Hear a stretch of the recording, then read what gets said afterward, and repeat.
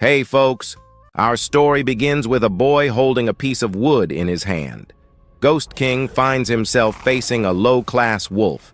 Even though the creature is quite weak, he fights it in this world where our protagonist lives. He can only defeat monsters that are almost defeated by other hunters. Now, one of those hunters who is furious faces Qing, our MC, who at this moment wonders what will happen from now on, besides not being able to face this creature head-on in this world. He is more known as a burden to society, and these are the ones who cannot fight monsters immediately. As soon as Qing thought about what he should do to defeat this wolf, we see the wolf acting firsthand. The small creature attacks our MC, but he doesn't let it go unanswered. Armed with a shield and a wooden sword, he attacks the little wolf. However, his shield and sword are broken in the wolf's first charge, and everything he had in his hands was broken. Then our MC falls to the ground, and the wolf also falls on top of him, sinking its teeth into our boy's arm. At this moment, he understands how Trash feels.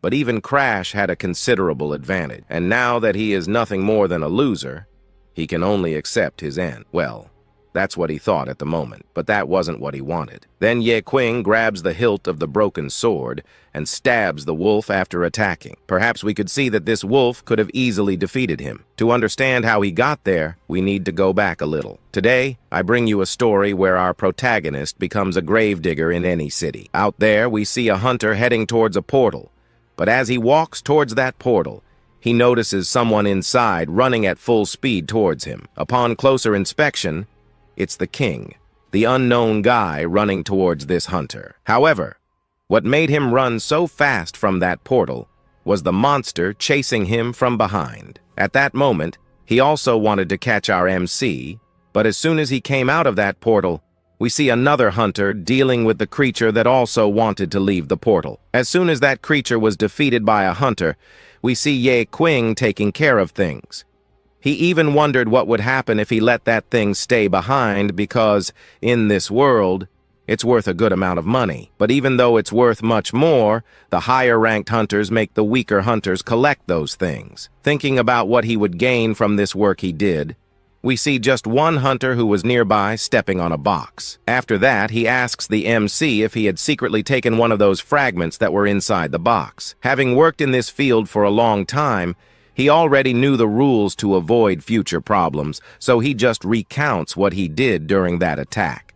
As soon as Qing says this, the hunter leaves him aside, but then our MC turns towards the portal, and we see two more hunters running out of the portal. Here we see something that possibly happened during that attack. For some reason, the hunters cleared a specific part of the attack, leaving some things behind. Living monsters. This is what hunters deal with, just picking up the drops left behind. Our MC suffers a lot when encountering these monsters along the way, but everything he has gone through so far is part of his life. Inside a bus, we can see him holding his reward for today. He collected just a small fraction of the remaining trash, though what he holds in his hand is very little. It's good because that money is no longer his. In the past, Qing borrowed $1 million from some loan sharks, and now he owes them a little after working hard on those drops. Our MC has already paid off half of what he owed. His thoughts are interrupted when one of those guys approaches him. The man offers him an additional job. Since our MC was eager for money, he offers a one-time job that pays much more than he earned on that trip. Qing wonders how such a high commission could be happening, and he didn't know about it. Since he's desperate for money that could help them collect some things, our MC, hearing this, simply accepts. Now inside the bus, they head to where they're going. Inside the bus, we can see people talking to each other. One of them mentioned that things got much worse than before. Before, it was like they were playing. But now the hunters want to put those without fighting power on the front lines and send them to high-level hideouts without caring about their lives. While they talk about this, we see Qing listening to everything. 10 years ago, a portal connecting the real world to the abyss appeared in the world. As soon as that portal appeared, many monsters emerged from it and wreaked havoc on this world. However, after the complete destruction of the world, hunters began to appear out of nowhere, managing to deal with these monsters, basically wiping out all the monsters in the world. Now they go to the abyss to take care of the monsters, but inside the abyss, there are magical crystals. Not only that, but within these abysses, they can also find magical items like legendary weapons or common weapons or even potions that are worth some money. This discovery led to the discovery of a new continent for the second time, which further accelerated the development of the world. As the worlds evolved, so did the companies. They didn't want low-level hunters, which made our MC suffer a bit. His sister got sick and basically needed to pay for her hospital treatment, which was getting more expensive. He says that if he doesn't pay, the doctors may have to disconnect some things. Our MC, who doesn't want any harm to his family, tries to find various jobs, but even after trying to find several jobs, he doesn't find any. His reputation declines, and because of this, the people who trusted him start talking behind his back, which makes our MC desperate. At this moment, luck appeared. A guy handed him a card that he could become a hunter, but his rank wouldn't be high. However, his reality is better than before. Now he sighs, because he sees that his debt was coming to an end, or was about to. After sighing, he gets up because an extra comments to our MC that after earning $1 million, he kind of put all this into an investment, but was unlucky to lose everything. Now he has to scramble to get some money to pay everything back. Our Mick already knew the mistake he made and lowers his head. Besides all this, he has a sister with a disease that was hard to cure, but she always needed Ye Qing's help with all these problems in hand. The extras end up asking why he keeps on living, ignoring these guys' stupid questions. She ends up reaching the point where she should have reached a while ago upon arrival. We can see some hunters calling for them who should have started the attack a while ago, but the scavengers somehow took a little longer to avoid being questioned by these hunters, who simply apologize after that. They enter the portal and the rest follows our mech stays in front of this portal. This time he might have the chance to earn a lot of money but needs to come back alive, feeling confident that he would return alive. So he enters the portal. Now our MC is entering a slightly different attack because for the first time he is entering a B rank attack. As soon as he enters, he is surprised by all the things that are there, but the hunters do not stay still for long. One of them notices monsters coming towards them. And yes, after noticing several wolf monsters, as soon as they appear, the tank asks one of the mages to deal with these types of monsters, so it is done, and in front of them several ghost monsters to catch them. But the guy starts walking slowly towards these wolves. After a while he stops, and the wolves were about to devour the small creature. But at that moment snaps his fingers and a fireball appears heading towards the wolves. Then an explosion occurs. After the explosion, the wolves that were there were thrown up. Some ran away to avoid being caught again. But our shield asks everyone to be prepared. The wolves are not running. They are basically repositioning to ambush them again, so they needed to stay alert while I was thinking about it. The other asks this brute where they would go. Then the brute yells to the hunters to follow him, because now they would be going up to the 5th floor. But he comments that the 5th floor is the most dangerous from there. For some reason, some monsters started to mutate. The hunter sent last time, unfortunately, did not return. So they were curious about what was happening up there. So they had the goal of going up to the 5th floor. They wonder if anyone is willing to go up there. Then they start to walk.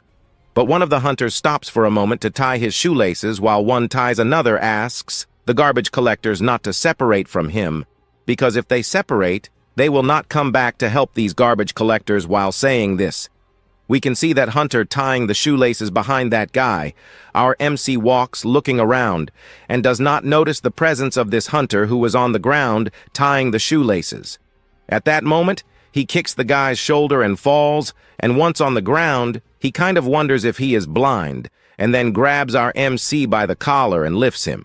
However, one of the guys asks to leave this garbage collector alone because it is not worth messing with. This guy, their first mission was simple. Do not mess with this stranger. They need to find the 5th floor soon, so it was done. He throws our MC aside and tells this garbage collector to find his way again. If this happens again, he will not forgive. Now that he is on the ground, our MAC thinks that garbage collectors are basically known in the hunter circle as useless guys, also a disgrace to humanity. Also gets a bonus. He is humiliated. Within these arts by the hunters, the value of a garbage collector like our MC in this world is nothing. They underestimate him, but that's what they thought. because Qing's experience value was reaching 99 out of 100. What that means is that our boy will have a moment of awakening. What he really needs is to find a monster and defeat it in a one-on-one, possibly defeating that monster. He will gain a single XP, and that single XP will level him up. Qing will try to awaken as a level 1 hunter, but just needs to find a single opportunity, and it appeared early for our boy.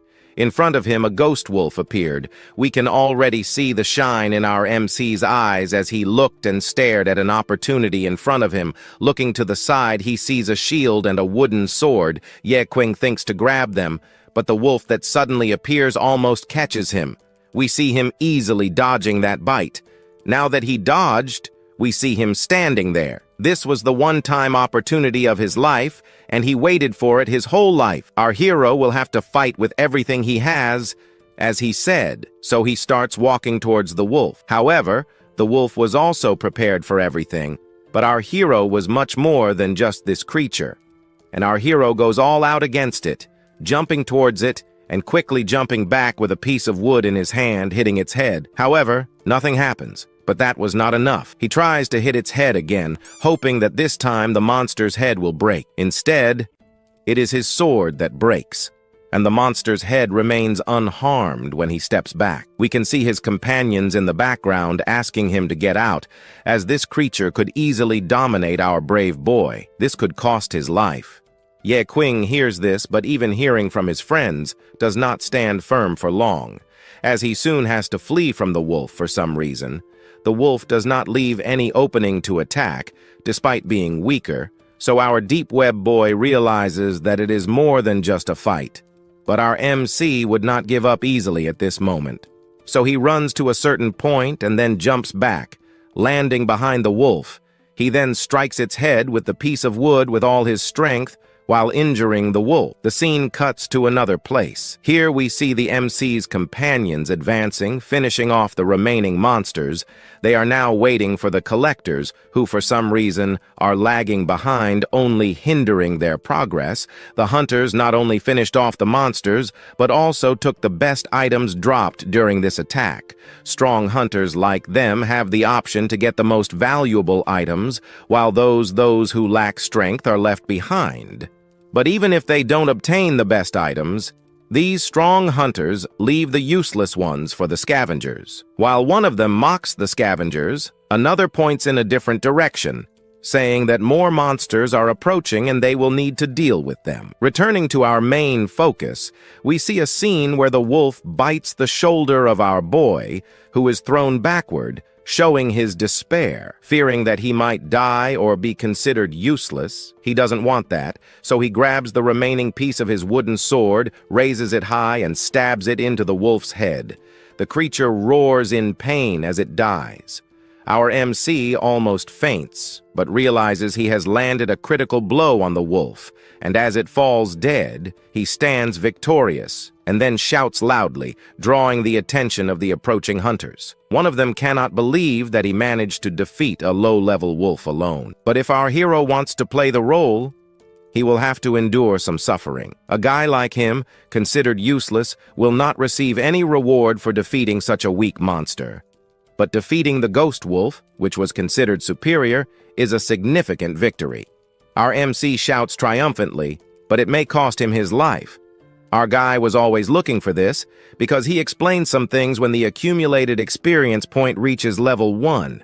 Even being the lowest level person, you could have that small chance. Your small CH could make our MC change jobs, and could be awakening as a squire, a healer, or even a high-ranking mage. But to achieve these goals, it was basically necessary to find a way to get points in the middle of invasions. And whenever our protagonist saw his opportunity, he would always send his roster towards the monsters that were always left behind by the hunters. But our guy embraced this, and then spent the years. And in those years, he risked his life a lot to find some openings to get a single point to level up. His system, after years and years, started to accumulate from 10 to 30, from 30 to 90, but it reached 99, and only then did he have to suffer to defeat this ghost wolf. After suffering, our MC achieved what he had always wanted, the 100%. And at that moment, This was the only way to awaken a second class, and also a simpler way to gain experience. The conditions for the class awakening were met by our MC. The system understood that Ye Qing could have that second awakening. The system updates, and the guy in front of him cannot believe that this boy actually gained experience to possibly change jobs. The system appears in front of our MC and congratulates him for reaching level 1 and for achieving what he was looking for. He then managed to awaken a second job and is at level 1. His companion is surprised at the moment by our MC's awakening, but then cannot hold back the laughter and starts laughing. Our MC managed to change jobs. Before, his job was trash, but now he has a job even worse than before. He saw that our hero awakened as a gravekeeper, then approaches our MC and says that he had the opportunity to change classes, but was unlucky to get a class that was not so worthy in his view. The boy mocks him, but is tired of mocking our MC, and here begins to say that the other scavengers who were there end up pulling up, and now only Ye Qing is left, who will have to carry out this mission to collect everything that is there for them. While saying this to our boy, he goes ahead, and now that he has been left behind, our MC wonders if this awakened class was really so weak, and also wonders if the Gravekeeper class was strong or weak. So he turns to that type of monster that was knocked down by those hunters. When he looks at that type of wolf, the system shines. Our guy sees something strange happening in front of him. A system screen appears saying that the ghost wolf could basically be absorbed by our protagonist and could recycle everything that the wolf had. All he had to do was press recycle. Our MC then presses it, and as he does so, behind our hero, several MS appear. Those hands that appeared start to move slowly towards the creature that was just dust on the ground. Then, a little later, those things end up grabbing the body of that monster, and at that moment, our MC understands a little that this ability might be working. So after that wolf's corpse is dragged all the way in front of our boy appears something written, "Recycle trash." All he had to do was accept the proposal. So he accepted. Our hero's system then starts to clean everything, and after everything is done, a hand appears in front of him. This hand ends up delivering to our MC an attribute card. These things were basically taken from the wolf, and now Ye Qing has the chance to gain the wolf's abilities. As soon as he realizes this, he asks the system to open the system priority panel, which then shows his statistics. Looking at this, it was simple. Looking again at that card in the hand of that thing, he realizes that he needs 3 points in agility, and at that moment, he has 3 points. So he puts all 3 points into agility.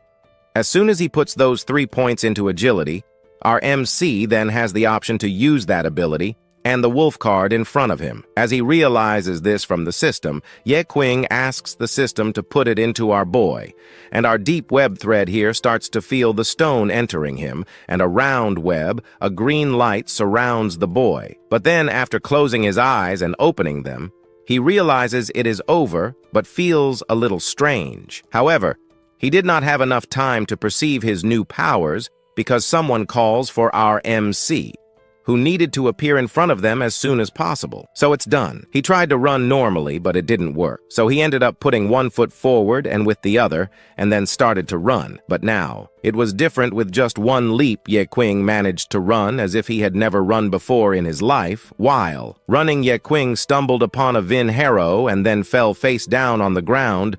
On the ground, he realized that maybe this was a skill he had gained from the system. However, to use the same skill he used here again, he would have to wait a bit. After a while, it seemed to recharge, and he could use that DH again to run at that speed. Understanding how it works, he gets up and looking more closely. Our MC does not understand how these skills could work differently. However, he was eager to acquire other skills. So he looks to the side and notices several corpses of those same ghost wolves he had recently absorbed. Those hunters left all this for our MC. But at this moment, facing that pile of bodies, Ye Qing realizes that he may not only be able to acquire the skills of those monsters, but also gain some kind of experience. All this that was appearing in front of him was thanks to the skill he had just awakened called Gravedigger. Realizing that he could absorb that pile of monsters, he activates the Gravedigger skill. After that, The skill several of them appear and devouring the wolves to the left and to the right. Then our MC is putting the new hacks to the test. After using the devouring system, Qing starts to receive infinite points from the system. With this, he managed to earn points that in his life took several years to accumulate. But this was not so positive. It seems that the monsters he managed to devour did something different. Now our MC gained new skills from the system, but noticed something here after devouring so many monster corpses. He realized that if he devoured many monsters at once, the level of experience and perhaps the chance of acquiring a skill from the monster itself would be quite reduced. So this means that if our boy does not want a stolen skill, he will have to devour one by one, or he could simply devour 9 monsters. Doing this, he would receive 9 monsters and 9 rewards. Some good, some bad, and so he received some points from the system and now has only 111 points. Our MC sees that points will not be a problem for him in the future, and he could allocate them as he wished, but he wonders where he should allocate the points first. However, our protagonist does not think about where to allocate them. He just starts to distribute them among these attributes. He increases a bit of health and a bit of luck because he needs. Our boy goes crazy rolling his attributes non-stop while he increases his attributes elsewhere. We can see that group of hunters who are finishing dragging some surviving wolves. As soon as they finish dragging the last one, we see the brute changing the subject, commenting that the unlucky one, that garbage collector, managed to awaken his class here. However, the class that Qing awakened was a class he had never seen on the list. Changing jobs may be rare, but the other said it could be. But in the end, it would just be a quite useless rank for someone like our protagonist. He was mediocre, but even though he had awakened with a hidden class, IT would not be so strong. He is just a level 1 guy. So in the end, Qing would possibly have the strength of a mediocre person or a little more, which would not change anything for him. So as it would not change anything, he asked to ignore this class and move on because he needed to reach the last floor. So they continued walking, and there they found a kind of tunnel after walking. A bit they saw the light at the end of the tunnel walking towards it. They emerged into that light where they came face to face with these strange roots among these roots. There were some creatures or things stuck to them. The people wondered what happened, but after thinking a bit, they understood that these could be the hunters who came in here and never came out again. One of them was on top of one of those hunters who was stuck inside this tree. He realized that by staying here for so long, this guy turned into dry salt right there, and possibly the same thing happened to him because there might have been a guy or a mage or a monster enemy with a high magical rating. But our tough guy turns to another and asks if this place was some sort of B rank. So they would be hunters of a much higher rank than a B rank hunter. So they shouldn't have difficulties fighting these monsters, if not the monsters that defeated them. So what was it? Then one looked to the side and saw several monsters emerging from the ground. One of them grabbed the leg of our tough guy, while those hunters tried to deal with those undead creatures outside on an open TV. Someone commented that the hunters had been inside that portal for hours and none had come out. But while talking about the hunters, we can see our tough guy asking everyone to gather in a corner because things got worse for them. He realized that they had fallen into some sort of trap escape. Now it would be almost impossible. But who likes to provoke our protagonist did not want to stand still. He used a fireball, and the tough guy also used his shield to defeat these monsters. But that was not enough because the monsters revived or something like that. Someone was controlling them, and this was real. Because right after in front of the tough guy appeared the boss of this floor. This was a high-level boss at this moment. The hunters didn't think twice about staying there, because if they stayed, they would undoubtedly be attacked. But as soon as they thought about it, several hunters who had turned into those monsters flew towards the other hunters to avoid being caught. He, with all his might, fought against these creatures while this happened elsewhere. We can see he finishing his last collection. However, upon finishing his last collection, he hears a scream in the background at this moment. He is startled and wonders what that scream was, but he ignores it as the system now appears in front of him. Ye Qing has achieved an achievement for the first time. As soon as he achieves it, the boy is very happy because he could receive his first reward. After waiting a bit for his reward to load in front of him appears something was a dagger that until then was useless and weak. Disappointing our protagonist, he thought a high-level weapon would come. But since it didn't, he had to accept it. However, thinking about what he could do to get better items, our hero hears the scream again, but this time it is much louder than before, catching his attention. He turns to the screams and is startled to see someone running toward him. Screaming was one of those monsters attacking the hero's group. When he sees this, automatically he gets so scared. But the monster didn't just want to watch. Thinking of a plan, he tries to grab our protagonist, but he jumps back, dodging the first attack. Once he dodged the monster strike, he wanted to counterattack, but he is surprised that he managed to dodge that move. He thought he could have been defeated, but looking closer at himself, he realizes that he is much faster. Maybe it's because of the points he allocated in his system feeling stronger. Now he could possibly defeat this beast in front of him, but as soon as he thinks this, the monster also thinks of doing the same to our protagonist. When the monster attacks, Ye Qing dodges to the side, making the punch hit the wall after dodging. He realizes in the background that he not only added points to his agility, but also added points to his strength at this moment. Our protagonist uses the soul spirit that allows him to advance as soon as he uses it. He wants to test his punch on the monster, since it's his turn to hit. He flies toward the monster, hitting a punch in its face, throwing it against the wall. While he throws it against the wall, we notice something else he used. An effect that, when hitting an opponent, allows him to break 100% of their defense. So Ye Qing has a 100% advantage to win this fight. This time, our protagonist is no longer the same person, so now he could possibly handle any monster. But then he sees something else from the system. He can allocate points to intelligence by allocating intelligence points. Our protagonist can see things about these monsters that he couldn't see before. So he does this and realizes that this monster was an elite human looking for its weakness. He discovers that its weak point is its neck. But when he finds the weak point of this monster, the monster starts advancing toward him, and Ye Qing does not back down. Time advances with all his speed toward the monster. He ends up launching a strike toward our MC, but to avoid being hit, our big guy simply dodges, lowering himself, giving a slight sweep on her. However, here our protagonist, he was 100% in advantage. Now he was behind her because his goal all along was to find a weakness to attack its neck. So he ends up using that small card from the system that he had just received from the card, the sword. So when he asks the system delivers to our MC, then he kind of uses his sword to hit the critical point of that monster with just one hit from the sword.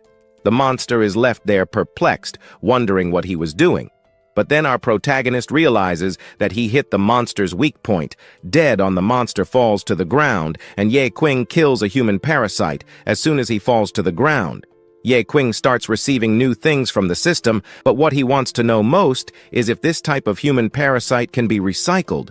The system confirms this to our protagonist. As soon as it confirms, he asks the system to recycle. Once recycled, our MC gains a passive poison resistance skill. What this means is that he can endure any type of poison, and using that card, he could basically create an antidote to neutralize the poison he had taken before. So our protagonist asks the system to create a type of poison for him to test the system. Does this creating a potion for Ye Qing? Looking at this card, he understands that if he drinks the potion, it will be recreated as a healing potion. So out of curiosity, he starts drinking a bit. Thinking about what might happen, the system ends up recovering a bit of the life our protagonist lost while fighting against the monsters before.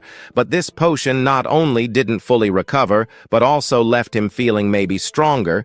He sets that aside for now. At this moment, he starts to take the remaining points he had to put into intelligence. The more he puts in, the smarter he becomes with this. Shi will be able to discover the weaknesses of his opponent more easily, so he allocates 5 points into intelligence, leaving our hero overflowing with intelligence. While he was allocating his points in the system, he hears noises. The noises were from those monsters from before. As soon as he hears this, Ye Qing kind of turns around. When he turns, our protagonist realizes that those monsters have appeared again, but now they seem a bit larger than before and in greater number, so our protagonist thinks that now he can use the new abilities he acquired. Moreover, people in the world always called him trash, but now he could change that title he holds. He now wants to show the world his true strength while thinking about what he would do to show his true strength. We see the monsters running toward him, but our protagonist was ready, holding a machete in his hand. Now he was much calmer. He had awakened as a gravekeeper, and as a gravekeeper, our protagonist would not let these flying monsters get in his way. He now challenges these monsters to come at him with all they have, because he is ready to deal with all of them. As soon as he says this, the monsters start advancing elsewhere. We can also see the monsters advancing on those hunters. The monsters were managing to gain a slight advantage over some of the hunters. One of them even thought that if they lowered their guard for a moment, it would be over for them. After all, the strength of these monsters was much greater than when the person was alive. Our tough guy realizes that this boss is not joking, so he tells his team to retreat because they would have no chance. They start running, but in their haste, they leave themselves exposed. One of the monsters attacks a member of their team, dragging him away, and another teammate is caught by one of the monsters, becoming somewhat controlled by it. They couldn't afford to stay behind. They needed to run. As they ran, one of them thinks it's impossible to escape with both alive. Someone needed to stay behind to distract them. So our tough guy stays behind dealing with the monsters. He just asks them to call for help as soon as possible. While running, we see him thinking that he came here only for the money and the equipment he has. They are worth a lot, and if he dies, he won't gain anything, so he needs to use everything he has to escape this attack. He then uses one of his spells that paralyzes our tough guy while he turns to his teammate, asking what he is doing. The guy just points at him, saying he left someone behind to distract the monsters. As the monsters leap at our tough guy, we see the coward running away. While he runs, his teammate screams for help but also smiles. We see him commenting that he has now managed to escape too, taking all his money with him. But as he runs, he doesn't look ahead and bumps into someone. This person gives a cold look to our teammate, but our teammate freezes, not wanting to get involved in a closer inspection. He realizes that this person in front of him, our protagonist, asks him what he was really trying to do there, using his own teammates to escape. He does not answer Ye Qing's question. Instead, he looks back and wonders what happened to the rest of the monsters and why they are in this state, but he no longer cares about what is happening. He turns to the MC and realizes that our protagonist saw everything that happened there. If he survives this, he can report him and lose everything. So he decides to eliminate him too, but taking the time to do this would be inefficient. He turns to our protagonist and tells him to stay behind since he wanted to be a hero before this was a good opportunity. Then he kicks Ye Qing in the stomach. However, when kicking him, the system grants Ye Qing higher resistance. The impact of the kick is redirected to the one who kicked him, who falls to the ground wondering how someone like him can be so powerful. Our MC looks at him now. He understands everything that happened and now knows who the real trash is. So he is here now using his system to recycle this trash. Then this trash grabs this extra and he is dragged into the system. However, the system starts recycling the thing. But while recycling it, the system ends up sort of discarding it because the trash he put there was too rotten and he doesn't want to recycle it. So the system kind of tells our protagonist that he will not be able to gain the skill of that guy below him, but there was a small chance that Ye Qing could acquire the skill of that extra for 3 minutes or even more. He just needed to update some things in his system. So as soon as he updated some things, Ye Qing managed to learn a new skill. This was the skill of controlling fire.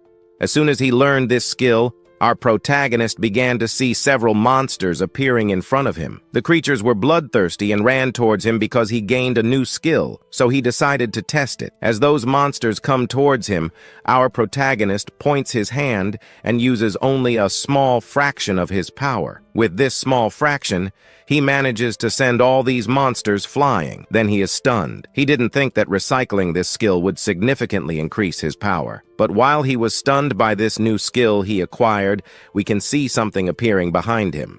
That creature leaps towards our protagonist and almost catches him, but he notices just in time and dodges.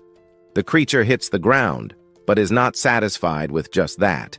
It runs again towards Qing, but he easily dodges the attack again. Now in front of him, he invokes his sword from the system and swings it at the creature, but it is fast and easily blocks our protagonist's movement. But while thinking about it, he looks back and sees a huge brute. He thinks that if he could recycle the skill of this brute, he would get a shield. So he uses his system to recycle the brute. The system grabs the brute and takes it to its own space-time, managing to recycle it. In front of him appears the brute shield. As soon as he grabs the golden shield, he feels hopeful to put it into practice. He just needed to test it on something around. Then he sees this creature running towards him, eager to defeat Qing. Seeing it coming towards him, our guy swings this shield of his. It was good. It helped our main character get rid of this thing quickly. But as soon as he defeated it, the creature falls to the ground, and immediately, he appears doing something he should have done a long time ago. Then he uses his system on this creature, using his system to drain its skills.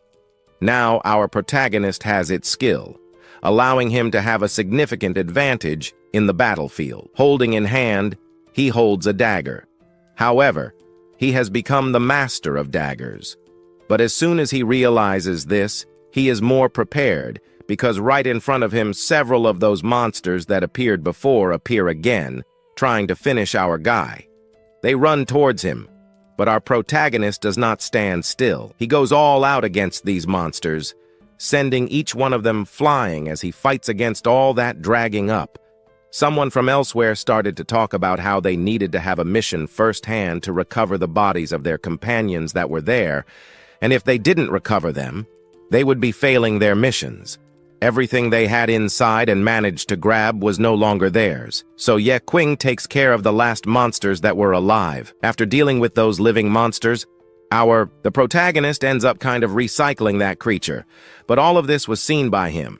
However, we will talk more about this later because now our big guy needed to deal with an even bigger creature.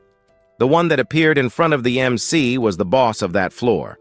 Now he was facing our big guy, and our big guy was facing him. So, to end this fight as quickly as possible, our protagonist ends up using sugar on him. By using sugar on this monster, he manages to send this boss away easily. As soon as he defeats this boss, the scene cuts to this place here in an apartment.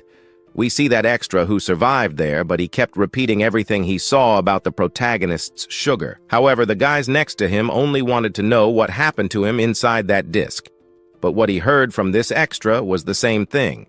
He stole their abilities, and the only thing he asked these guys was that they could catch Qing and teach him a lesson. But since he was in his current state, they wouldn't do anything. He continues asking to search for that garbage collector, but they are already ignoring him. The scene cuts here inside a tour, where we can already see some hunters. But while these hunters were gathered there, he was at the back talking to himself. He thought that the black market was a place where you could sell those crystals you find in those RS, where you get a high percentage.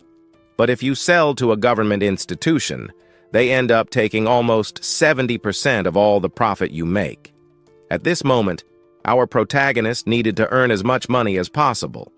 And besides that, he needed to avoid attracting too much attention from the main figures. At this moment, he only wanted to make some money without even attracting anyone's attention. Qing wanted to take it slowly, which was his goal. But as soon as he said this, a leader of this Qing group appeared in front of them, now telling them to be more careful as this was a raid none of them had been in before. So they basically had to form a group, but those hunters who had just gotten a new job might be approaching the leader, and he was handing out a reward or a mission to this newcomer.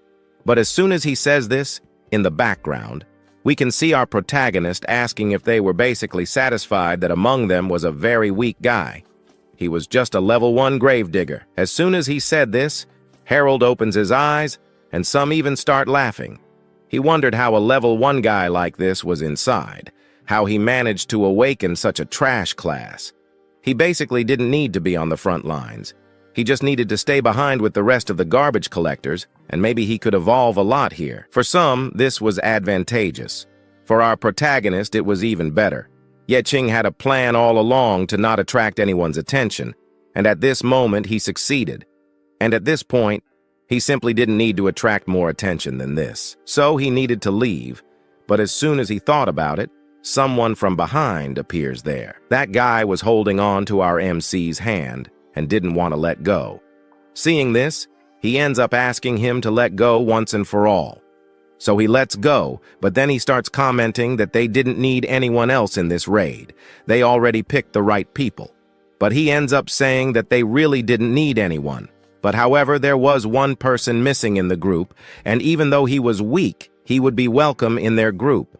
So our protagonist sees that he could still move forward with them. He ends up kind of sinking back. Our white-haired girl looked at our Qing, and then she revealed her name. At that moment, our protagonist remembered that he had heard this name only once before in his life. Memories of his past started to awaken. Qing saw in a very risky situation. She could have been dragged away, but from there, he took an old knife and tried his luck. He sent a monster dragging her away, and by doing this, he gained some XP. However, the monster fell to the ground, and our MC was frozen there. The girl behind him wondered if he was okay, but our white-haired girl was surprised to see our protagonist getting up.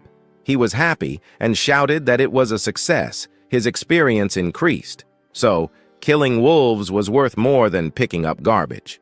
After leveling up a bit, Qing turned to our white-haired girl and asked if she was okay.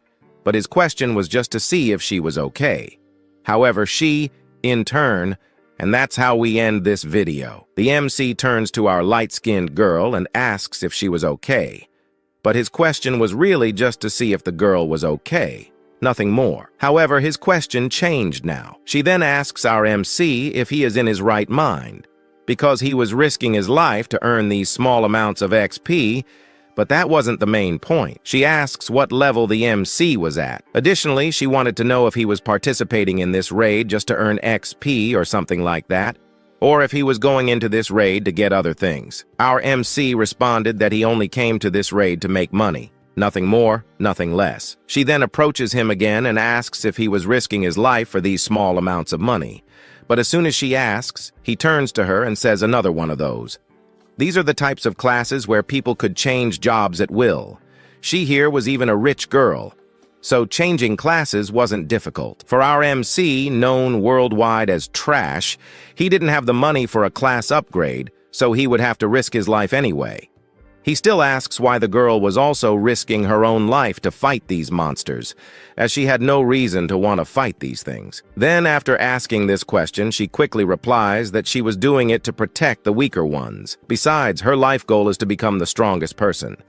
The girl still asks why the MC wanted to change jobs so desperately. He responds that it's just to protect his family, whom he loves most in the world. That was something she liked about our MC. Asked about his name, he reveals it as Web Sound, or just our Kingin. Then, after hearing the MC's name, she introduces herself as well. After introducing herself, she waits for the MC because in the future they could basically be friends again and fight side by side to defeat some monsters. This was a good proposal for our MC, so as soon as he heard it, he immediately accepted it. Then, after accepting the proposal, she asks our MC to be a little more careful. The world out there was dangerous, so he just needed to become strong. While thinking about this, in the background, 2 security guards appear and approach her, asking her not to walk around anymore because it would be dangerous. Furthermore, she asks the trash collector to leave him near the lady. As soon as he is taken away, we see her trying to apologize for things. But still, the girl is dragged away. Unable to talk to our boy, she simply throws something in his direction, and it was some kind of reward for protecting her earlier. Understanding what the girl meant by this, he simply turns around, as now he has set out to basically evolve his class. Our story continues in the next chapter. We can see this guy provoking the MC, saying that someone as weak as him shouldn't be here. Additionally, he questions how he was accepted into his group, stating that he shouldn't be late and should start moving now. He then begins to walk, not wanting to become an obstacle for them. The guy notices our MC, who is almost ready to enter the portal, instructing the weak ones to grab their gear because they are about to enter the portal and they don't know what's inside. Everyone agrees, and now they are ready. Our boy thinks that he needs to do a much better job this time because this time he has a chance to make some good money. However, he managed to get some things from the previous abyss. Now he has a shield and an ability that allows him to wield 2 daggers in his hands. But the main focus is on another ability, the Basak ability. This ability gives him a significant advantage that is already visible. With this ability, he can finally take down any monster effortlessly. The proof that he will survive this time is that he also managed to absorb a more special monster, the previous Raw boss, which allows the MC to have extremely high regeneration, which is also a crucial focus. Our boy managed to balance all his skills very well, and the points will be distributed among attributes, allowing his abilities to become stronger over time. After all, he was the only one who managed to gather all the recyclables in the previous round. Now he just needed 6 more points to get the Pardine, but at this moment, he ends up using the attribute recovery ability, Observation Eye. So our MC starts to see some attributes of his companions. Upon using this ability, the MC realizes that the points he distributed among his attributes weren't as significant as he thought. He discovered that his strength was 12, but his companion, who had 100 strength, showed a significant difference between them. So our MC didn't need to worry. But then he feels something trembling on the ground and, fearing, looks to the side, only to realize that it was just the wall next to him coming towards him with full force and speed. After making this noise, the group turns around and notices that there was almost an earthquake, but when they look back, they see it was our MC hitting the wall. He places his hand on the wall and comments that the dungeon structure is a bit unstable, so they should be careful. However, their attention wasn't even on him because shortly after, a figure finds a box and someone approaches, saying that it might be difficult to open the box because they needed someone in the group with the thief status. So he thought about stepping out to open the box ahead. But at this moment, we can see our boy appearing in the background, telling everyone that he at least wanted to try. He then approaches the chest, moves it a little here and there, and then manages to open the chest completely. As soon as he opened the chest, someone approaches and realizes that the unlocking ability wasn't something our MC should be able to have because it required level 5. Then, our MC refutes by saying that an awakened one can learn various abilities, and besides, there could be a small chance of a level 5 ability appearing for someone at level 1. After taking all the resources from the chest, the leader appears and collects all the cards that were there and places them in his system. Then he asks his group to prepare because now they would start moving up to the next floors. But it was at this moment that our boy noticed something else happening. So, he asks the person in front of him to stop for a moment. Without understanding, they stop. At this moment, our MC, who was holding the stone in his hand, simply throws it towards the walls. By throwing it, certainly in some spots, it ends up activating a trap, and then, after a few minutes, the traps are activated, and in front of them appears a wall with some spikes that almost crush them. We see her thanking our MC because she saw that he had quite a bit of knowledge about this dungeon, or if he was an infinite hacker. He didn't want to be caught and just comments that he managed to hit a bit behind and ended up discovering all the weak points of these dungeons. But the one who was most surprised by our MC was White. But our White didn't want all the attention from our big guy. She ignores him, but soon after, the system already appears for Qing. After the system appears, he comments that our MC managed to completely fool the group and that the objective here becomes more personal. And he says to himself that it was even a good idea to put many points into intelligence because he easily tricked those extras. But as Qing managed to enter the dungeon without triggering a single trap, the group leader, Qing, was simply handed a card. Our protagonist activated his evaluation and realized that the card in his hand wasn't particularly good or bad, so he decided to just keep it. As they continued on their path, they were suddenly surprised by what they found. They discovered some sort of vase and thought that this might be the final level. that this place they had arrived at could be some kind of bonus room where they could take anything they wanted. But ahead, there was a cup with some red things inside. Above it, something was written. The system already mentioned that this place was a kind of abyss where there was a unique treasure, but within this unique treasure there was also a unique monster. At that moment, a tank approached what was floating above the cup and grabbed it from behind.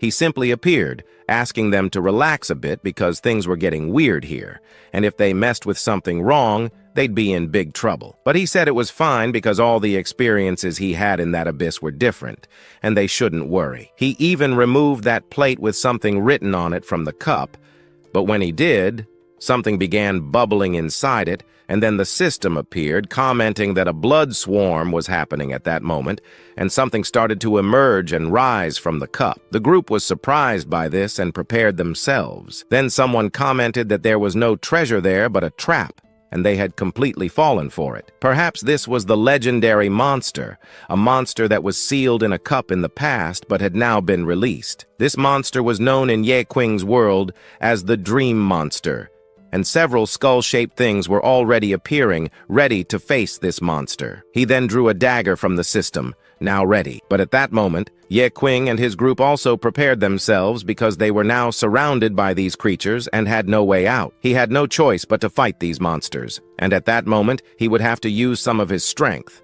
deciding to use only 25% of it to defeat these creatures. Then he noticed the ring, and realized he could also use the card he had received. But at that moment, he remembered that the system had warned him that if he used that card, his attributes would be reduced to 0, something he didn't want to happen. Using it now would be useless to him, so he decided to save it for future use. But as the monsters advanced toward his group, Ye Qing prepared himself and used the soul thread to defend against the monsters.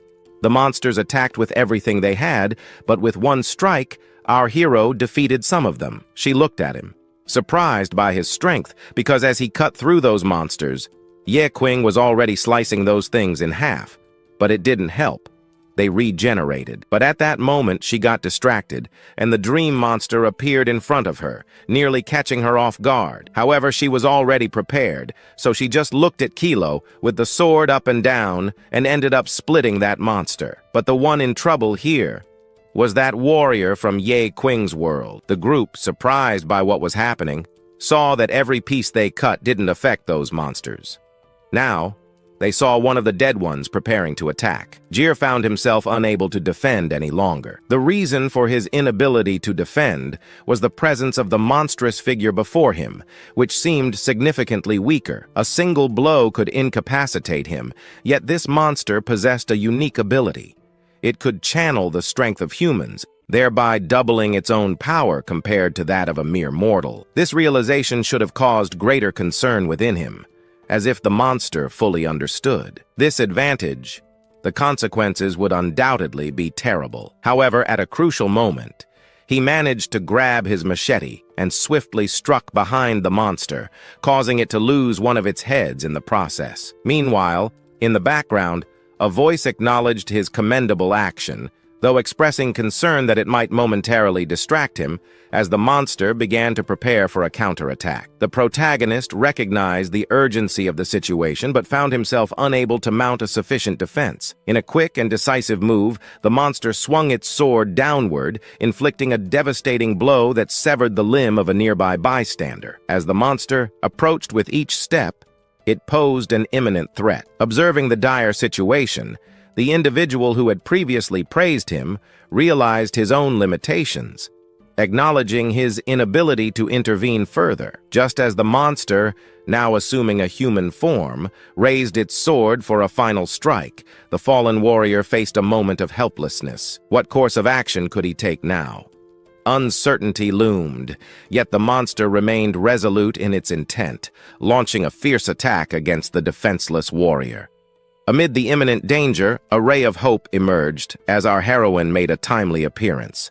Employing a newly discovered ability, she confronted the monster with ice, effectively neutralizing the threat. With a sense of accomplishment, she remarked on the insignificance of those beneath her, emphasizing their inherent weakness. However, while the frozen threat was defeated, A new danger loomed on the horizon. The once formidable monsters, now strengthened, advanced toward the fallen knight. Nevertheless, the arrival of the mage served as a temporary reprieve, despite the limitations of her magic. Seizing the opportunity, our MC, driven by the desire to test his new abilities, unleashed a powerful explosion. The unexpected display of power left the spectators in awe, provoking speculation about its origin. The sudden manifestation of such potent abilities from an apparently novice individual defied conventional understanding, generating intrigue and uncertainty. Even as the dust settled from the explosive display, the threat persisted. Undeterred by the formidable blast, the monsters continued their relentless advance. However, the resounding cry of Ye Qing momentarily halted their attack, providing a fleeting advantage in the face of imminent danger. This was the crucial moment for him to reveal a newly discovered ability. With a swift movement, he activates the basic mode. This particular ability granted Ye Qing not only a 100% speed increase, but also an hour of unmeasured strength at 100%. With this formidable power, Ye Qing could withstand anything. He advances determinedly toward the monstrous adversary, delivering a single devastating blow that shatters the creature into pieces. However, as he turns to assess the effectiveness of his strike, he is surprised to see the monster regenerating. Nevertheless, to his surprise, the creature does not revert to its smaller form, but transforms into a colossal behemoth. He realizes that the situation has escalated, and the prospect of defeat looms. Despite this, a gleam of satisfaction shines within him as he has achieved something he desired, the ability to mimic a certain talent. However, his satisfaction is short-lived, as he questions the unexpected appearance of a king-level monster. These creatures should not inhabit a zone designated for lower-level encounters. This anomaly perplexes him, leading him to question the very fabric of reality. Yet, amidst his pondering, he discerns the reason behind the monster's unprecedented evolution. It absorbed a fraction of his formidable strength, elevating it to a level akin to that of a king. When the monstrous entity reaches out to grab him, our protagonist nimbly dodges, causing it to grasp only empty air. However, despite his evasion, he finds himself sprawled on the ground, confronted with the harsh reality of his adversary's formidable strength. Nevertheless, he refuses to succumb to despair, recognizing that his attributes are comparable to those of his enemy. With one-on-one combat rendered futile, he acknowledges the need for an alternative approach. Amid his contemplation, his companion intervenes, urging him to retreat as she prepares to demonstrate her own power. Surprised but reassured by her determination, he watches as she confronts the monstrous adversary head-on, recognizing the need for a battle of equals. She is ready to face As the two adversaries prepare for the showdown, the monster attacks with lightning speed, catching her by surprise. However, she quickly turns the situation around, using the monster's limb as a conduit to approach with unparalleled determination. She grabs her blade, imbued with the icy power of frost, and drives it into the beast's heart. Nevertheless, the monster, ever cunning, counters her attack by freezing only a part of its limb to thwart her efforts.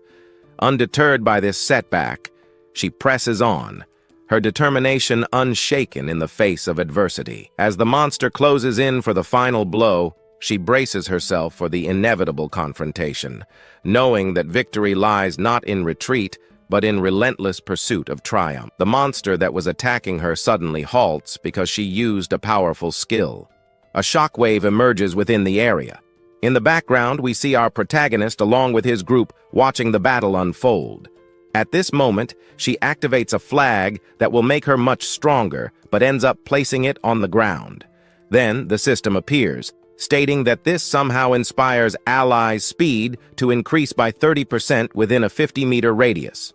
After that, with the flag firmly planted in the ground, ice begins to emerge from it, completely encasing the monster. Now, the monster was totally frozen, and she could easily kill it. Her speed had increased significantly, so she would use it to her advantage. The mastery of ice was specialized in containing monsters here, and although she still couldn't send this beast to be dragged away, she would at least be able to wound it a bit. But even the frozen monster was still strong, though here she might have ended this fight, because she now ended up splitting that monster in half. Here, possibly our commentary, is that her skill was a legendary profession chosen by only one person among those lucky ones. But currently, our MC was eager to see who was stronger, that monster or our little white girl. Our protagonist wanted to see which was stronger, that girl who had the powers of the gods or that monster who had the powers of Qing. But, well, the hope of being able to send that monster to be dragged away was low because even her strongest blow didn't work against that monster. The monster ended up removing that ice shell that was between him, and he retreats. Below, we see our little white girl looking up, but as she looks up, she ends up seeing that monster attacking her again with those arms coming at her full force. She stops to avoid being caught, dodges, and although she is Class S, her strength is much lower than that of her brothers and sisters. Even though her last name belonged to an extremely powerful family, her own family always left her at the end. She was the weakest of the Liu family. She was the one who was always ridiculed by her family.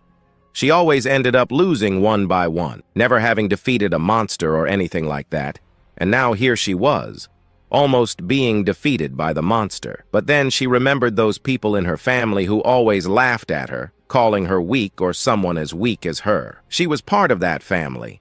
Her own family even suggested that she should stay home, as it was better for her than being in an abyss. But this memory made her even angrier, as she was always directed to that abyss of novices, and she didn't like it. But now she remembered that she had a more potent skill. She wanted to finish this fight because she was always pitted against weak monsters to defeat.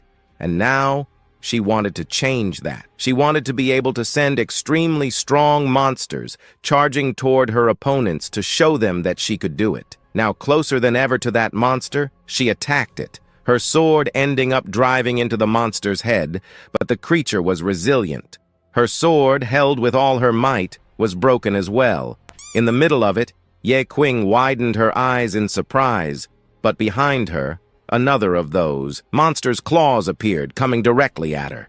It caught her off guard, and she was thrown against the wall. There, we saw her against the wall, with a bit of blood escaping from her lips. At that moment, our mage had put all his trust in our protagonist, believing that she would be able to easily defeat that monster. Seeing her easily defeated was a shock. Even an S-class hunter was defeated, so what was the point of staying there? They should have been fleeing, but the monsters wouldn't allow it. The monster started running towards another person, but that person was Qing. He ended up running towards that person as well, and they ended up colliding. An explosion occurred near the monster's hand, and it lost a bit of its arm. The lost arm from the explosion flew in another direction toward the group, who saw it coming. They simply decided to run, not wanting to get caught by that piece of arm. After the group ran to a corner where they wouldn't be caught, in the other direction, we could already see Qing holding her sword with a determined look in her eyes. She watched our protagonist as he moved at high speed toward the monster. Would he be able to defeat this monster? He needed help from the system, so he activated the observation eye to find the monster's weak point. But if the monster reached the king, its own resistance and abnormal conditions, then Qing needed to overcome him. So if his level was self-sufficient, he could become completely immune to freezing, torture, or paralysis. But the weak point was that as the level increased, another restriction wasn't really necessary here, so all of our MC's attributes should be unlocked. And here only his hand starts to catch fire, but the fire was much more potent. But that punch that Qing was preparing, he simply launches it at that monster. Thinking that this punch he threw at that monster was enough to send it dragging, it wasn't. The monster ended up kind of retaliating against Qing, but so that our protagonist wouldn't get caught, he starts running at high speed. They saw that he was fast as they watched this. We see our white one taking a healing potion to heal herself. While healing, we see him making some jumps. After dodging the monster's attack, he ends up slipping back a bit. Now behind our MC, he sees that so far he hasn't been able to find a specific weakness for this monster, but every monster he encountered had a weakness, and he needed to find that weakness. So, concentrating all the power within himself, with his two hands on fire, he throws them in the direction of that monster. Now, attacking it head-on, he saw that even if he attacked with everything, that monster would be able to regenerate, so there was no weakness that he could easily defeat. But was there a weakness inside or not inside? Qing saw that this monster was being controlled remotely, which meant that something external was controlling it. So, after thinking that there was a control controlling it, he stops to think, and after reflecting a bit, he turns to his group and asks the group to hand him that block. To explain better, he ends up asking for that cube they had just removed, which would be thrown in his direction. He asked that the tank kick with all his strength towards that train in his direction. The request was made, the boy kicked that train. The kick was so powerful that it flew at another speed in his direction. Flying in his direction, the system explains that for the curse they are facing to be broken, it was necessary to cast a spell to break the curse. But the solution was in front of their eyes, so they needed to kind of seize it. But that thing started to be faster than our hero because that train ended up catching that block that was flying in his direction. That monster, after catching that block, ended up putting it in his mouth, and now the monster ended up receiving a new title, a title superior to the one it had before. Now he had the invincible mode. Standing still, we now see our white girl approaching him. She starts asking him why he was standing there. He saw that he was too careless. Now he saw that the monster had entered invincible mode, and things got worse for them. So, our white girl, she gets closer and closer to our protagonist. But now she starts to remember a little more about our black. She even thinks she might have met him in a raid. Our black turns to her and confirms that yes, he had met her once in a raid. That time, he devoured something from her. She ends up remembering what he devoured from her. She is surprised that Qing has obtained a higher class, and she even recalls his name, a name she remembers as the guy from the night house. Well, it was a name that left him quite surprised. But what surprised her was that our protagonist had already evolved. But she is also more surprised to see him alive here. But now, as she stops to think, she sees that this guy was trading his life for experience, which means he risked his life for experience. But after accumulating experience little by little, she wonders how he managed to become what he is, lamenting the situation. And that's how we're going to wrap up this video. She saw that this guy, Anne, was trading his life for experience. In other words, he was risking his life for experience. But after accumulating a bit of experience, she wondered how he managed to become as strong as he is now. He used to be shy when he saw her looking at him all the time, and she realized that he was changing the subject because now she didn't want to know about his past anymore. She wanted to get rid of this monster, since their main goal was to defeat this creature of sleep. Here, they and the hunter groups would have to give everything they had to kill this creature, but to kill it, she would use her ice mastery. With the help of her ice mastery, she would be able to stop this monster for a few minutes. But those minutes would be enough for Qing to defeat it. What the group really needed was to prepare, as they would have to deal with the monster and divert its attention while the hunters drew the monster's attention. Qing would give everything he had to defeat that monster in front of him. Our protagonist commented to them that, alone, they would never defeat these monsters, but if they both joined forces to fight this dream monster, they could certainly defeat it. So he asked her to agree to this, and she ended up saying not to worry, as she was in. Soon, thinking that it was just the two of them fighting these monsters, we can see the mage in the background saying that she was eager to fight alongside them in this battle. Other groups also end up being motivated to get out of this mess. And to get out, they will have to fight this stranger until they win. And since everyone united to fight these things, he asks everyone to prepare because everyone in his group will have to get out alive to tell the story to everyone. As they prepare, the monster also prepares. That thing they aim to get ends up being completely fused inside the monster. But unfortunately, they will only have 5 seconds to remove that thing from inside the monster. If by chance 5 seconds pass, They will never get out of this mess. But in 30 seconds, it will be the ideal time for them to launch the monster into the air. So he turns to the group and asks them to distract this monster for just 30 seconds. Since the order came from our leader, some don't give it much importance. But as it was to stay alive, our hunter here has extra motivation. He wanted to get out of this place alive, so he goes with all his speed towards the monster to attract its attention. Not just him, but the rest as well.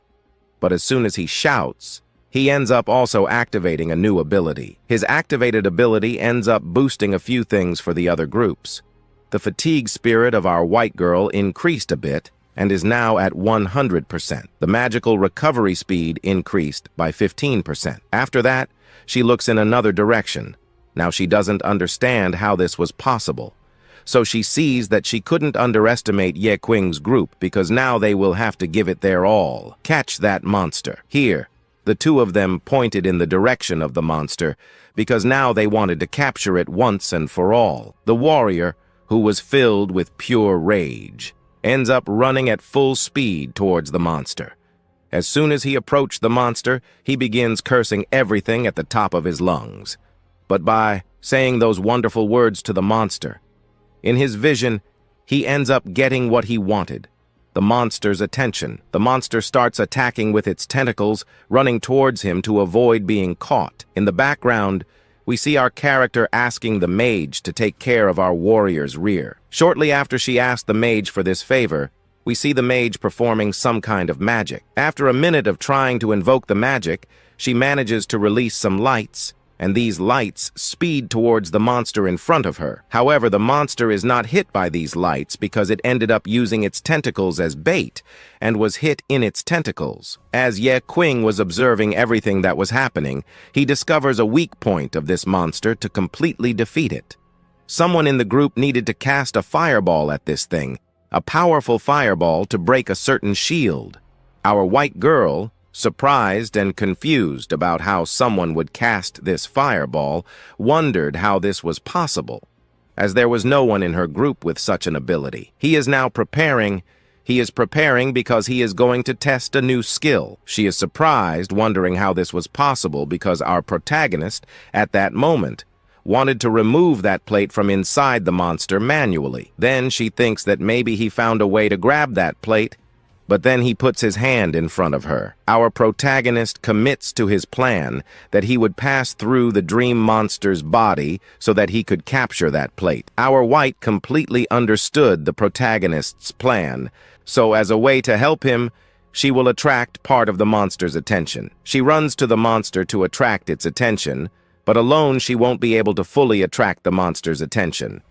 Then, an archer in the background appears. The archer in the background starts shooting at certain points, but one of the main points was shooting upwards, hitting the ceiling. Our white asks him to drop some stones that were on top of that monster, and so it is done. After hitting one of the arrows in a very specific place, the stones that were on top of the monster end up falling on it, and it gets almost buried, but not completely, as our white appears on the other side. She ends up grabbing her flag again, and as soon as she waves it, we can see her saying that now she would freeze the monster. The monster will be frozen so that Ye Qing can cause that damage.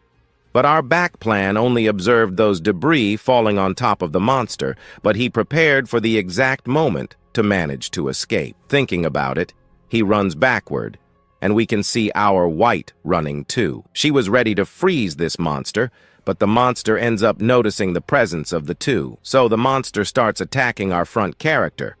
But those tentacles end up not catching our hero because he managed to dodge easily. After dodging completely, he realizes that he managed to get hurt anyway.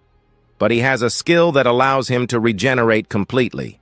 And this will help him get inside that monster and maybe remove that plate so that they can defeat this creature completely. But at this moment, we see our white, who now prepares herself. She places that flag on the ground, because now, after doing this, we can see the ground being completely frozen, and it's the monster's feet that were frozen. The lower part could no longer move. Meanwhile, our hero jumps on top of it. Now, on top of it, we see him at this moment trying to find an easier area for him to enter. and there he realizes that he needs to be fast enough. So he ends up activating the Fury of Speed, adding 20 speed points, but he also ends up adding a toxic potion. But since he has that system that ends up transforming any type of poisonous potion into something good for him, he ends up gaining 15% more speed, and there he also ends up using the potion card that it had been useless to him until now, but at this moment it could be quite useful. So our protagonist ends up adding 15% in defense and also in speed. Now, our guy has everything he needs to be completely inside the monster. He needed to fully enter it. So at high speed, we see the monster trying to defend itself with its tentacles. The monster also finds a weak spot in our hero, so with one of its tentacles, it attacks him. He realizes that he has been discovered. To avoid being captured and easily dragged by this monster, he ends up using his arms to defend himself. The group of heroes is surprised to see that our guy managed to face it head-on. Then he is thrown backward, falling to the ground. We see him saying that, for the second time, he failed as always. A guy who was recognized as trash, losing the fight again. Well, this was a fitting place for our protagonist.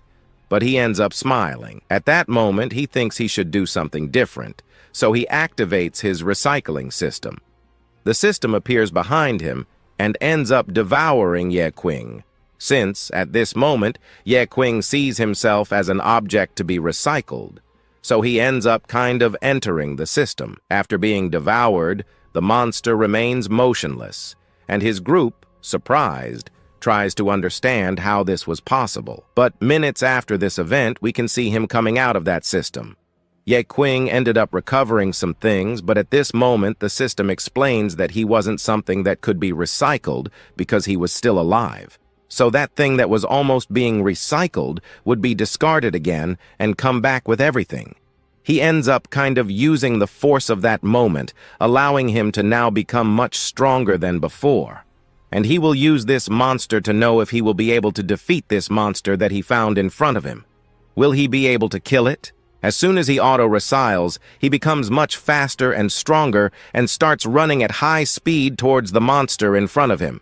After running, he simply passes through the creature, but his goal was to pass through it to retrieve that plate inside it. So, after advancing quickly, he manages to grab the plate, holding it firmly in his hand to prevent it from falling. Now that the creature has fallen to the ground, we see him performing an incantation. How did he do this? Well, he simply began to read that thing in front of him.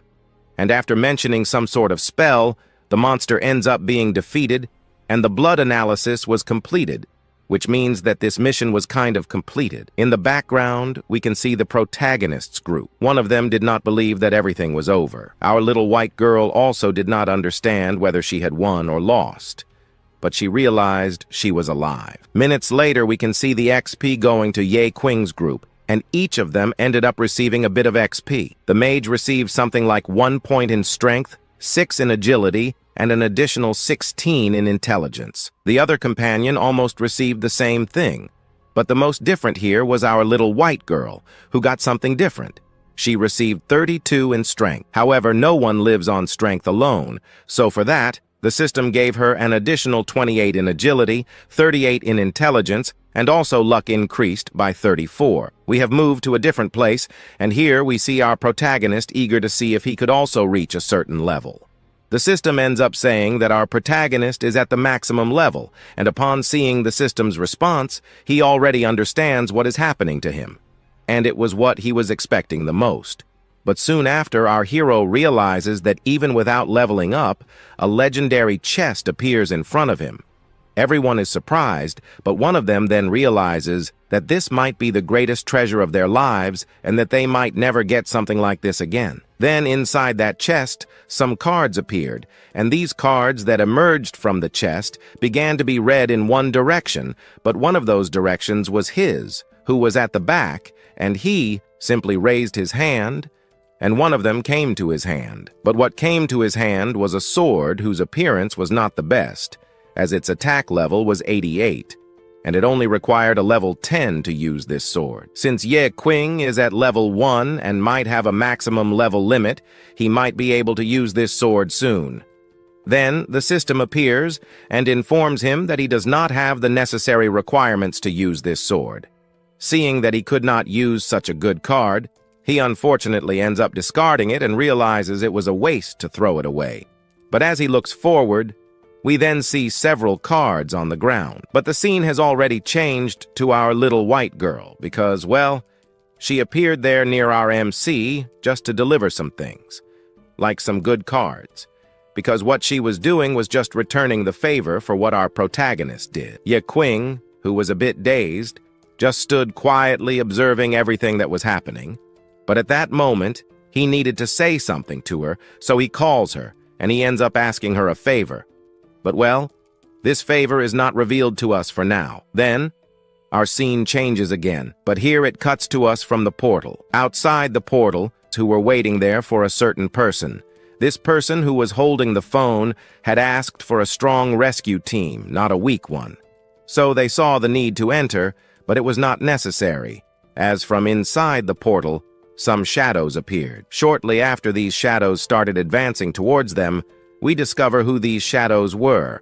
Our little white girl along with her team. As soon as they appeared, we saw the guard happy to see that she was completely fine. One of the journalists who was there, just waiting to see what was happening, approached the young girl to ask what was going on inside. However, upon realizing that she managed to get out without a scratch, he discovered that she had managed to finish that abyss alone. But then the guards approached our little white girl, who asked the guard to step back a little. She then commented that this portal was very easy, and at that moment she said goodbye to the rest of the group, feeling a bit happy, but still confused. So, we need to go back a little to that moment when Qing wanted to talk to our little white girl. Our protagonist has the idea that the LM group should not be having money problems. Moreover, he is selling his share of the loot to her, in addition to giving a 50 magic crystal discount. She understands what Qing wanted to do, but she still could not understand why he did not want to receive all this visibility since she managed to clean. He completely cleared that dungeon, but our hero insists on asking her to simply relax. Let Qing escape to the back because he had something very important to do. He asked her to treat our protagonist as a mere extra, not to talk to him, or simply pretend that she never met him. She understands what our protagonist meant, so he leaves and talks about some things that needed to be discussed in the future. After Qing leaves, we return to real time, where we see our white character even more confused than before. She still doesn't understand what he was planning. She doesn't know what Qing wanted to do, but we know, because inside that portal, we can already see our hero sitting next to the thing that our protagonist exorcised, the small creature that was fighting against him. As he sits there, our protagonist begins to reach out towards it. And as he gets closer, he notices a slime coming out of it with a smile on its face. Qing realizes that he needs the strength of this small creature, so he simply asks if the creature doesn't want to be like a ragged old thing for the rest of its life, or something abandoned, to give up everything and join him, to join its strength without resistance. Qing calls the system, asking to recycle the creature's blood. After doing this, the creature is captured and sucked into his portal. After being sucked in, he unlocks some new abilities. This ability will allow our protagonist to copy someone else's ability, or basically copy the other person, and if the person is strong, he will gain the same strength, but will only have 30 seconds to use this ability. Then things got interesting. He feels all the power within him now, as he is fully energized. Our MC needed to face other battles, as our hero needed to get stronger and stronger. We encounter several setbacks or obstacles as he tests these new abilities he just acquired, but the scene cuts to another location. Here, in an open area, we see our protagonist inside someplace in that location. Our protagonist was picking something up, but at the same time was looking at a system screen. He was observing his skills and attributes there, but upon looking at these items, which had the highest level requirement, they were basically handed over to Leakin. The supervisory group didn't even dare to look at the equipment that our protagonist had there. Well, Maybe the reason was that the available equipment wasn't that good or something like that. He even picks up these items that were there and seems to be throwing them away or trying to discard these things because our hero saw no reason to care about these items in his hands. Now he even starts to think about what to do with all these items here. They aren't worth selling. He doesn't even know where he should throw these things away, but accidentally, our Qing leaves the system screen open. And by leaving it open, he ends up accidentally pressing recycle. And with that, the hammer that was in Qing's inventory ends up being recycled, and this gives our hero a BP point. Well, BP is a kind of thing that allows our MC to take an extremely useless piece of equipment, and with that also useless, our protagonist could simply be leveling it up. He can take anything of low class and just put it there, and maybe he can recycle it. He can also recycle materials or other things, and all of this will come to him. So he holds a dagger in his hand, and in front of it, the system gives Qing a tutorial. Our hero should try to repair a dagger there, and he would earn 5 BP points. And as he got these things after fighting that boss before, he ends up thinking about using that dagger to improve it soon. So Qing starts to mess with the system, and there he begins to try to level up that weapon to something better. Soon he succeeded. Our protagonist sees in front of him that the dagger managed to reach a durability of 34 out of 34, and also its strength increased the level to be able to equip that weapon in his hand was level 1. And Qing also noticed that the weapon not only increased its strength but also the durability of that thing, and also its attack power increased a lot, making our protagonist quite happy because, in other words, any worn-out or useless equipment or weapon could become something quite strong in the future. The junk team needs to be able to evolve or maybe have an evolution season to get stronger and stronger. So, the system also congratulates our MC for completing the tutorial, and he ended up earning something. That something he earned was a kind of potion that, when used, would make his magical power return to normal or back to 100%. So Qing just needs to drink it, but at the moment, the attribute values are not scarce for him. What worries him more is that when adventurers venture into the abyss, they cannot foresee the extent of the abyss, and many adventurers who are not well prepared often still cannot find the boss. And in the midst of these jokes, they might end up running out of mana, magical power, and therefore, these magical bottles collected in the abyss are also essential and fundamental for surviving inside the abyss. With this in hand, his magical power automatically returns to 100%. But at the moment, the system just delivered a new card to our hero. But this time, there was a drawing of something that our MC didn't quite understand the reason. But in the next moment, it explained to him that the potion that he had just received a regeneration potion that only required using some BP to use this card. And it wasn't so surprising that this card was a regeneration card. But he didn't understand why he needed a BP item. But he needed something to make this potion work effectively. So he ended up asking a boss in front of him to lend some items, like some empty cups, and it was done. So, our protagonist ended up taking those 3 cups, and then we see him trying to do a few things. One of those things was trying to remove some trash inside. Then comes the regeneration phase. However, Qing also noticed that this thing above him looked like a game, but well, he tried to do what needed to be done, and everything he tried came out perfect. He didn't make a single mistake. So, he managed to do what he wanted so much. But well, since he succeeded, our protagonist starts looking at it thinking that this thing was a bit recyclable, and being recyclable, it wasn't a good idea to at least try to get this thing, but not enough to try. Our protagonist then ends up taking it, and by taking this thing, he ends up getting the luminous magic potion 6 times. So as soon as our protagonist manages to get this, he realizes that his magical power increased a lot, the fatigue value decreased a bit, but at this moment, he feels that his magical power increased greatly, and the fatigue in his body almost disappeared completely. He feels happy, but now that he saw that he managed to hack the hackers, Qing wants to test it in an abyss. So, he ends up leaving through that door, but as soon as he exits, we see some extras appearing. So he ends up calling our protagonist and asks if Qing was our hero. Our Ye Qing starts looking at these two guys who appeared there, and one of them comments that his temperament has changed a few days ago. So he ended up thinking that our protagonist was because, within the class he was a trash collector, and suddenly was collecting some rare items. And a few days ago, he was looking for our protagonist. So, as he couldn't find Ye Qing, he almost reported that our hero was missing. But fortunately, he found our protagonist, only that our hero here comments for these extras to disappear from his sight, because these guys were looking for the wrong thing, since our protagonist, all this time, had already paid off all his debt with them. Well, these guys who are now after him are those loan sharks from whom he borrowed money. Well, he managed to pay off his debts, but he signed a contract with them before, and unfortunately, he will have to act as a trash collector and cannot escape his responsibility. Not only because our protagonist recently unlocked a dark class, but also because he received this class. That's why he must act this way.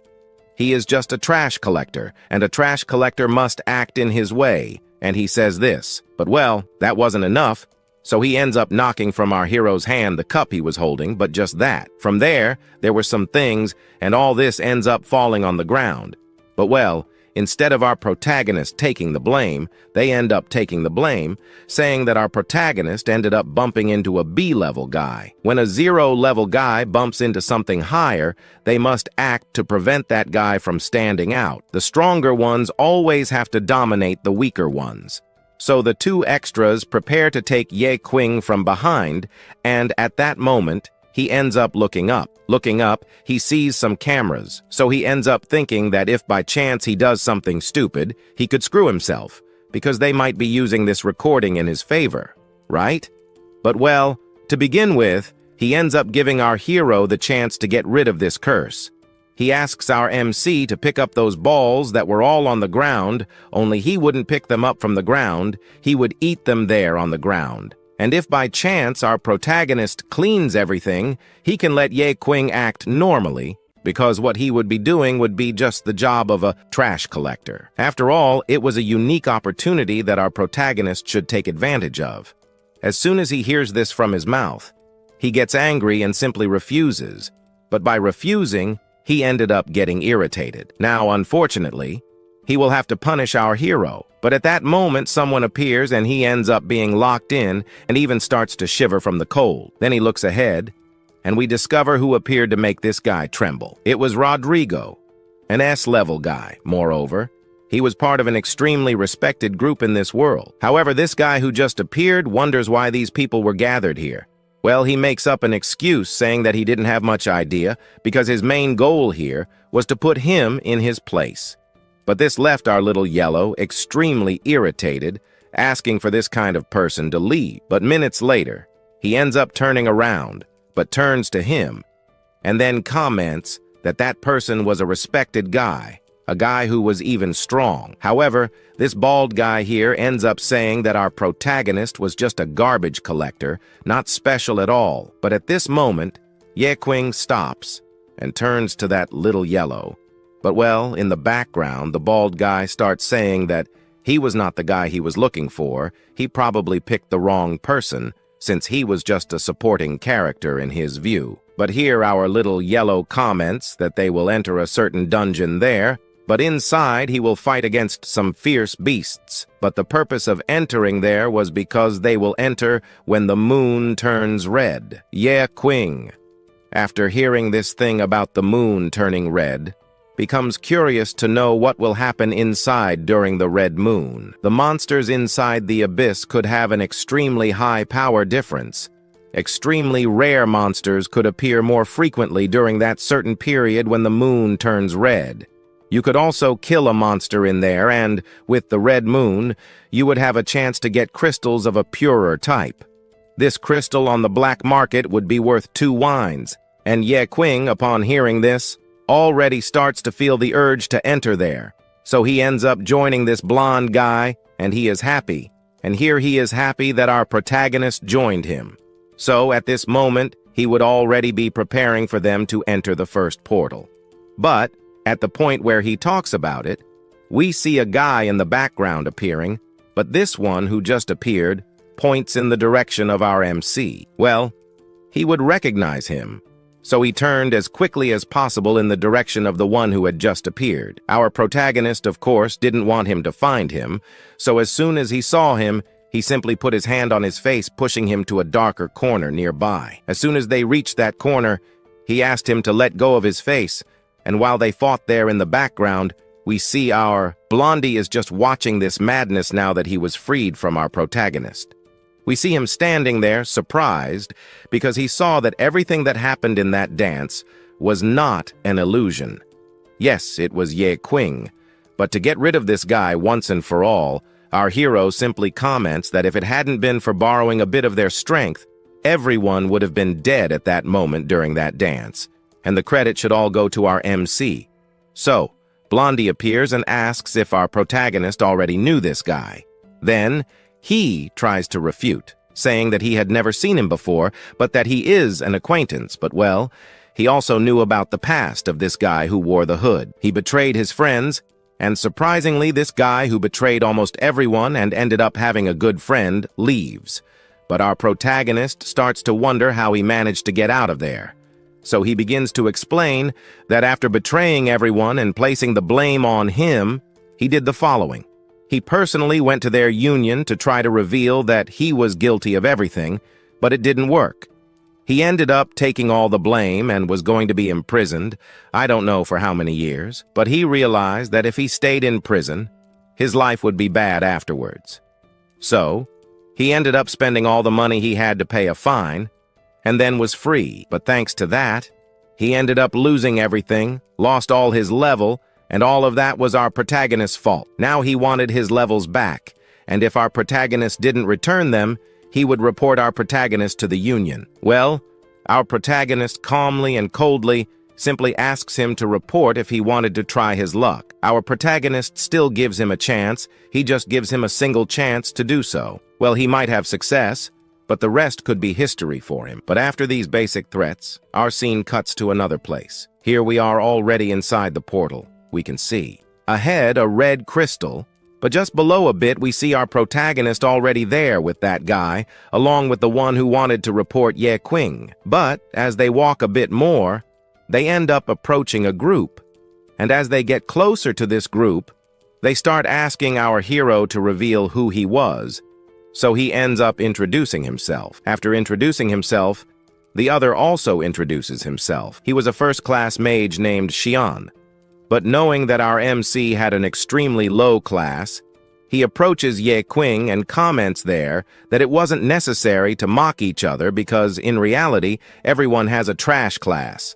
But here they should be equal in everything because their goal was always to make money, and within this gel, they could do that. What they need to do is unite to form some creatures or cultivate some crystals that will be inside some monsters they will capture. But, well, at this moment, he comments that this was his band, his group, and that they would follow the strongest, so maybe he was possibly the strongest. The two mages in the back did not hesitate. They would follow this guy, as he was the strongest at the moment. But then we see our little yellow guy commenting that now they needed to convey a message. This time, besides the sixth member, they now needed to make some kind of blood pact there, and currently there was a temporary member in their group, like an extra person with them. But, well, their conversation will not advance because he ends up pulling out a key. Well, this key he showed is a key for them to enter the portal.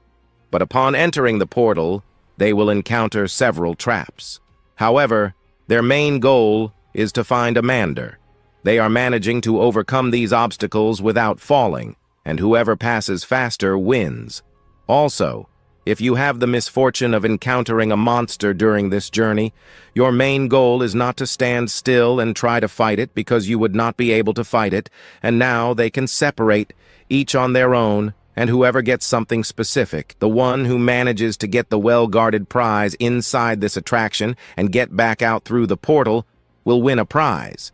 So, the others who are outside are already happy because, even now, They can't believe what they might possibly win in this mission inside this attraction they're entering. One of them comments that there was a family, and one of the people in this family is currently starving and needs something to eat. But the other comments that he needs to reach the prize first, because he also needs to take care of his wife, who is currently seriously injured and needs a considerable amount of money to pay for hospital treatments. But, well, their goal is not just to talk, but to enter the portal. So they start walking towards the portal. But, just as they are about to enter the portal, we see these two stopping to talk. One comments that a new guy appeared as if he had never seen this guy before, but the other comments that this guy who just appeared in their group was a personal friend of the little yellow line, so he should just move on. But he still wanted to stop because he saw that, even entering an attraction almost for the first time, Qing had a calm and serene face. But they enter the portal, and as soon as they enter, they stop at the portal door. As soon as they stop, we see this green-haired guy already talking to the one who lost everything and went to live in the abandoned house. Well, he says something for him to be careful, but he, who has already entered an attraction, knows the things. But, out of nowhere, these two comment that the weather here started to get a little cold. The other comments that the temperature dropped out of nowhere. The green one starts to walk, saying that the cold was getting more intense, but they needed to advance. But he advances and does not realize his mistake. He ends up accidentally stepping on a slab, and this slab was a trap. As soon as he steps in it, a trap begins to emerge from the ceiling. It was a large axe. Our protagonist notices, but the green-haired one doesn't at that moment. Then, realizing he could be pulled up, our hero simply throws a stone at his head. The stone only pushes him, causing him to fall to one side, while the axe falls to the other. As he falls to the other side, he feels a bit of pain in his head while lying there trying to understand what just happened. His pain gets worse and worse, but our MC is surprised at how reckless these guys are in these places. Then, they start advancing further into the attraction. He continues moving forward and comments that he is very lucky, but then he starts moving again and steps on another slab. But this slab is a trap. His direction begins to fly towards some kind of white cocoons, but that thing there wasn't even dangerous. So he ends up simply running towards Qing because he was scared. But as soon as he hits the ground, those white things get closer, and he realizes that something alive was inside those white cocoons below. Then he thought about what could be alive inside them, and claws of some unknown creatures appeared. What ended up appearing were some level 5 spiders. Then those spiders start running towards the green-haired guy. Seeing this approaching, he gets scared and asks the unpleasant essence to let go of his foot. But the one who lost everything and ended up living in the abandoned house simply throws a fireball at the spiders to at least scare them a little. But it didn't help. The fire didn't even scratch those things. Seeing that he couldn't even hurt them a little, we see those two advancing towards the spiders, because now it was their turn. They wanted to test some things on these spiders, so they get closer and then send some cuts at the spiders, sending some of them flying. But one of them ends up escaping and starts running in a direction, only that direction was towards our PRW. Well, they kind of stop there, and as they stop, they start looking at each other. After looking a bit, the spider advances and bites him. However, our hero doesn't even feel the pain. He simply gives a kick forward, but that small kick was enough to crush the spider. The small creature turned to dust from then on, but the one who lost everything turns to our hero and is surprised by what just happened. He didn't understand how a trash collector had such great strength. He managed to crush a level 5 spider so easily, something he couldn't even injure. But then, out of nowhere, the system appears commenting that our MC could be collecting the remains of those spiders he crushed to make a dagger. All he needed to do was recycle it, so he ends up recycling and gaining some points. After gaining these points, he ends up receiving a training there. But while that thing Qing just gained, he could be fusing with the low-level sword that our HE understands that any corpse he finds, he can gain some cards, but he can also get the items from the creatures as well, and he could be fusing everything to make a better sword. But while our protagonist was there messing with his system, We see that guy next to him commenting to this rookie to relax a bit. If he was scared, he could be going back. So Qing, seeing that he might be disrupting things, ends up using that thing on the sword he had there. After using it, he ends up seeing that his sword evolved. Now his sword, which was a common sword, became an extremely overpowered dagger. But well, while our prey held that best dagger in the world, in the background, we see the green guy running from that spider. But he stops. He is tired of running from that thing. Now he wants to fight the spider. So he ends up putting on a mask. With that mask on his face, he ends up feeling much stronger. So after feeling stronger, he ends up dodging because that sand just cut in his direction and almost hit him, but he managed to dodge. But well, he ended up awakening a somewhat useless class, or even good or useless. Even his ability is simple. He needed to sing. When he sings, he could improve some of his things. So he ends up taking off the microphone and now asks this monster to relax, because things will get pretty bad for him. He will show his greatest potential now. So he starts to sing. Well, he sings something that's not good. No, the guy sings very badly. In the background, we see Qing, who is just watching his singing from there, while that little creature around just gets more and more irritated. But well, listening to his bad singing from there, he ends up getting extremely irritated. The monster activated the new form and now wanted to go after that little green one. And our little green one, seeing that he failed, ends up running. But it didn't help that the spider was much faster than the virgin. He just looks back and sees those claws of that thing approaching him. Then he sees that thing jumping on him to completely grab him. Only at this moment do we see our protagonist who, at this moment, will not allow that weak spider to catch our hero. So, with that style of our deep web dream along with the deep web dagger, our MC starts dealing with this monster. But his goal was not just to kill these little monsters, no. He wants to find the boss to be able to get the boss for himself, right? To gain a little more hack. Continuing the story from the last chapter, even with our big guy activating the deep web sung mode, he couldn't stop all the monsters. In that beautiful moment, the monsters received a basic empowerment, and, because of that, they became stronger. Those two over there who had a tough family to wake up got ready to act in the rear, since they were now much more powerful than before. However, we see that guy who lost everything and went to live in the abandoned house. At this moment, he prepares to launch an attack on the monster running towards those two figures. He ends up using some fireballs, but at this point, our hero passes by the guy who lost everything and went to live in the abandoned house. Well, our hero doesn't pass at a slow speed, but at high speed. And the guy doesn't even see his shadow. What he really saw were those spider monsters, which scared him at that moment. However, those claws that were about to grab the guy who lost everything and went to live in the abandoned house are suddenly cut out of nowhere and hang there floating. Minutes later, they fall. The monsters also fall, and some of them end up being sliced. Not just some, but several, who unfortunately had their bodies split in half after that Tramontina, our hero, passed through those spider monsters. We see him landing behind the two extras in a superhero pose. After landing in the superhero pose, we suddenly see the two extras looking at each other. At that moment, they ask what just happened, as they barely saw what happened right in front of them. Our hero went up and down with the knife and managed to send some monsters away. They then suspect that our big guy possibly has a secret class, but our big guy starts thinking about other things. The demonized spiders have gigantic resistance to poison, and what does that mean? Well, I don't know much. But I know that poison doesn't work against these spiders. These spiders, it's also no surprise, since one of the most potent poisons in the world of our heroes is extracted from these spiders that our big guy ended up sending away. However, if you use these things to your advantage, you'll have a better chance of fighting these same spiders. It's like using poison against the poisoner, but you can't defeat a spider just using its own poison.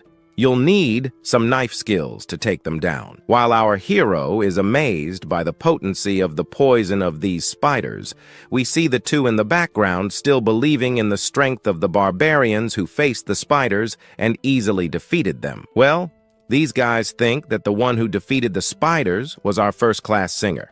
He even believes it was him, but upon thinking, he realizes it wasn't. He only used some small buffs, but it wasn't enough to send the monsters to their graves or anything like that. While that guy was receiving all the credit from Ye Qing from somewhere else, we see our big guy commenting on a few things. Abyss monsters have a little intelligence to distinguish their target as enemy or ally. And what will that change on the battlefield? A lot of things. This ability allows them to choose who to attack and who not to attack. At that moment, our hero stops to take a closer look. Looking closely, he realizes they will use the same strategy, running and counterattacking at the same time. Our hero then heads in that direction, while our big guy stands still thinking about a few things. Thinking about it, we see this guy here commenting that the monsters suddenly decided to run and retreat. This was just one of the first 4 floors, and there was still a lot to explore. But at the moment, Ye Qing didn't want to imagine what could appear a little later. He could be discovering new things. Then he wondered if he should spend the things he was earning by killing those monstrous spiders, but he decided not to spend. Instead, he converted them into some points, and in the end, our hero ended up accumulating 27 points in his system to distribute in his stats. But he thinks about keeping a card as some sort of space and decides to convert the remaining 27 points into BP points, which ultimately gives our protagonist 54 BP points. Our MC could use these points for many things, but the scene shifts in another direction, with those extras commenting that the monsters suddenly decided to flee. They intended to flee from this place so they could ascend to the next floor. Then he lights a torch and, being the group's leader, asks everyone in his group to gather in a corner so they can move forward together, aiming to go as deep as possible into this. The dungeon the group follows, since they had no intention of retreating, and besides, our hero thinks he won't trigger any more traps, as he was easily defeating all the monsters. At least, that's what he thought. RPR thinks he'll have a lot to do at the moment, so he considers following them, but he feels lazy. However, looking to the side, he notices something strange. A portal appearing out of nowhere in the middle of the cave they were entering. This was a secret area that he could explore alone if he wanted, but due to the influence of the red moon, he needed to be more cautious, as his team was quite weak at the moment. So he decides to explore the dungeon, but also being cautious. He ends up summoning a blood nightmare, that little thing our hero dealt with last season, and since it literally copied the person in front of it, Ye Qing appears in front of him. Before continuing on his adventure, he asks his clone to follow the group and not lose sight of them. The clone understands and follows the group. Moving forward, we see the 10 equals 10 singer asking what was going on since he wasn't following, but the clone was the one following. Moving forward, he yells at him not to fall behind because if he did, they wouldn't know how he died. As he said this, we see the portal a little closer. Inside the portal, we see our hero, who has already entered. Upon entering, he finds himself in a gigantic cave, but it was empty, like a huge area covered in moss. There isn't much moss here. Suddenly, behind our hero, a spider appears ready to grab him. The spider jumps at him, but he is too fast. He turns and sees the spider. To avoid being caught by it, our hero simply jumps to the side, while the spider smashes face first into the ground. Jumping to the side, we see him crawling to the side. However, this spider kind of gets up again and gets into a position not to counterattack our big guy immediately. And it didn't take long for it to launch a swipe at our guy, but he was too fast, easily dodging that attack. At this point, its claw got stuck in the ground, and this was the more than ideal moment for him to attack this spider. He ends up launching several slashes at that claw that was stuck in the ground. After those slashes completely disappeared, our big guy is quite surprised. The reason was that our protagonist couldn't even scratch the spider's claw. The thing was tough, and at this point he understood that its physical defense had become almost completely immune to Ye Qing's attacks. He could attack that thing as much as he wanted, but no matter how much he tried, the spider wouldn't take any damage. At this point, the spider counterattacks Ye Qing. To avoid being caught by surprise, he kind of jumps back, using his arm as a shield, but that wasn't enough because the claw ended up scratching our big guy a little, and he's thrown against the wall with full force. He ends up being smashed against the wall. At that moment, our protagonist activates his ability. His ability allows him to see the level of this monster to determine if he might perhaps kill this spider. Its name is Anin Hadada, level 20, and it was a rare level. Our guy is paralyzed and doesn't even see what he could do against those powerful claws in front of him. He was surprised, but at the same time happy, because now a unique opportunity in his life appeared before him.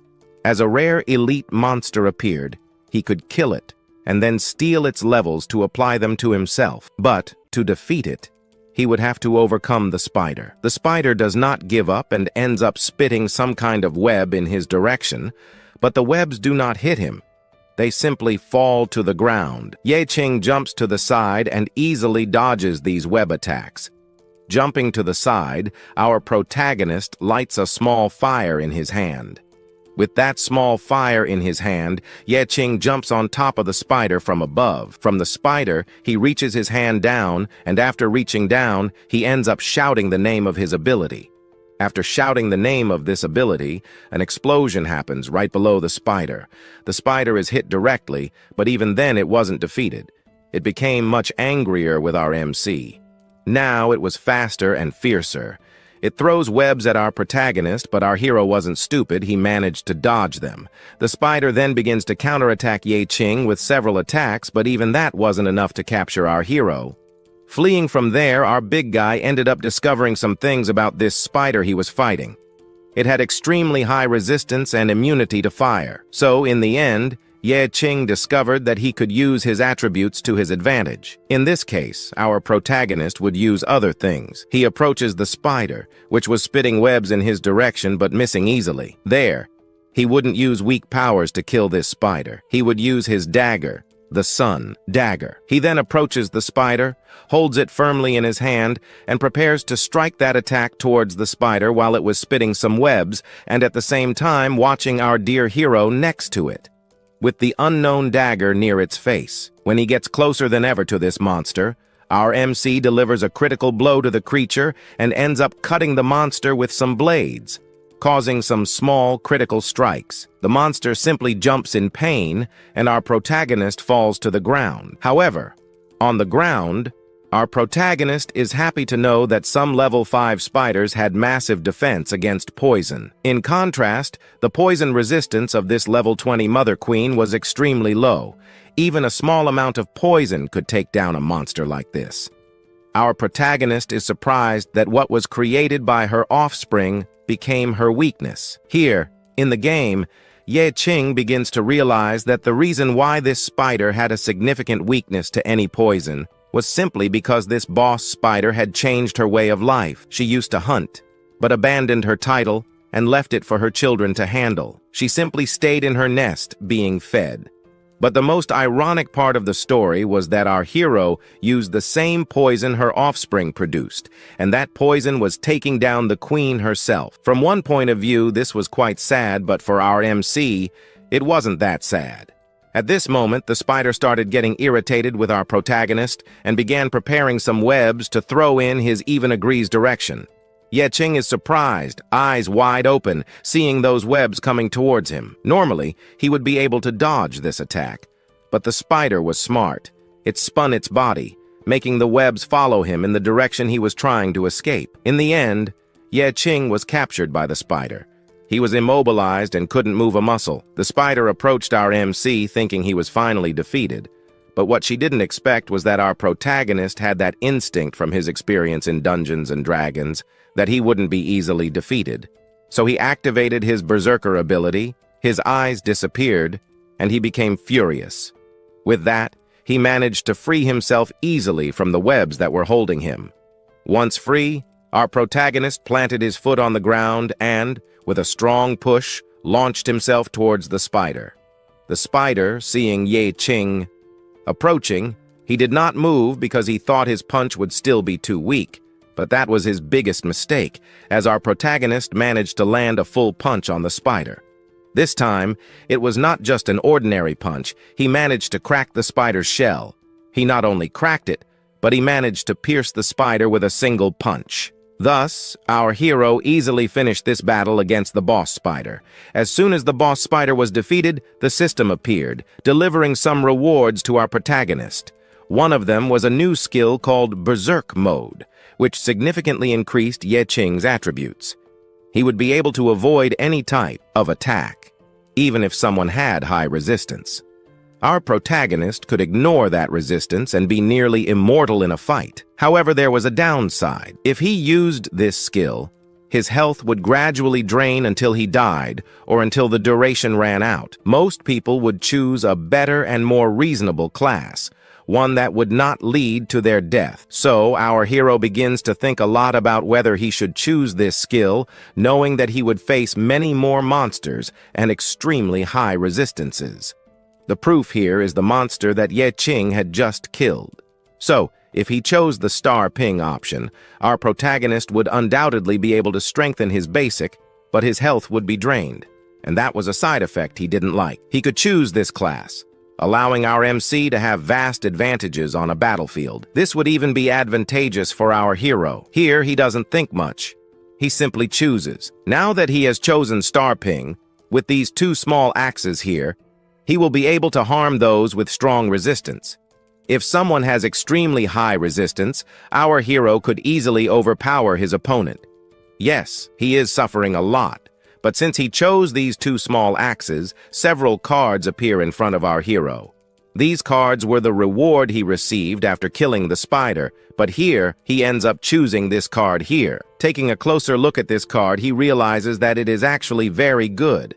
If our MC takes it to the surface, he could sell it for a large sum of money, something around 15,000, and the advantage would be obvious for our hero. Oh well, he simply thinks about recycling some of these cards, because our protagonist only had one option, to sell one, and the rest he could use for himself. So these things come out of the system and move toward the items on the ground, while the big guy was devouring everything that creature on the ground had. We see him wondering what kind of skill he would gain by fully training this creature beneath him. Then, when he manages to fully train that monster below, he receives a new card. This was the Mother Nyata card he had just obtained. This card he unlocked was a card where he could summon 4 demonized Miatas to fight by his side, and their evolution also depends on combat experience. The more he fights, the better our protagonist's character becomes. But the big guy is already happy with one thing, because he saw that this monster can choose its own evolution, something he had never seen in one of the monsters. But while he was surprised, the scene here is cut again. Well, it's cut in another direction, but then we see that guy over there, the same one who is part of Ye Qing's team. He is happy and sad at the same time, because they least expected to maybe find a mine in the middle of the abyss. The other one then suddenly starts commenting that, for better or worse, they are in the time of the red full moon, which means that the crystals right in front of them are of extremely high rank, and they could sell these crystals they found here for a very high price on the black market. And the same even agrees, because in the market this thing here would be worth a fortune. But suddenly an extra pulls out a SW sword, and this sword that he just pulled out could totally destroy the place where they are. But that guy who lost everything and went to live in the abandoned house simply grabs him by the collar and yells at him to stop being... was level 1. But even at level 1, it was enough for Ye Qing to evolve a lot, since this small creature was strong. However, the system comments that our protagonist could increase the level of this small creature, making it grow just by using those BPD points. But for this thing to be able to fight on the battlefield and at least survive, it needed to be at level 5. He comments that he wanted to put this thing on a battlefield as soon as possible, wanted to have this thing fighting in front of him, since he couldn't use many of his skills. So at that point, he thinks of using some points to level it up. While he talks about it, we see the happiness of our little creature. Then, our protagonist ends up giving our little creature some DPP points, eventually increasing its level. Now it was the silk spider, thus becoming an apprentice. Ye Qing needed to make it stronger, but to find out if our little spider would really become the strongest of all, unfortunately, we'll have to find out in the next part. However, and lamenting the case, That's how we'll end this video. Story continues after our protagonist unlocks that new pet for him, but then cuts to another place. Here we are shown the group of our prota. We see that guy who lost everything. Looking at his companions, one of them was lying on the ground, Lazul. This one there screams the name of his companion. After screaming, we see in the background our guy, who lost everything. But he says that what just happened was a small accident. But this, in the other's view, was not his face. Was already irritated. Then he turns towards the guy who lost everything and grabs his collar. He gets angry for seeing that his companion died, and this was all because of his greed. He was a guy who gave everything of himself to be helping his family. Now that he's gone, it's very likely that everything now for him will be quite bad. But all this was because of this guy. Because he ended up providing them with some really bad luck. But this guy who lost everything gets angry with them because he is getting a scolding, but he comments that it was nothing like that. No, because he just wanted to be getting money everyone wanted. But what he really wanted was to get rid of this group of his, because he saw that this group of his were just some guys who were getting in the way of his plans. So then he raises the knife and comments that he will now have his beautiful end here. The guy puts some fire in his hand to try some things there. But one interrupts him, saying that it was not worth messing with this thing, that since he had already lost so much, it was no use fighting anymore. At this point, he tried to do something already with them. But at this moment, an unknown shadow ends up entering the cave where they were. But he, upon entering, starts clapping. He comments there that he had good taste. His vision of wanting to just get money was a vision. Even good. Then he even invites this guy there who has good taste to his guild. There was always more space for one person. Then his companion already approaches his boss and comments that down there, the pet's body was still warm, and it was still worth recovering. Some things besides accepting this guy in his team would be too much of a hindrance. The guy only thinks about money. But the blonde guy turns to him with some weird talks. One of those weird talks was about someone there who would always go inside the Angel Dan. But his goal always in an Angel AD was to fight to the death to get in the end money. With money you live life, and he had good taste money to live life beautiful.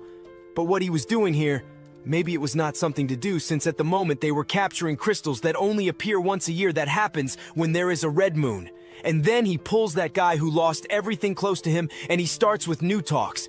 New talk was the following: to be able to capture a crystal like that, it was necessary to have something in return. Something quite powerful, or something quite humble for yourself. If you take a crystal, something of yours will be taken away, or in a more explained and simpler way, death. Thus we can observe a gigantic armor approaching near them. They end up being surrounded along with our protagonist. They see the situation that they will have to be fighting against these creatures. Since at the moment, they give some options to our protagonist and his group. The option was to just stay there collecting the crystals. If they collect nicely, they will let them. Lively kids, but on the contrary, if they want to be running, they will basically be some dead meat. But one of the guys who was in our group turns to these extras and says that these crystals they are going to get are basically some crystals that have a trap. You can pick a crystal that will give you a very good life, or you can pick a crystal that will give you a very good sadness. Well, this sadness is to die right there. But the blonde guy, much more than prepared, raises another point. He was needing money since his wife was quite sick, and this was not even an option. He needed to get this money anyway. And then getting closer every minute to them, he still comments with the new chat that it was also not shameful to die for money. He also previously mentioned that he would be giving his life to be able to earn enough money to change the life of this guy's family. And as said with a word, he tries to turn around where right there behind him were some crystals. What was needed was to get closer to pick some of those.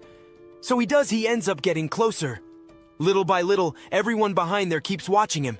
He extends his hand a little trembling, but he extends to pick a crystal that was there, but he can't. He turns to the group of extras right behind him. After turning, he ends up apologizing since he didn't come here just to get money to help his wife. He just came here to get enough money to pay off some debts of his. The kid even cries.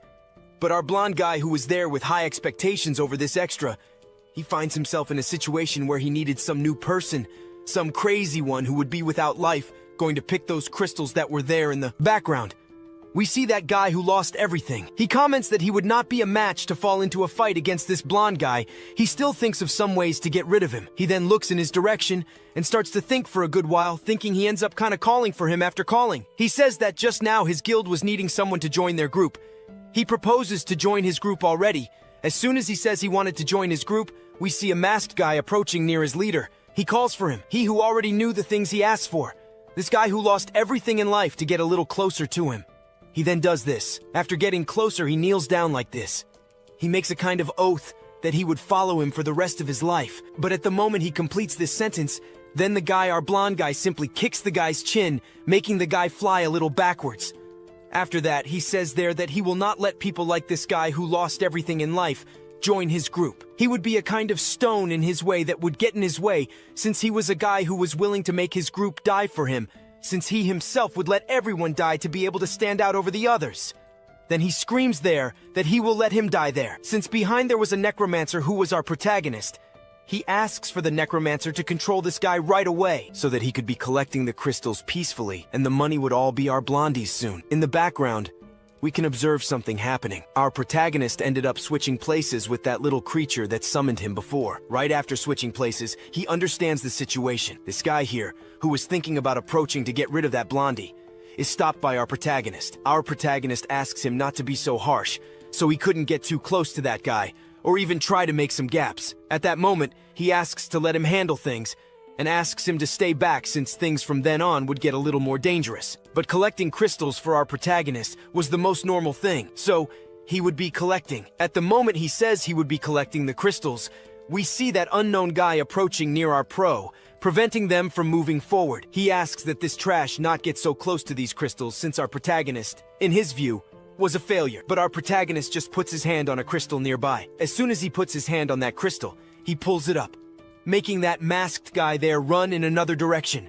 He jumps right behind other crystals to protect himself since he doesn't know what might be happening. Hidden for a while, they get up. Then he tries to see if something happened to our pro, but he sees that our boy wasn't entirely well. Even if those traps were active, our protagonist wouldn't be injured here, but the most that could happen is he gets slightly hurt. Not much would happen to him, and the reason for not taking much damage was because our protagonist was very lucky. Our pro's luck reached a limit, the limit where the damage wouldn't be much on our protagonist. The whole group is hidden behind. We see the blondie there. He gets up and brings news to our pro, commenting that the traps were not activated. Then he sees that for that trap he was picking up to not be activated, it was necessary for the person to have 60 luck, which means our protagonist was a very lucky guy. But that unknown masked guy sneaks up and comments that our protagonist is a level 1 gravedigger, but he doesn't understand since to change jobs you don't have that much luck to get 60 points in luck. Even if you change jobs, you don't get that much luck. So there's only one possibility that the traps he was picking up there were faulty. So the orange-haired guy in the blondie's group approaches one of the crystals there. Seeing that our pro managed to pick up 2 crystals and the trap wasn't activated, he ends up grabbing one of the crystals there, but as soon as he grabs it, he comments to that masked guy that nothing happened. But in the background, a light appears. That light that was shining in the background. It didn't take long. Soon it approaches the orange-haired guy's head, and he is hit squarely. Right after that, he falls. And then the masked guy approaches to see if he was okay. And then after the blondie notices everything that happened, he points out that our protagonist, inside the dungeon, our protagonist was at the forefront of everyone, since at the moment, he has a very high luck level, which means our protagonist put all the points he gained into luck. He doesn't understand why he did this, but soon after, he turns to our pro and asks if he really did this crazy thing since he could have been increasing his strength or something like that. However, our protagonist simply tells him straight to his face that he distributed the points among his statuses. He didn't put everything into just one. Upon hearing this, he gives a macabre smile, but then says that he will be changing his plan because his initial plan was just to make everyone here kick the bucket, so he could use their corpses to control and collect the crystals. But seeing that our pro has a lot of luck in his statuses, he will be making our protagonist his main monster corpse. And after our Liren manages to capture all the crystals here in this abyss where they entered, he will easily get rid of the bodies of the people he used to his advantage. And after everything they went through there, right after they entered this dungeon, they find themselves in front of those extras who were there before, preventing them from escaping this place. But now this one comments on how they would manage to fight these new opponents since they are qualified members of the Blood Watch. They wonder how they would be getting rid of the one in the back who sang well, and ends up asking him to run along with them, as there was still time for them to escape. While they were thinking about what to do to escape, we see the one who lost everything observing the scene. He was trembling with fear, but he doesn't think much. He starts running in a direction which was towards the exit. And while that one was running to a safer place, we see our protagonist turning in his direction and wondering why that guy was running since they were in a good number. However, the other one, who until now was thinking about what to do, comments that now They were at a disadvantage since they were missing one person in their team, and our protagonist quickly interrupts what he was about to say, as at the moment he says they were not at a disadvantage at all, since they were enough to face some people. While our protagonist was talking about his new opponents, the unknown masked man starts hearing some noises coming from the back. He asks his companion, who then also starts hearing those strange noises. But this unknown masked man starts looking up.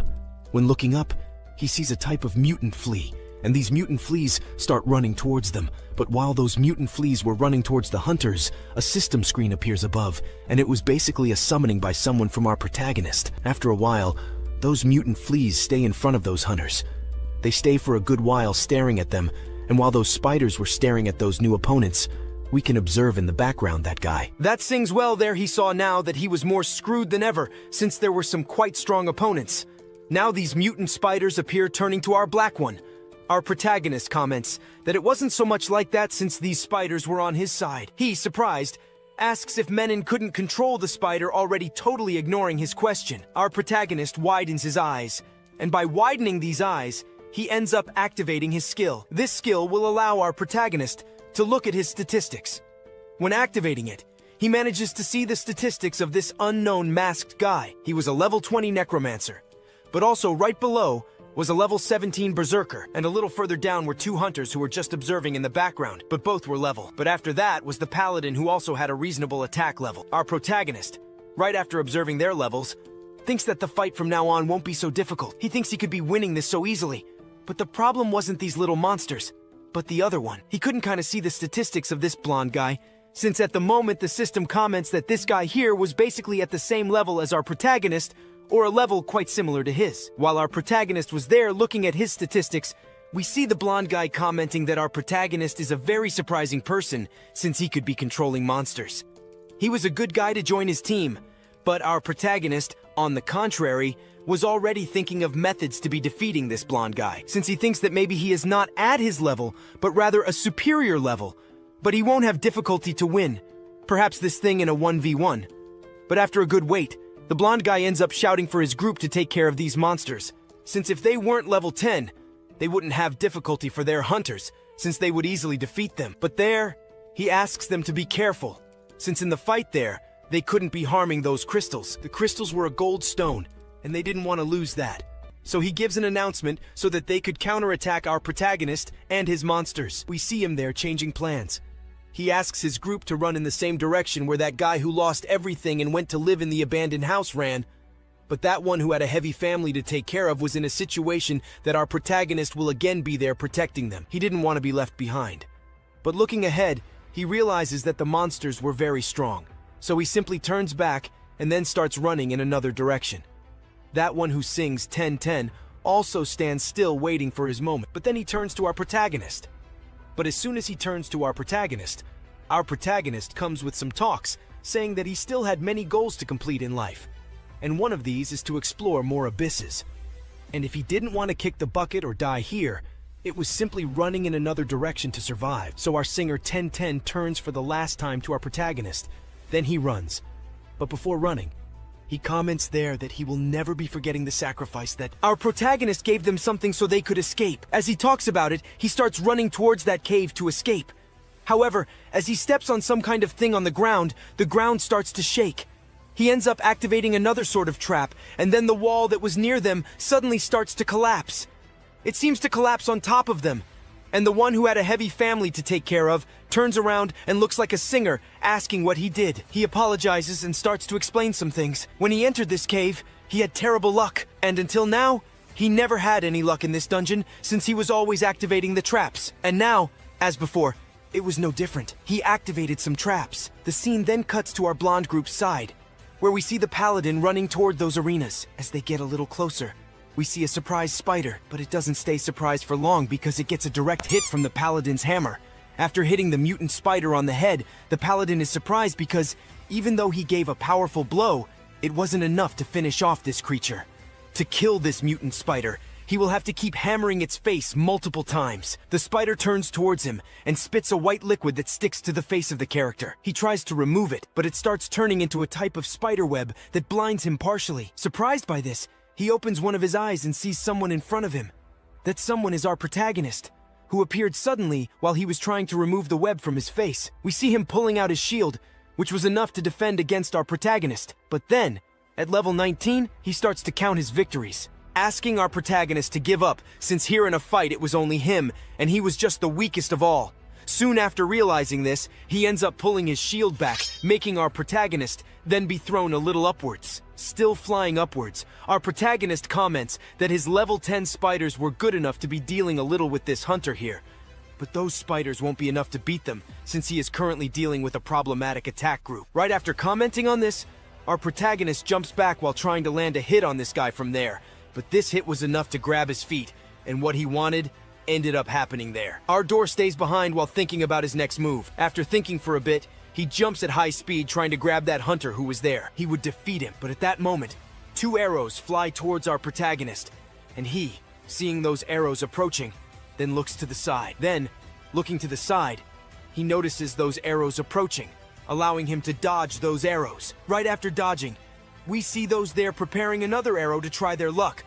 But by dodging that arrow, he thinks our protagonist got lucky, but this time he won't be lucky again, because here then, he prepares another arrow.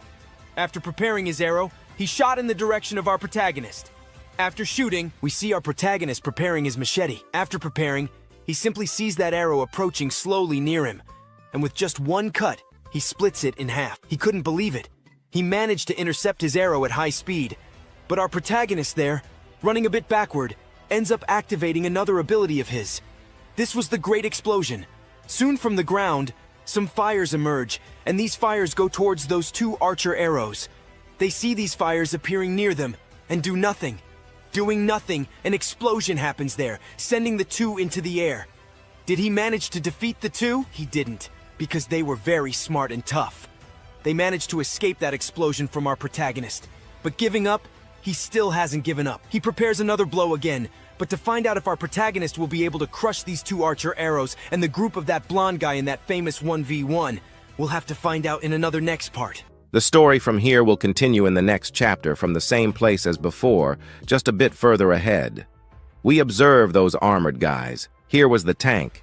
The tank here ends up shouting for this monster below him to die already. He lowers his spiked club with all his might to the ground, hitting the monster squarely and splitting it in half. But the enemy tank starts looking at them coldly. After looking for a bit longer, he begins to run at a good speed towards the group of our protagonist. In his left hand, he wielded his machete to deal with them.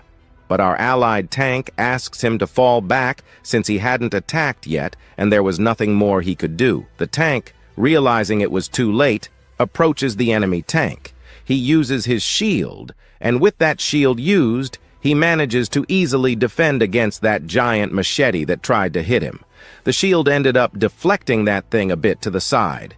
All this was happening because of that boy, that brat who was messing everything up. But if you, boy, didn't want to die, you needed to get up. Your help was necessary in the fight.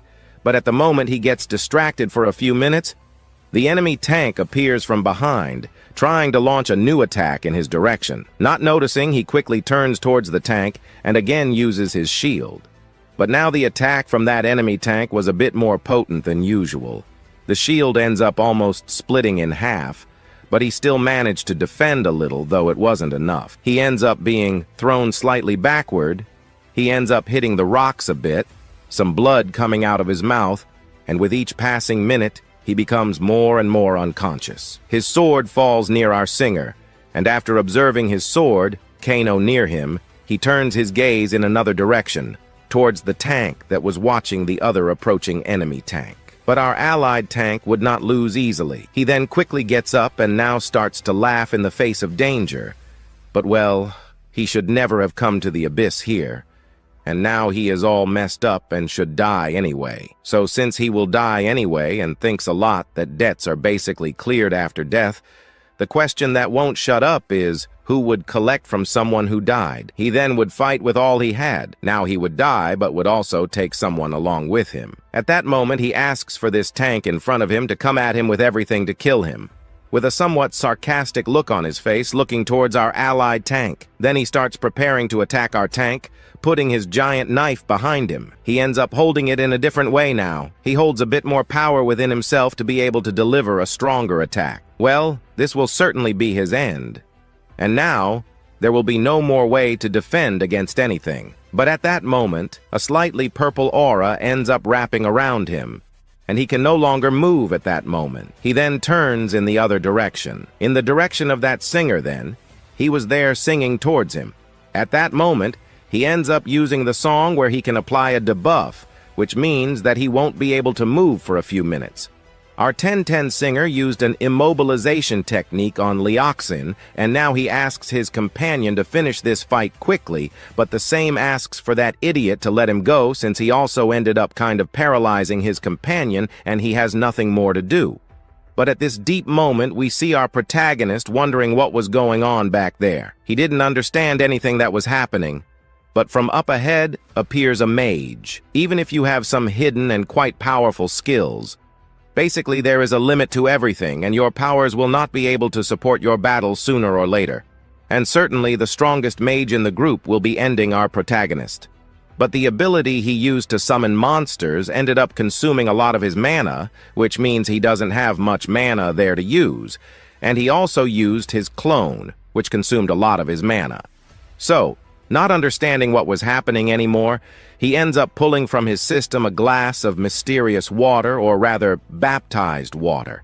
The protagonist takes his straw and ends up drinking a little sip, and while that mysterious mage wonders what kind of drink that was, it doesn't help anymore to drink anything or whatever he wants, because his end was decided the moment he entered the battlefield. The most powerful mage will be ending our protagonist in the blink of an eye. At this moment, he has a unique ability. This was the Necromancer's ability, an S-rank ability so powerful that no one in the world can defeat him. Even if his opponent or monster is totally torn apart, he can revive that thing, and that thing will be fighting with full force. The monster controlled by his necromancy will not basically give a step back, and his small toys are not basically easy to dismantle. Our protagonist, drinking his last glass of baptized water, basically understands what was happening, and it was very understandable that now his mana ended up kind of flowing back into him, which means that he has all his previous mana now. He then summons those recycling hands, and the dead should rest in peace. And what he will be doing here now is just doing the basics. He then asks that mysterious hand to suck those corpses from the necromancer there. Thus, it is done. Those mysterious hands go towards the corpses of the creatures, and they are sucked into our protagonist. Now that everything was totally taken into his dimension, the surprised mage wonders where his corpses went and what kind of ability our protagonist used. But he doesn't have much time to stand there thinking about life, because at this beautiful moment, our protagonist ends up making a small jump. But the jump was enough for him to reach his opponent's face. Hitting his face, he manages to perfectly land a more than beautiful punch on his face. Hitting the mark, he is thrown back a bit, falling in front of that guy there, our Blondie. However, our Blondie at this moment was there grabbing one of those summons from our protagonist from before. But that summoning wasn't much for this Blondie, as the Blondie with one hand made that summoning tremble. Yet with a small movement, he explodes the stump of that monster. But here it wasn't surprising, since those tricks of our protagonist were to be admired. That caught his attention a lot before, and it was no different now. But here, people a little less capable of having a good life come into the dungeon to get money, to have a better chance of having good cash to live on. But these people enter the dungeon 100% well. However, people like these always end the lives of these new players or hunters. But people like these who treat human beings like dogs or pets shouldn't basically have the right to be alive there in front of our protagonist. But this caught more than his attention. Even demonstrating his power, he was still against his will. Poor people should follow his orders, and they are his subordinates, so he can do whatever he wants. And now he will also show a bit of his power to our protagonist. But before he can complete his speech, he ends up looking to the side, because there, one of the guys ends up begging not to be killed, because he just didn't do anything. He just tried to defend himself. He was that guy there who was trying to stand up to that enemy tank of his. But at this moment, our blondie ends up making a proposal. He basically proposes for this 10-10 singer to follow the blondie to escape this dungeon. But it was at this beautiful moment that we also observed the tank asking not to fall for that stupid talk. Since at the moment they fought against this opponent, it was basically a death sentence, meaning he has no other option. Following them one way or another, they will be training him, dragging him up at any moment. But on the contrary, he doesn't take a step back, no. He continues to say that he was there just as a supporter. He wasn't strong or weak, but he will be taking care of some things. He can only give a tiny bit of support, but that's enough. We also observe from another place the blondie laughing at our protagonist's face. He laughs at the sadness since a companion abandoned him, but our protagonist also starts laughing. This wasn't basically his point. He didn't know what was happening. So everyone has the right to enter the abyss and also get out of the abyss. For that, they will have to make some choices, and our protagonist also made his choice here. Since he made his choice, our red one also did. He will be fighting here and will not take a step back either. He pulls out a small hacker and also prepares a punch to attack our protagonist. Well, he not only prepares, but also lashes that punch on the arms of our big guy, but his punch wasn't so strong. Just a little bit in this play, he is thrown back a bit, hitting a rock there. Thrown back, our protagonist realizes that this blondie was stronger than he imagined, right? I thought that one punch and I would finish the fight, but it's tough. However, also following his instinct is the strongest creature he has ever encountered. Sweat ran down his face, but minutes later he widened his eyes. The reason was that this guy appeared right in front of him, but now a little more serious, with a punch ready again. He runs towards our protagonist, but if he were caught, he would be in the worst shape in the story. So he ends up jumping a bit upwards, jumping up. Our protagonist dodges, and that guy hits the ground, cracking it completely. Looking up at our protagonist, he comments that anything in his way was just something to beat up, as his goal was always to beat up anyone. But from another place here, we observe that he sang, so he didn't believe what was happening. His eyes were possibly deceiving him about what was going on. Waking up a bit from reality, that enemy tank of his ends up giving him a kick to the face, waking him up, also shocking him a bit to the side. Yes, falling a bit to the side, he ended up with his hand on the ground so as not to fall completely. With his eyes a little open, he realizes that his end has come. Well, there's nothing more to do. The tank was already raising his knife up. The guy was down there, unable to do anything at the moment. Next, as that tank was about to finish off our singer, 10-10 appears from behind that tank, asking it to attack his companion. Holding him from behind, he asks him to do something. This brat was always getting in the way. However, this wasn't the moment because next, that enemy tank turns at high speed, and with a simple cut, that tank ends up cutting the chest of his tank companion. He is thrown back a bit, but still falling a bit back. He shouts for that P to do something, anything, to help the team since now he hasn't done anything, just gotten in the way. He was the group leader, so he should do something, and his power was great. While these things happen, he crouches lower and lower. The little guy died while the other just watched the scene. Before, he had accepted the proposal from his group leader because he was level 3. Moreover, he was more than adequate to be the leader, and what he thought the most was that he wouldn't have to deal with monsters. So he accepted the proposal more than gladly. But now he will have to deal with the consequences.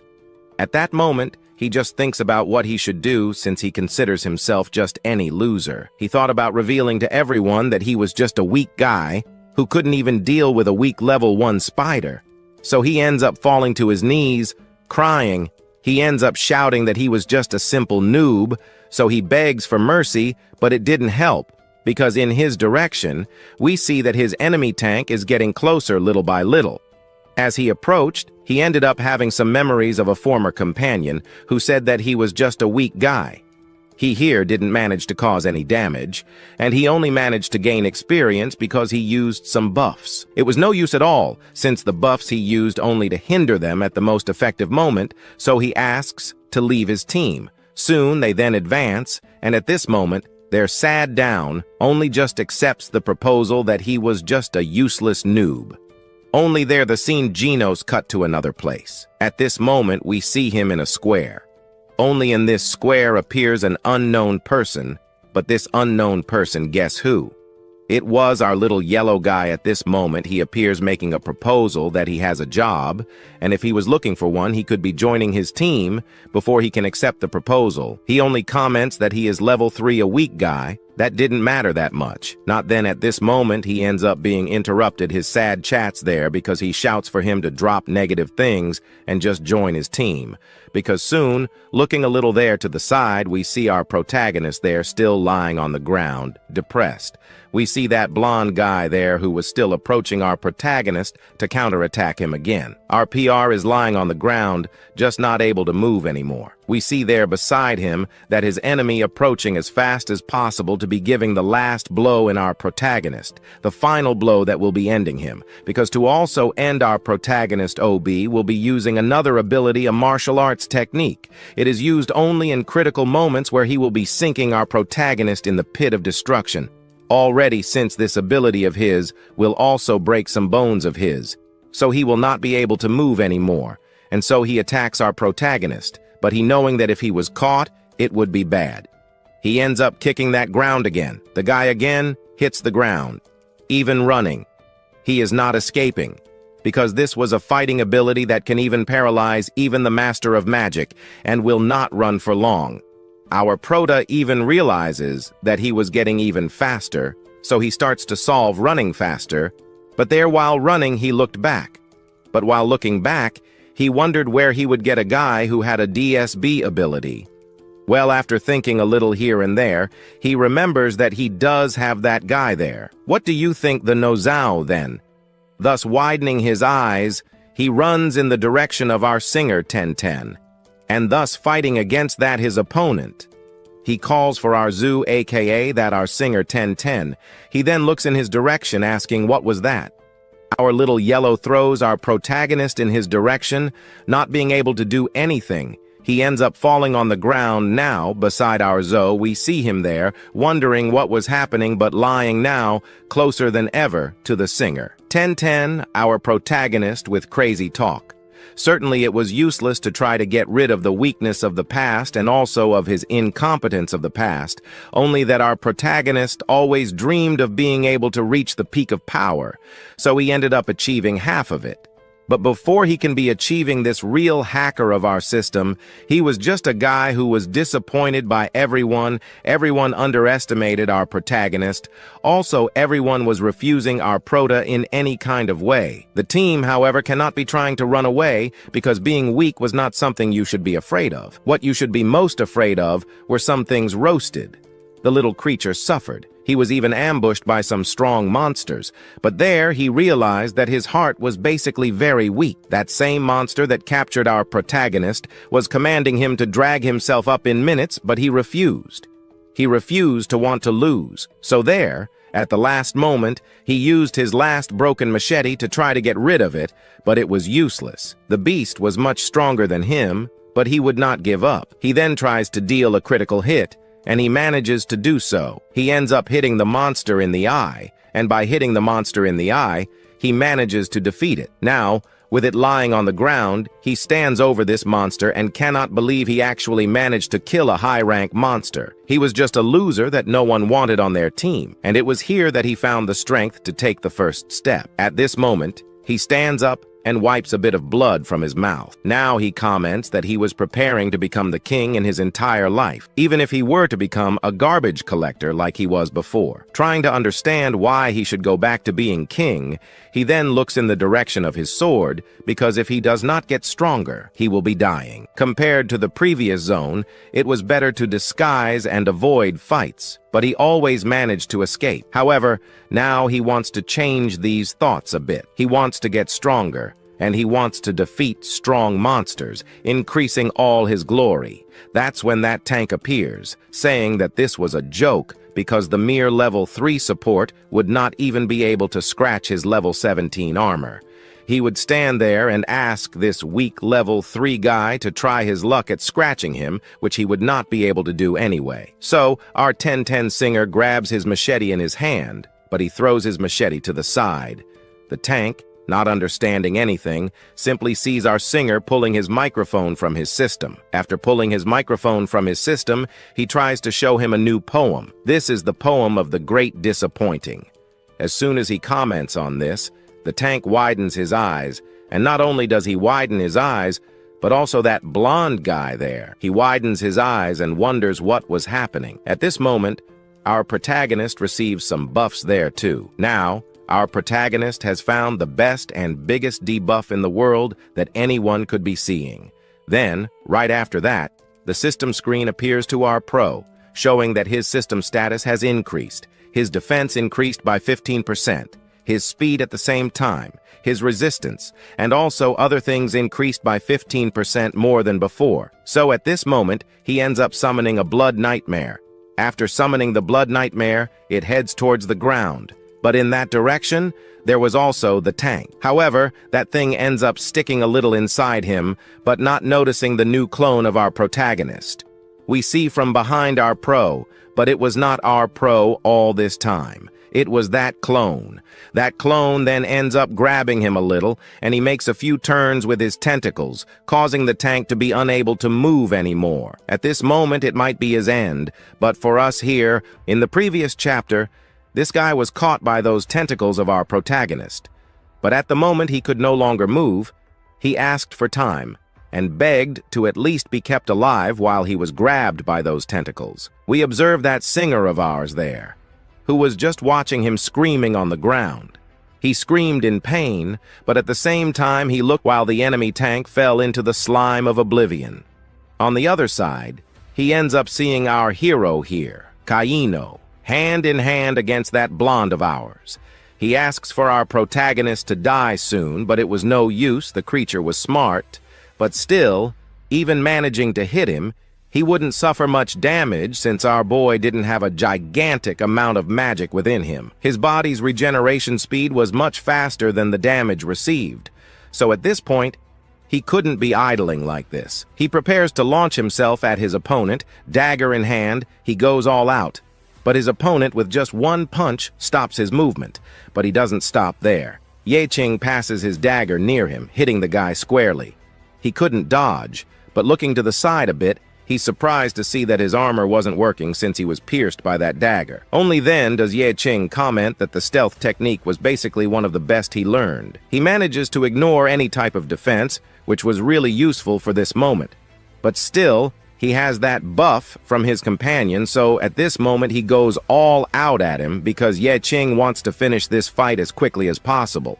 So he runs, but our blondie simply finds it incredible how this was getting more and more amazing. Holding his dagger tighter than ever, he passes it beside our blondie, but he dodges the movement. But after 20 years of training, how could he lose to a brat like you with these little skills? He then starts to comment about this, landing a punch on his chin, launching him backwards, and now here he will show him his opponent what the difference in power martial arts can mean. Several paths.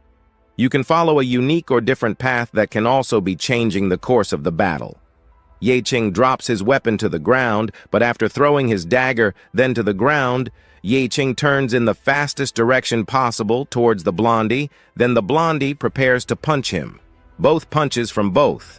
There end up colliding, a shockwave recoils through all this area where they were. Qing, minutes later, looks regal, because upon seeing our happy blondie, Qing comments that he really didn't like this kind of weak skills. So in his whole life, he decided to put all his points in destructive power. The breaking fist of killings he uses here in Qing, throwing him as fast as possible in another direction, passing between our singer and that tank fallen on the ground. After this, he ends up hitting with all the strength on the wall that was there. A wave of smoke arises there, but minutes later that smoke dissipates, and from the middle of it, he ends up emerging there. Qing stands up then after getting up the scene, already shows us the blondie, commenting that he was too dumb for trying to show his small strength in front of his strength. Qing spent 20 years using all his points in brute strength, going mano a mano, You should never bet on a fight against our Blondie because you will always lose. And at this moment, then our MC is seeing that he could really lose and ends up putting his hand in his jacket that was almost all torn around there. Then now he asks the system to add all the points in, strength 2, and at this moment the system appears adding 176 points in strength. His muscle ended up growing, making the guy much more buffed. The Blondie then wonders what was happening because it seems now he got a little stronger than before, and also now he realizes that by adding 176 points in strength, he noticed that his muscle strength increased a lot. He gets happy with his new body, but even though he doesn't know the path of martial arts, he doesn't care about that, because his real focus is the ability to have the strongest punch. So he would end this fight as fast as possible. At this moment, he prepares a punch, but also our hero also prepares a punch too. But for having kind of activated 300 FPS of a single strength punch, he should already land this punch squarely. The punch should be enough to break some things, so the two punches from both end up colliding. But there, the Blondie's punch ends up gaining an advantage, but in the end, who gained more advantage in the end was our protagonist, who here ended up managing to win the Blondie's punch. He then, after receiving this punch in his hand, ends up being thrown backwards after being thrown back a little. He ends up looking at his hand. He sees that his hand was all broken. He gets surprised to see that a punch without skills managed to do this to him. But fallen on the ground, we see in the background, they're finding out quite strong. But our ends up jumping on the Blondie while the Blondie was there on the ground, totally knocked out. But to knock him out once and for all, Qing jumps on top of him, grabbing his face. He starts wanting to test some things and also comments that there won't be much time for you to be shocked, since this battle should want to end as fast as possible. Like this, looking at Qing, he can't believe what was happening. But going back like 8 years ago, the young Blondie, who here ended up kind of being recruited to participate in a group. He was just a kind of collector too. But unlike our protagonist, he just picked up the equipment of his companions and cleaned. But at one moment, the one with yellow hair had a dream of joining a strong guild. And this one here was the unique opportunity since he had it. And if the one with yellow hair could prove his worth, the one with yellow hair would be able to finally become an official member of his group after cleaning the equipment a bit. He follows the path facing an extremely overpowered boss, but at this moment he stays in the background, just observing if he can't prove here that he is competent. He might be leaving the group and he doesn't want that, so he will be proving his worth in his mind. He imagined a type of hero who would run towards the monster and defeat it with just one punch. But looking a bit closer, Yellow Hair thinks that this was hard to really do, but now that he is facing a monster, he can't step back now. But at the moment, the monster ends up stomping hard on the ground, catching his attention. But it was too late, because the monster grabbed a type of club with its hand and smashed it on our Blondie. He fell hard on the ground. At this moment, he ended up being completely knocked out. But minutes later, he ended up waking up, but now he was in a kind of futuristic hospital, where he ended up discovering that he had almost completely broken his bones. He couldn't move well for a long time. But also this here was a laboratory. But for some reason, they were looking for a person who had specific DNA. And well, this Blondie had the specific DNA they were looking for. Yellow Hair here, by coincidence, will be able to have that good life living for a few more years. But the bad news was that he would be becoming a Rasta mist. So the days pass in front of a type of unknown place. A crest ends up falling in front of him. A guy comments that now he is worthy of joining his guild. So he was welcome in his group. Now he needed to place this crest on his arm to move forward, and so then he should follow their orders like a little dog. But now happy he asks where his team was. But his leader comments that it was no use anymore. Those bunch of weaklings ended up all dying, and this was the proof he needed to pass, since in this world, you will be easily swallowed if you can't prove your worth. You will be treated like trash next. Then he ends up waking up. A system screen appears, showing that his defense had improved a lot. The destructive power increased a lot at the moment. He facing his enemy. He is surprised about this. But here then, he ends up observing to the side, then his opponent preparing a punch. but this punch seems to be slow at the same time strong. So he ends up being hit full on. After being hit full on, he ended up being dragged a bit back, but falling he wouldn't, because then he ends up putting his hand on the ground, holding a bit stronger on the ground. He stands still. This was the essence of the magic crystals also. This was the solidified energy and the surging magical power during the blood moon. These pure magic crystals are extremely powerful in this short period of time. So at this moment he places that in front of our Blondie also now. Because of the monster organs transplanted in our Blondie, he ends up also being able to absorb the magical power of this crystal. And by doing that he ends up for a few minutes or for some moment being able to have greater strength than the boss of this floor. But at this moment when he talks about this, a system screen appears above him. Hint. This was a new boss that had just been detected. The new boss that our Qing will have to defeat was ready to fall into hand-to-hand combat against him. But also at this moment then the system appears giving some tips to our Pro Ada. The basic mode ended now.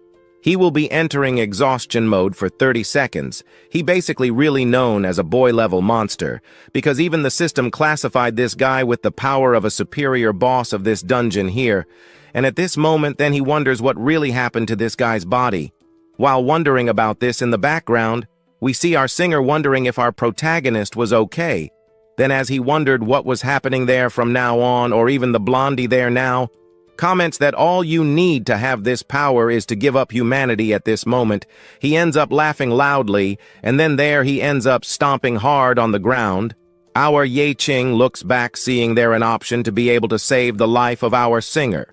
But at this moment that one there screams for him to give up his human body and become the monster without moral restraint. Talking about this, he ends up throwing towards our protagonist some 3 stones. These 3 stones fly towards him. But our Qing, who is not a bit dumb, easily dodges those stones running. Now we see from behind there the Blondie appearing. He accepted the power and managed to gain a lot of power. Our hero can also have this power. He running ends up kind of turning towards his opponent to see what was happening, but there then ends up being caught. He didn't have time to run that his opponent ends up piercing him. He is torn to pieces in the background. We see our singer who there locked himself completely. He sees that that guy's strength there increased a lot. There is no way to survive this anymore. Fallen on the ground. He comments that without a doubt, the trash has basically no power to fight against the players who are truly quite powerful. But he is proud because he recognizes the strength of our poet, the one who has hidden strength, who gave a bit of work to be defeated, but even with all this hidden power, he ended up being defeated with just a single punch. Disappointed with this, but even though he had exhausted all his strength, he still activated this gigantic power there. His body was just something unconscious, which means he never even had a chance to defeat our Blondie, but now he realizes that the weak are always defeated by the strong. But he is disappointed with some things. One of these to become the strongest. He had to become this ugly thing here, and so then he starts laughing. Well, the ugliness wasn't so much, but the power was a lot. But here he ended up almost forgetting. Then at this moment he ends up turning towards our singer, but approaching a little closer to our singer, he swears he didn't see anything about you becoming basically the ugliest person he saw in his life.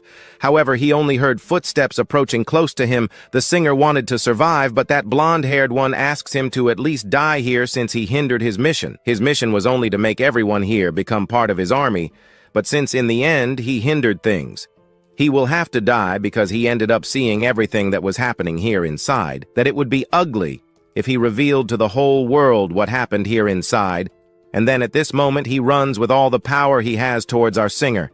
It was better that at the moment he die as a hero than to die just as a failure approaching. He asks him to wait, because he here had no choice. He was going to die anyway, but he had something he could be doing. So he gets too close to our singer approaching. He comments that he was just trash and talked too much. Then at this moment he ends up putting his hand on the neck of our singer, lifting a little upwards.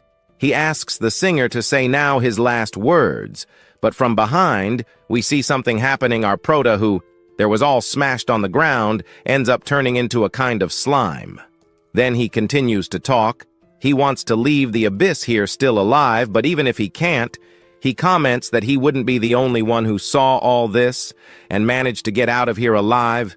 He would witness all this tragedy that happened here inside and would tell the whole world everything that happened there inside. Then he ends up he turns towards our proa, who there then was emerging. But here he didn't understand what it was. And while there, our blondie was trying to understand what was happening behind that slimy thing. There he appears. He log our protagonist, who threw a glass on the ground, would tell the whole world everything that happened there inside. So he ends up he turns towards our bow that was then emerging. But here he didn't understand what it was.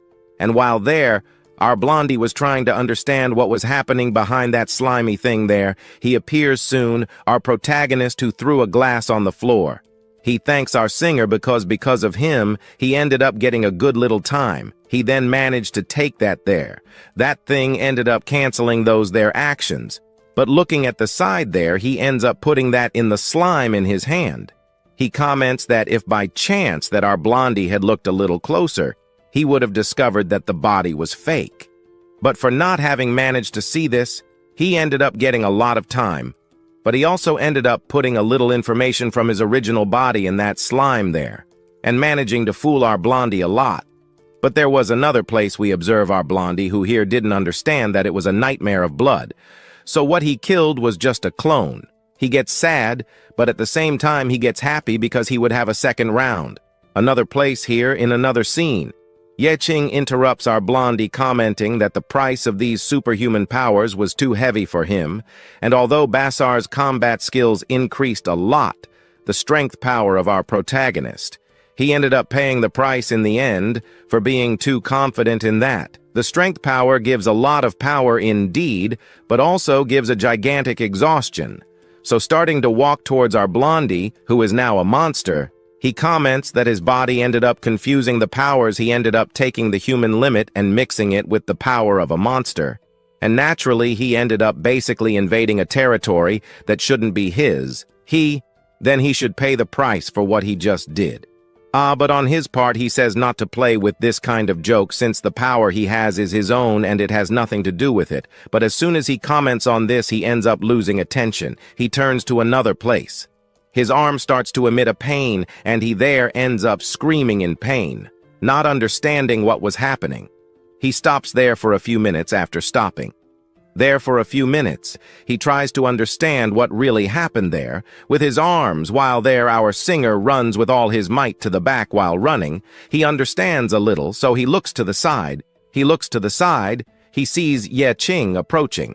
So at this moment, he ends up understanding a little of things and understands that really who caused all this was Qing. So then he goes with all his power in hand there towards him to catch Qing. But he had no chances because our boy easily managed to dodge that blow of his. He grabs his head after grabbing his head. He uses it as a springboard, jumping to the side. We see there in front of the blonde hair starts to run again with all his might towards himself. Only because he has transformed of shape of his body, his speed decreased a lot, and this allowed him to dodge only that his strength increased, so he should take a little more care at this moment. Qing only just wanted to know one thing, wanted to have a weapon. He cannot fight hand to hand against a brute force like this without being able to find a way out from the background. We observe our singer who there in hand, he was carrying something he calls for Qing, who here just received an attack in hand. But he uses his arms to defend himself after defending. He looks to the side looking, he sees there our singer who here asks that Qing hold his dagger. He then sees our singer throwing his dagger in his direction. It almost hits him, and Qing easily grabs his dagger in the blink of an eye, grabs that lemon he prepares for. He prepares to finish off this new character. Our story today is about our gravedigger, who ended up receiving firsthand his dagger. That kind of fell before there in the middle of the fight with that brother. Now he observes in front of him his opponent appears. The blondie then already goes with all the power he has, hand up to our protagonist, but now he possessed his dagger there that he received from his friend. Now with his dagger in hand, he defends himself from the attack. The blonde-haired who tried to attack our hero. Then he realizing that the blonde-haired was very slow. He then manages to get behind him. Now already knows from behind, our hero takes his fish and lifts it up with a little push. He ends up passing in the plot, weaving on him. The cuts were made on him right after it took effect on him. He ends up jumping back. But now our yellow one is surprised to see that our hero was giving a lot of critical hits, only that this was not true, since he ended up adding some points in his agility that allowed him to be a little faster, but this was not enough already, that now his goal was to finish off our hero, and the guy even becomes crazy, even asks to be humiliated, because if he did that, his death would be faster, maybe worse than the others, since his own existence was superior to theirs. Right there, then at this point he goes then with full steam to our hero hitting him. But he dodges only now from behind. He is surprised to see that he was feeling superior. In his hand, fire starts to appear already. Also, now that in his eyes, here currently, he is 100% monster. So it means that he can do whatever he wants now. With this guy in front of him, he then hits right on a fire that had brother there in his face, landing a blow. He paralyzes a bit there after stopping. He looks fixedly in the direction of our poet. But this only makes him more and more irritated, making our blondie become basically now, at this moment, a complete monster. He becoming a type of Godzilla Hulk mixed. Well, he became a little stronger, but the beast is crazy with blood in his eyes to catch our big boy here. But now that he stopped to look there, he realizes that he can no longer save him since he has delved much deeper into that power of his. He feels worried, but our gravedigger here understands that now he can take. But this was the fight already since he hears the voice coming from the abyss. Then, at this moment, he would attack his opponent, but he realizes that he didn't need to do this anymore because looking at him, he realizes that he was already becoming an irrational beast. And here at the moment he was attacking the air. The crazy guy he didn't even see at which point he should be attacking. But in the background, we observe then there that our singer 1010 realizes that he went completely crazy, so there is nothing else to do now. So now it was our chance, the chance to finish him off. But at this moment there, while they were watching the blondie every minute getting crazy in the head, we observe in the background there our protagonist approaching his leader, but at the moment then they thought in doing something, any tiny thing, and the system appears, saying that they needed to keep the boss here alive, but he wonders what kind of thing was that, since even if he does nothing, his own team wouldn't let him live. If by chance there came all that just happened, seeing the face there of the beast turned into a little monster, even quite ugly old. But at this point he realizes that if by chance there he completed this mission, he would receive some good and rare rewards, so he should try to do it. But he asks to remember some of his words, because already remembering those words, he will be able to attract their attention. He only has 5 seconds. This was quite enough to do whatever he wanted. But here there is no need also to be killing him. He doesn't understand why he wouldn't kill him, since here he is a monster. And well, a monster now belongs to the abyss. He shouldn't be disturbing the basic cycle of life. And also people who give up their humanity to become a monster are basically something unacceptable by humanity. But there, the abyss understands that humans will no longer want that guy there. So at this point, the abyss ends up accepting him there as a beast of its own creation, and he ends up being received with open arms. And this is also the basic regulation of an abyss. So he there transformed into a monster, heads in a specific direction, since he also heard that monsters enter the Basara state during the blood moon. But during the blood moon, what really gives is insanity to the person there who became the monster, but also this gives prison close to the person to the monster there. But he only puts his life when someone goes there to defeat him and send him to another world. He will have a few seconds to think about what he did in life. But while the beast was following in that forest, we observe from another place that one there that tried to deceive our MC. The last time he ran there. Also, he now managed to find a chest. The kid Ardor thinks that he was rich. He was made. He would buy everything house money, even women, if he jokes. But here he thinks that his life changed from now on by opening the chest. He ends up receiving some cards. So now realizing that the equipment was good, he realizes that he was finally rich freedom equipment. New identity was there with himself. No one else in the world will be taking that from him now, laughing with the greatest happiness, as loud as possible. On the contrary, also he ends up attracting the attention of the monster of our Blondie, who ended up becoming the monster. He appears there behind him, right there. But now he doesn't understand the real danger that was happening to him, but this we didn't know, because our scene is cut to a totally unknown bar. But in this bar, we observe there, our singer, 1010. He is happy to see that he managed to get out of that DJO and still alive, but also left the boss inside. Maybe this would be bad. Our MC even vents soon. Then we observe our protagonist, seeing there that even if he wants to be fighting against the boss, maybe he wouldn't be able to win, but now that one, our singer 1010, gets happy for our MC, right old? Since now he owes a lot to our hero. Well, he stops and thinks he understands that it was nice a little bit there just now. But looking back now, he understands that he ended up talking a little bit of b-bag about everything that happened there. So he asks to do that nothing happened. But of course not. He just wanted to contribute for the support and the strength he gave there in the most specific moment, for him to be able to fight against his fears. He wanted to repay this to our hero, and he even comes up with a kind of strategy. He asks to imagine this since he is the boss. He could be moving forward while he would stay behind, strengthening behind him. And so they would make a team quite strong, but our Emic realizes that his chats were already going in another direction, so he asks him not go into the abyss anymore like this. Only he doesn't understand what the boss was trying to say about. He didn't want to go into the abyss anymore, and then he starts to think that his ability is to make his friends around him stronger, but he was weak and needed protection.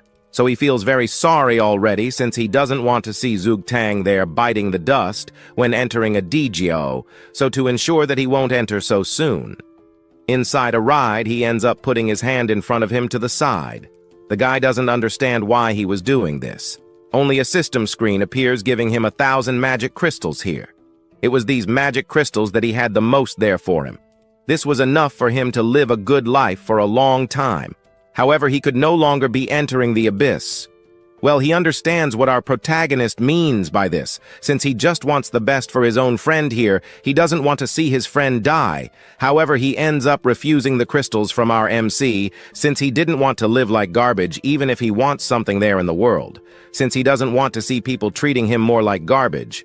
Our MC, looking at him, understands that his vision was a little more convincing, and maybe it would be difficult to make him back down there from his word. So he thinks that with a smile, he ended up realizing that he can't protect himself, and how can he protect others? So he remembers to think a little since in the hand. He carries the microphone in hand. But now he puts on the table a sword. This was Lei's sword Then he ends up realizing that some things that he could be doing, since according to his information about bards, it's a kind of job that comprises the middle kind of magician, that is kind of typical physical and wizard too, since he can also be using magic weapons to cast spells to strengthen his own business, SOS equipment. And well, he can master this kind of attack spell, and if before he wasn't able to swing a sword before for Lakin, he basically should try his best from now on, since this is a favor he needs to take for himself, since he needs to get strong. So he understands the real reason of our MC, so he asks that our doesn't deliver the magic crystals for him. But he asks to deliver that to the Elzon family, since by giving this in the future, they will be gaining much more than they would be gaining here. Anyway, he understands we'll be doing this only here. The scene is already cut to another place here in the abyss, where our protagonist was before we observe some people appearing here. Our demonetization. This ends up appearing commenting that there appeared the people there to investigate what just happened inside that dungeon. So researching a lot, they ended up discovering some bodies of people that were difficult to identify, but after so much research, they discovered moreover, they end up discovering that their leader ended up becoming a monster due to the corruption of the abyss, and now he has already been treated according to what they should do. and also discovered that additional colors were added there, and we also discovered that that traitor from before ended up kind of being found too, only not so well since they ended up kind of fighting the blondie turning into a monster, fought against that traitor, and in the end, he ended up not having that end so good, and then just with the factor they ended up kind of failing, they realized they made a mistake. Behind appears A, so their plan ended up failing. Well, to say it failed was not so big, since they managed to turn that guy into a monster, but it was a total mistake to give such great power to him. But now that it failed, they should be now, at the moment, looking for other people with the same Daniel as the one with the yellow hair. There had only, while they were thinking about it, the scene is already cut to another place, since in a hospital we observed there, in a room further back, someone apologizing and he was a mean father, and he ended up kind of doing this to, be able to save himself, so in hand, he ends up putting a key to open an abyss. He needed to do this again, but this time he will do it right. So he opens that portal. A portal then ends up being opened inside the hospital. Inside that hospital, we observe a crack appearing dirty lightning from there. The people below get scared and do not understand why something like this was happening here soon. Then another extra appears looking in front of the portal. Now he understands what that was. It was an abyss portal that decided I don't know out of nowhere to appear in the middle of the hospital. Now then he shouts to call to get in touch there for the officers to take care of the monsters and the beast. Everything only in another place. We observe some little boys running, but he asks his sister not to look back. Run without thinking many things here, they needed to run as fast as possible. Since behind appeared the scorpion monster that then attacks him, that almost gets our hero only. He dodges it, hitting the ground completely, falling there to another place only, also looking to another place. He ends up observing his sister being devoured there by this monster, only at this moment he ends up shouting and also ends up waking up after this little scare that just happened. Next, he starts to sweat cold and tries to look at what was happening. Guy next. All this, he ends up sleeping and thinks that this maybe was a dream again. These dreams were being repeated all the time in his head, but at this moment he ends up grabbing his necklace and almost forgets the important things he needed to do soon. Then he ends up leaving. He goes to the place where they sell flowers. So at this moment, he approaches there the woman who sells flowers. He asks for Miss Zhang to deliver him the usual bouquet. She gets surprised to see that he showed up again since he was always here buying the bouquets to deliver to his little sister who was in the hospital. Well, they had a small unfortunate attack. But there she thinks that our protagonist was a good brother only, that she starts to notice other things since he changed haircut. So he starts to chat a bit, since when he would come here, a guy would appear in front of us out of nowhere and pulls him to his barber shop, and there he started to make some weird cuts, but here he would be able to choose already the bouquet of flowers that he wanted for himself. And so then after choosing for a little while his bouquet of flowers, he ends up following the path. But in the next moment he ends up seeing several trucks following the right path. Only that, while following the trucks, we observe there, the lady wondering why she was following towards the hospital, several police convoy trucks there. Not understanding why this, he then stops, but he understands that he was following towards the hospital where his sister was. He jumps and with all the power, he follows a specific direction, passing between the buildings.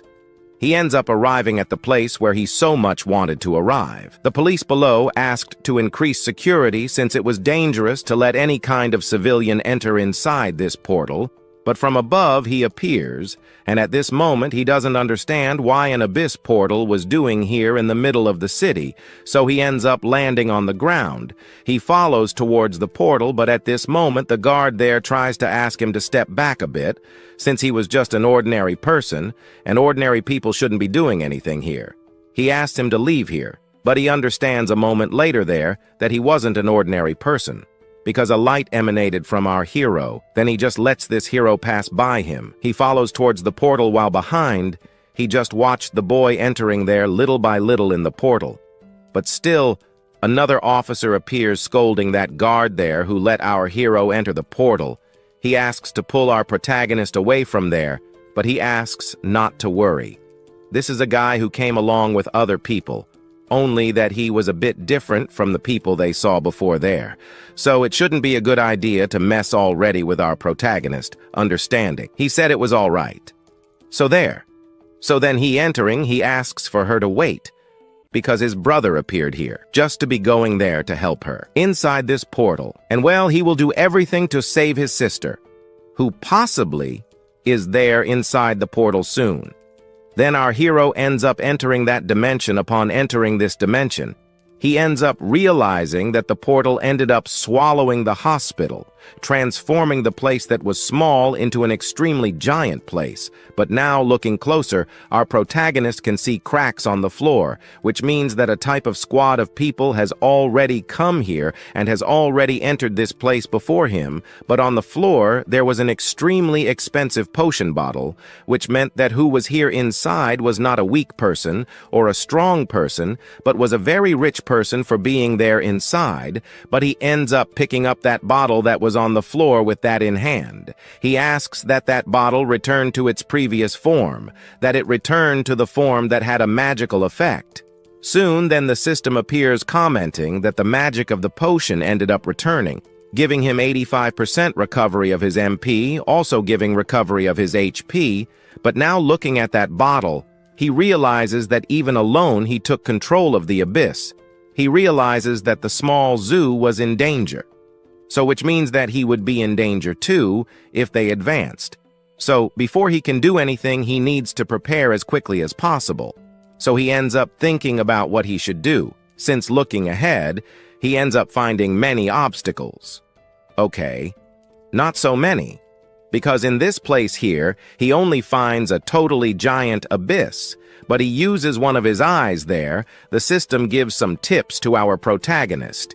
He ends up kind of finding a point, but this point just ends up leading to a certain place. But, well, right, if he enters a totally wrong place, there is no way back. So he ends up noticing some marks on the floor. These marks were certainly from the hunters who entered here, which means that they entered there. So our MC, on the contrary, will enter through the other side of the door to be able to find certain people who were trapped inside this dimension. And so then opening a passage he enters. But entering, he is not so sure how long he will be taking to be able to find the certain things he is looking for here inside. But to do his research, he will be taking a long time to be able to explore these caves and these unknown places here. Well, and besides, our protagonist realizes that he needed to be as fast as possible, since a person like a human certainly would not be able to survive for a long time in this abyss here. So he needed in every way to hurry as quickly as possible to save the person or someone who was trapped inside this dungeon. And also in this place here, we observe the carpet that indicates that this place has never been visited, even the way back, which was swallowed by darkness, creating a barrier that prevents it. And today, we are going to continue with our gravedigger, and if you don't want to become a client of our gravedigger, just leave a like, because our story continues with him there opening his system a key that he managed to get earlier. But this thing here he asks to opening on the map, but the system says that it was not possible to find a specific place that he needed to find. More, the system ends up saying there that it was not possible to find the room he was looking for. At the moment, he realizes that even then the system was not enough to find his way out, and so, right, old man, he realizes there that the best idea was to just make some cracks so that he could manage to escape or enter. But at this moment, looking at this thing in front of him that was an entrance, nothing suspicious, he wonders if entering here he would definitely and 100% fall into a trap. No. It wouldn't be a good idea to enter, right? Because if he entered, he would die anyway. But it was very quiet here and so on, right? Too much silence. The danger was more constant. And sure enough, because behind our Qing, the monster and the boss appears. Let this boss that just appeared already holds his strength in hand and with the goal of taking the title of Gravedigger from our protagonist. We observe him preparing to throw that scythe in his direction. However, his reflexes were on point because he managed to dodge that scythe. The scythe ends up stabbing with all its power into the ground after he dodged.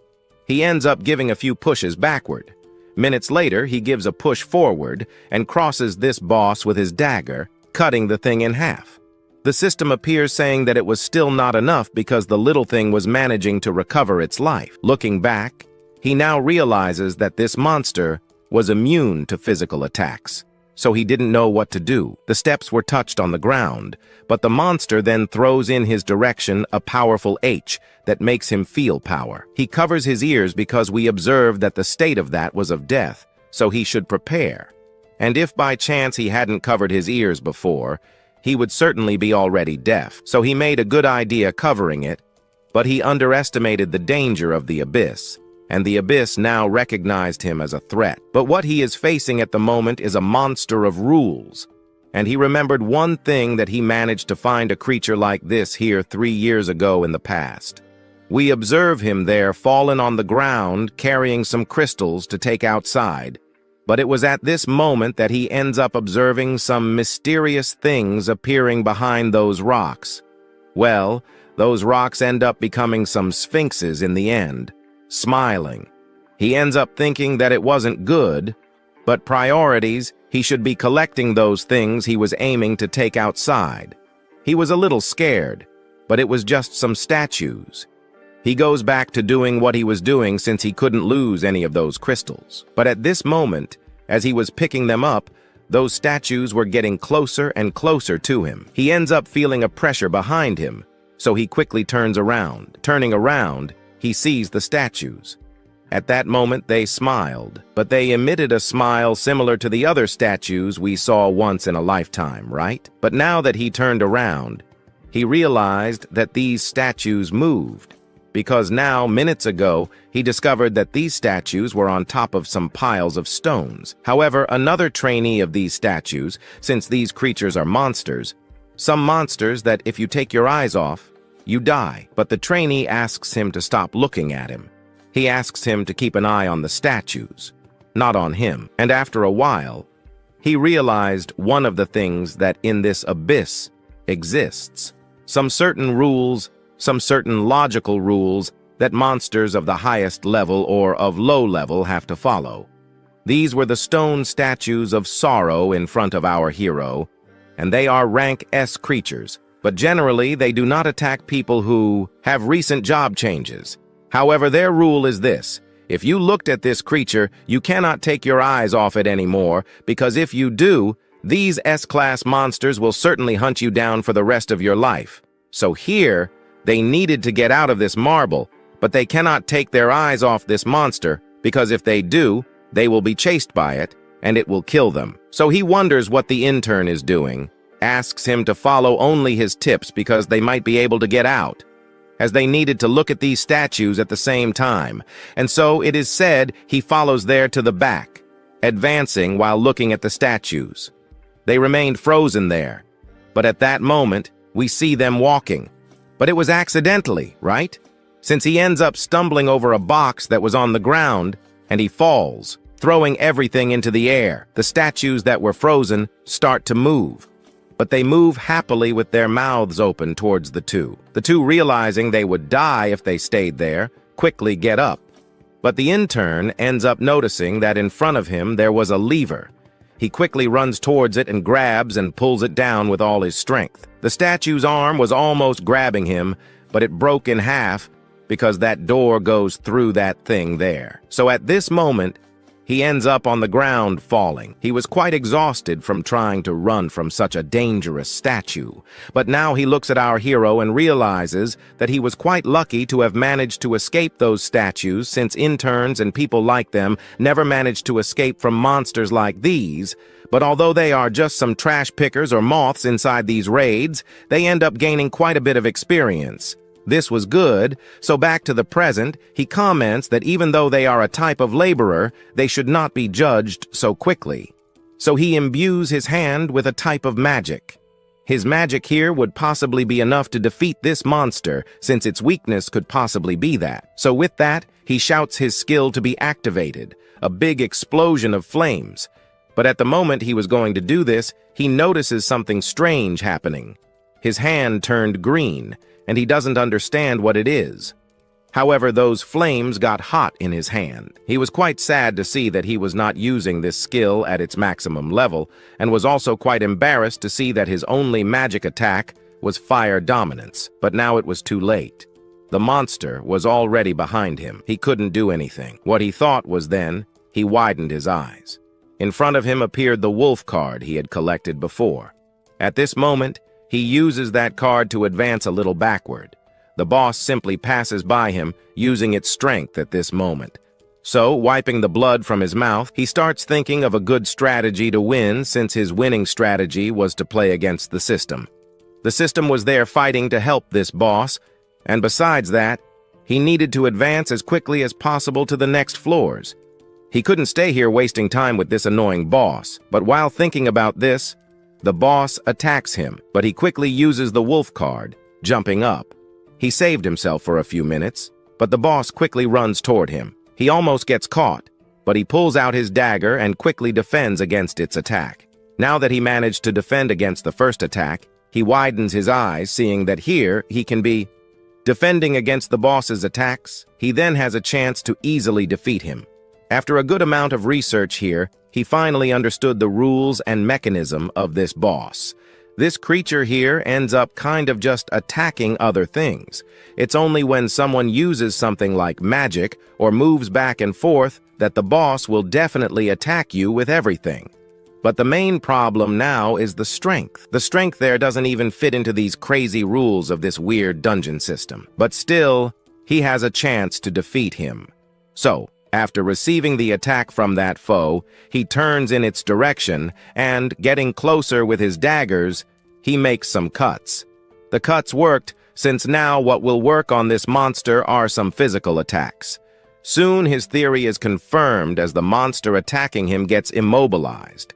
The monster could no longer do anything here since, at that moment, we observed that the monster was evaporated by him.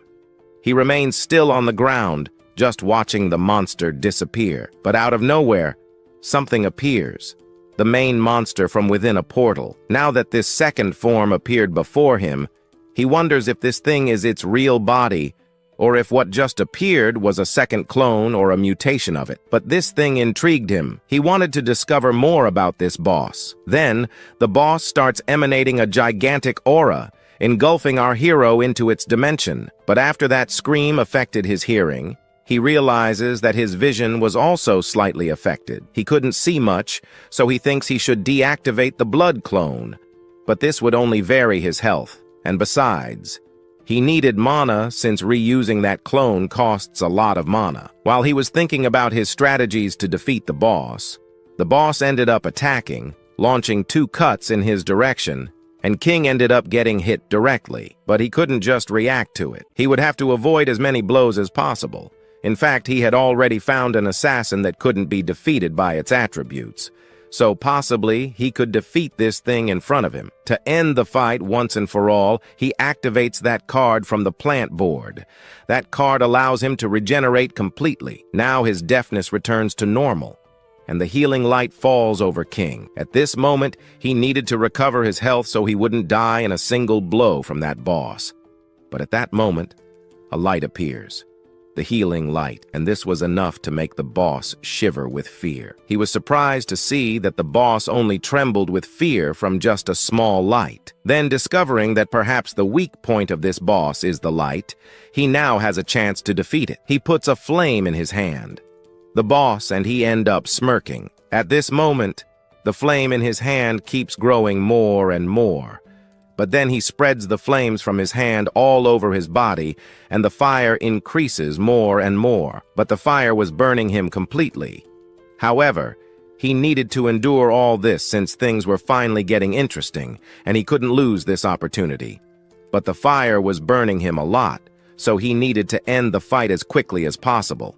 At that moment, he runs with all the power in his legs towards the boss. But the boss also runs in another direction to stay away from Qing. But in reality, the demon spirit fears the flames, or because the flames there are a force of life that in the end was just an innocent soul that died in the fire. However, the element of fire was a curse. If he did not, he could be passing the ball from close range. He needed to seize this opportunity. He needed to pass the hot ball to the next player since it was getting quite hot. At this point, he used a card, but this card was from the wolf that gives a boost to our Y-King. So with that, he used that skill, allowing him to reach the boss. He was a fireball, and the fireball needed to stop for the next. However, the next was the boss. He either grabbed it with all his strength or didn't let it go. He shouted for this boss to die once and for all so he could take its attributes. So at this point, he shouted for it to explode, and it exploded, completely blowing up the boss in that place. After the explosion, we saw the boss being roasted in another place. We saw Y-King falling to the ground.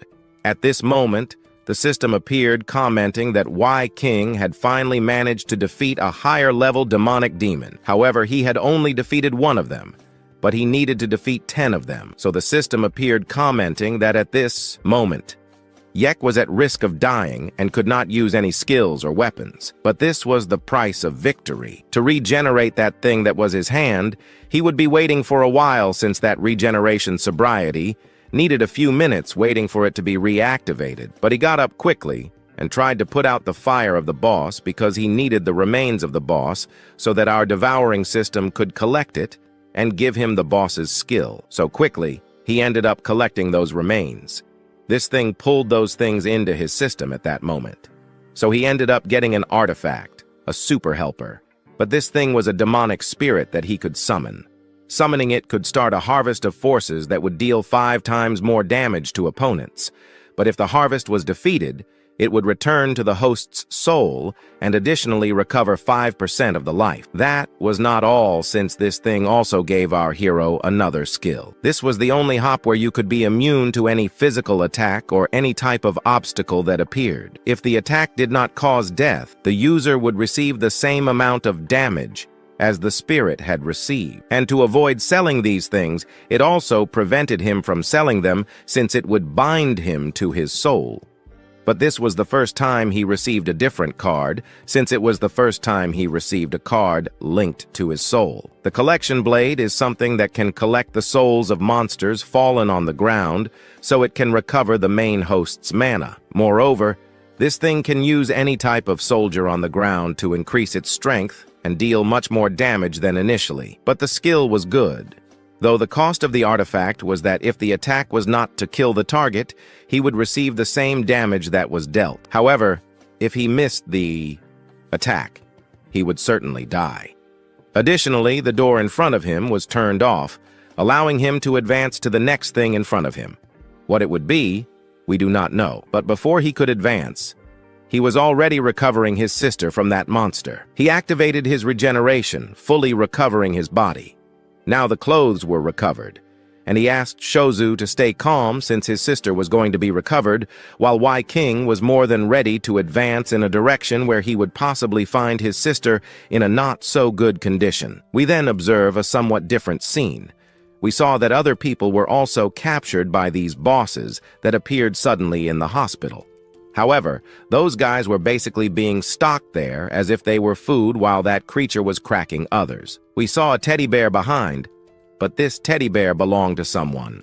Meanwhile, a bucket was thrown with things that I will not summarize. We observed a mysterious shadow there. Well, we observe a mysterious shadow over there in the background. This mysterious shadow was Zawu, the sister of our hero, but at this moment she was holding the bottle.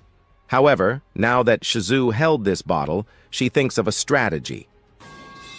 And after the strategy is well executed, it ends up attracting the attention of this ugly orc here, who ends up laughing in the direction of the noise that just fell back there a little while ago. She, from behind, observes the dumb creature following the noise she made just now. Meanwhile, she simply jumps over some sacks that were lying around. She needed to get closer to some certain things. At this moment, she ends up falling, but she fell in the direction where the thing she was looking for was. But while she was thinking of doing this, she ends up putting her hand on her head because she accidentally hit her head hard on the ground there. However, now she got what she wanted. That thing she wanted was her teddy bear Shozu. So she quickly looks in its direction, and now she intends to pick up her little brother. Moreover, no one would be bullying him. But as she extends her hand to grab that teddy bear, we observe a foot of the monster that, in the end, stepped on Xiaozuk's teddy bear. From there on, we observe the monster now face to face with her, having a somewhat surprising encounter with ex-Shozu. At this moment, the monster then begins to growl loudly in the direction of Shozu. Our story will soon continue after that girl trips and falls to the ground. Well, she can't walk, but we then observe the monster attacking him. The monster raises the stained one while she begs for her big brother to appear and save her. But it was already too late because we see the monster attacking him.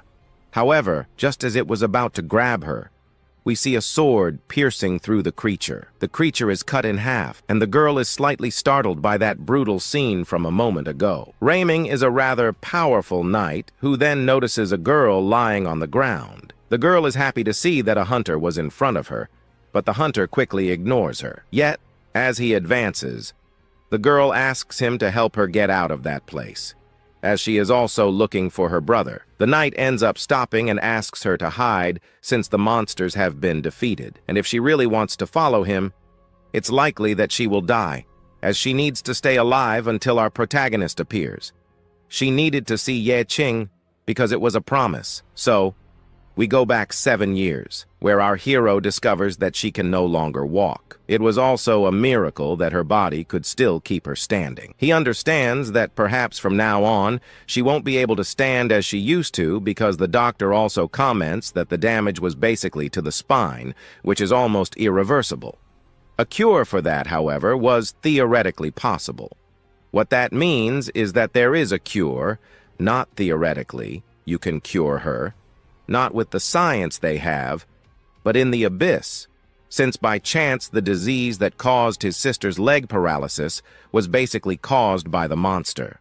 So the answer lies in the abyss, which could mean that he might be able to cure her, or maybe not. The abyss might hold the cure for Ye Qing's sister's disease, and he wonders if he has the ability to enter it. The doctor says that those who can enter it are people who manage to change jobs.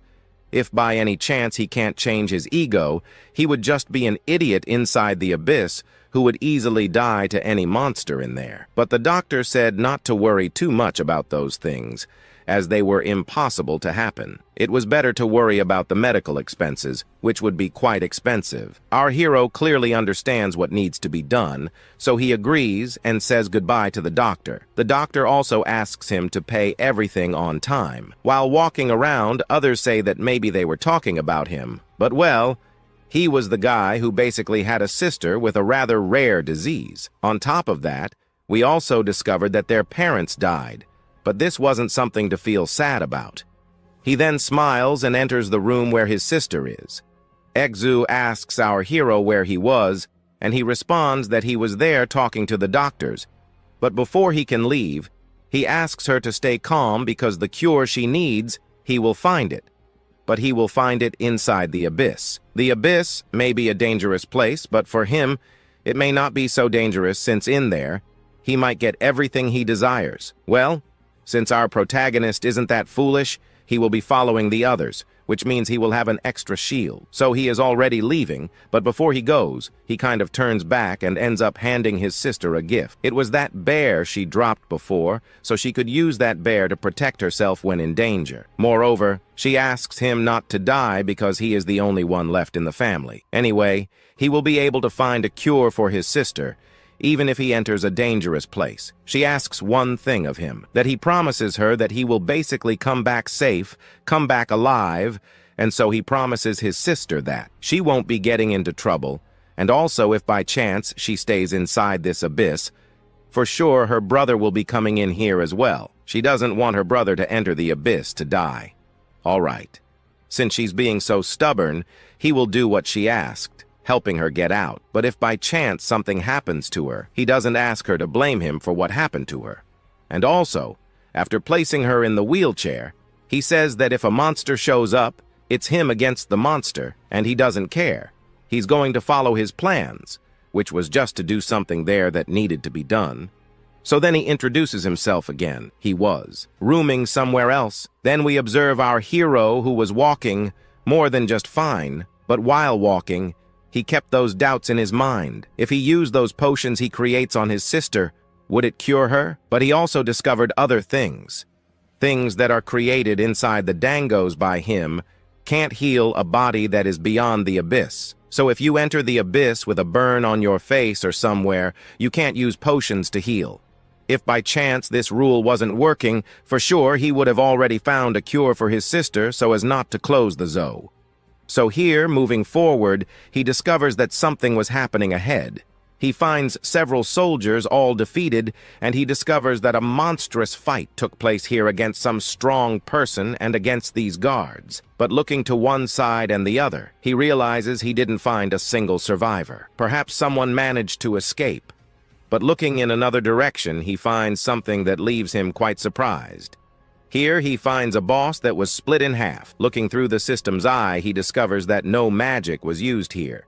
He is surprised to see that the one who defeated this monster here only used brute force, because we observe in the background that there were only people who were caught inside that hospital. But now that he saw the difference in power, he realizes that this guy was on a totally different level than he was, something that leaves Ye Qing here quite excited at the moment.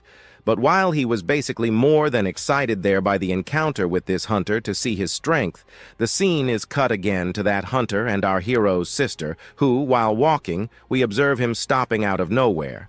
Lights appear in the background, but quickly that light flies towards him, hitting him squarely, leaving our hero's sister totally in distress.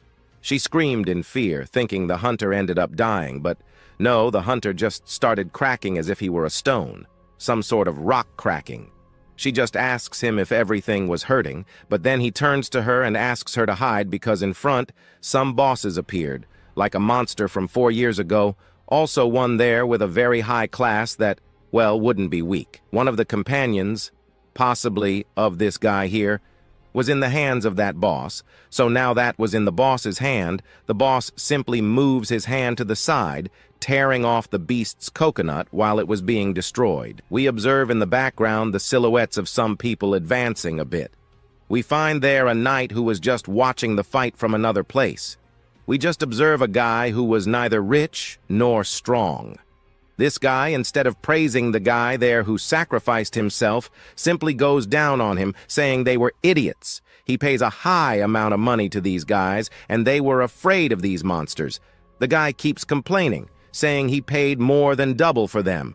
They are basically something that spent almost all the money to be there, so they couldn't complain. They are criminals.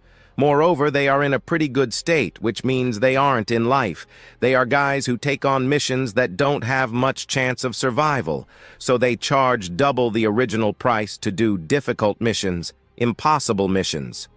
100,000 points. This is the credit points he is giving to someone who kills the Overlord. No, 100,000 points is too little. He will give 200,000 points to whoever kills the Overlord first, leaving the hunters surprised and happy with all this money. And soon the hunters receiving this order were to be on alert. But the guy back there says that even if they don't manage to kill him, they will be earning 50,000 credits. That was enough already. But saying there that he will pay 200,000 points to the first one who kills this Overlord, they all go to above. But the Overlord, who then observes these hunters approaching, already activates a skill of his. His skill allows the zombies below to become much stronger, but 250,000 was the thing that came to the minds of the hunters who attacked these mummies. Anyway, they attacked in pairs, alone, but nothing they did mattered, because with just a small roar from this giant mummy, it caused 2 hunters who tried their luck to be torn in half with its claw. However, that hunter from before, who was a bit hesitant, afraid of fighting against this mummy, gets the courage to attack the mummy. But the mummy prepares itself to defend. It prepares a punch and lashes out with all the power it has in its hand at our hunter's face, which causes the hunter to be thrown a bit far away. But the mummy stops and starts preparing again. But at this moment, we observe that billionaire who was nearby, shouting for them to help and save him from there, because this monster was in front of him and was already preparing to attack him too. He asks them to remember that he paid for their lives, so he didn't care if someone else died in his place. At this moment, that hunter who got punched in the face ends up gaining motivation, and then he goes after the mummy that was basically focused on that billionaire. With his sword in hand, he takes it and throws it in its direction, which ends up hitting its midsection, and the cut he just made on this mummy was already enough for him to kill the creature. The drop then falls. At that moment, a chest falls to the ground. Something comes out from the top, but that billionaire pushes the hunter aside and says for him to get out of there since the chest was his. The other thing, he could take it. Moreover, he said that the payment would now be double. He said that he was practically a dead man anyway, and why he wanted money. He then finishes opening the chest, saying that with this chest, it was very likely he would be the richest man in the world. At this moment, he opens the chest, and a light comes out from inside the chest, leaving him wide-eyed, but at this moment, he puts his hand inside the chest and sees that the chest was empty. Where's the thing he wanted? Besides, he put in a lot of effort to get here, but suddenly he starts to feel something. He couldn't breathe. The hunter in the background thought he was acting strangely to avoid paying his debt, and here we find out that it was a sand curse, and he discovers that the thing he just opened was a cursed chest. And from afar, he realizes he was hit. It was the Jewel of Keda, which could be used by him or not. But it all depends on him. Also, this thing was an immortal crystal, an artifact that transforms him into an immortal creature. However, he is warned that if he uses it, he will be losing some emotions. But in return, he gains immortality. And now he has become something that cannot die. Our hero's sister wonders if he really is sand or something like that, and also what kind of curse he was caught in. But he ignores her. She then called his attention and wonders why he was ignoring her all this time. Meanwhile, while she was talking about it, the scene is cut to another place, where a war was happening between some blue monsters and a single man, and Ye Qing was the only guy fighting against these monsters, but quickly he was cutting down each one of them with just one strike. Before, he randomly allocated points into his stats, which means he was basically weaker than he should have been stronger. But before he can enter the next room, he'll have to be careful, because he still doesn't know what information his system has, and moreover, he doesn't know that much about the next room's information, since he hasn't placed the points perfectly in his stats, which won't allow him to be as strong as he should be. But for now, he was strong, because these blue monsters were trying their luck, but each of them ended up falling to Ye Qing's blade. At this moment, he saw that he also needed to finish these creatures as quickly as possible.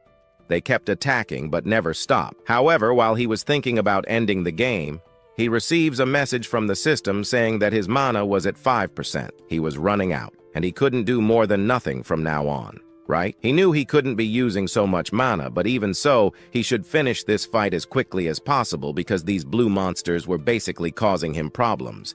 So now he will be going out with pure punches.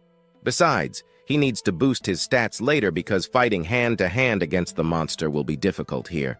But even so, he defeats any monster with just one blow. But even though he goes through several rooms, this never ends.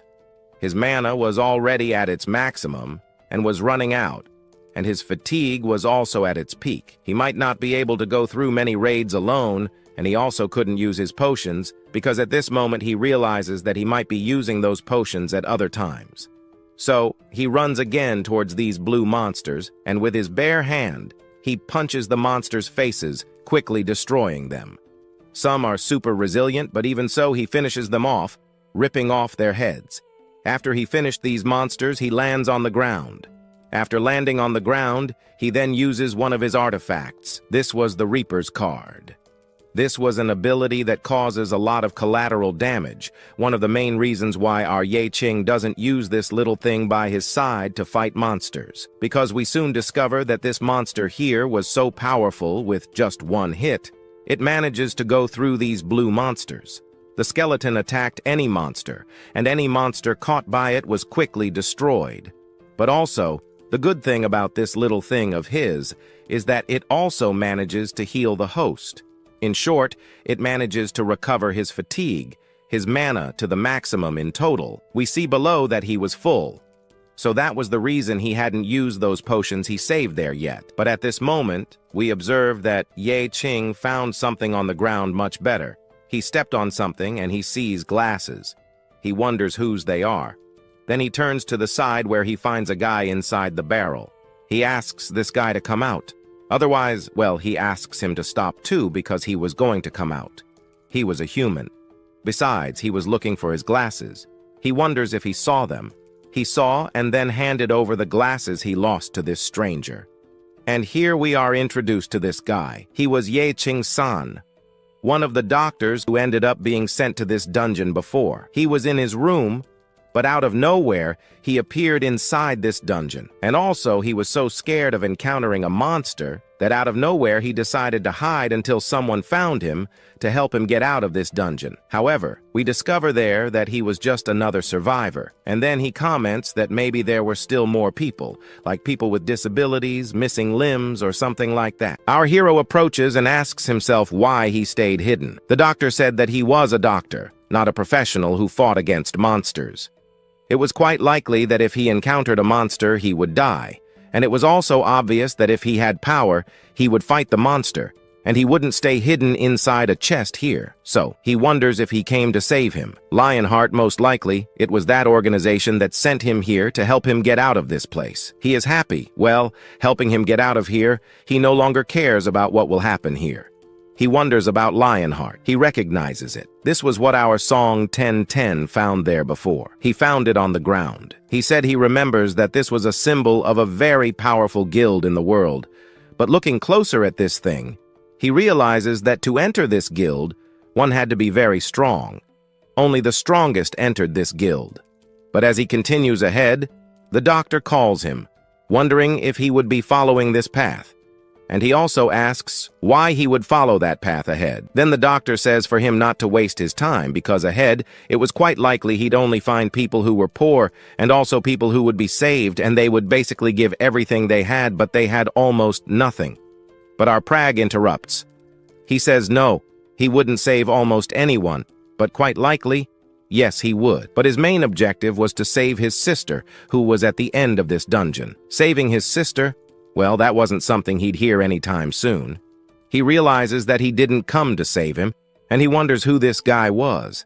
He reveals that he was a trash picker, and furthermore, even if he was a strong trash picker, he wouldn't save trash like him. So he advances to look for his sister, now that he said he would search and would find her no matter what. He would now be moving forward more than ever, but his goal was still to find her, though to continue, to be able to find her up ahead. Continuing the story from the last chapter, our hero approaches and asks himself why he stayed hidden. The doctor said that he was a doctor, not a professional who fought against monsters. It was quite likely that if he encountered a monster, he would die. And it was also obvious that if he had power, he would fight the monster, and he wouldn't stay hidden inside a chest here. So, he wonders if he came to save him. Lionheart, most likely, it was that organization that sent him here to help him get out of this place. He is happy. Well, helping him get out of here, he no longer cares about what will happen here. He wonders about Lionheart. He recognizes it. This was what our song 1010 found there before. He found it on the ground. He said he remembers that this was a symbol of a very powerful guild in the world. But looking closer at this thing, he realizes that to enter this guild, one had to be very strong. Only the strongest entered this guild.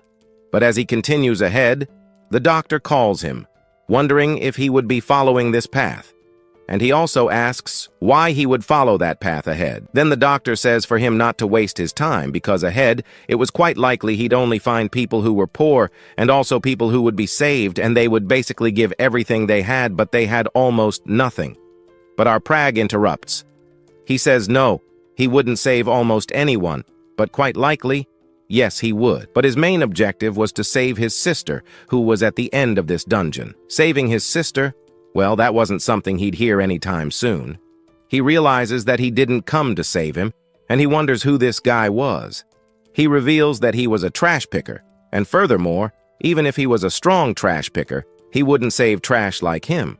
So he advances to look for his sister, now that he said he would search and would find her no matter what. He would now be moving forward more than ever, but his goal was still to find her, though to continue, to be able to find her up ahead. Our story today will continue with Yi Qing completely ignoring the doctor he had found. And at this moment, Yi Qing was already approaching a portal that was in front of him.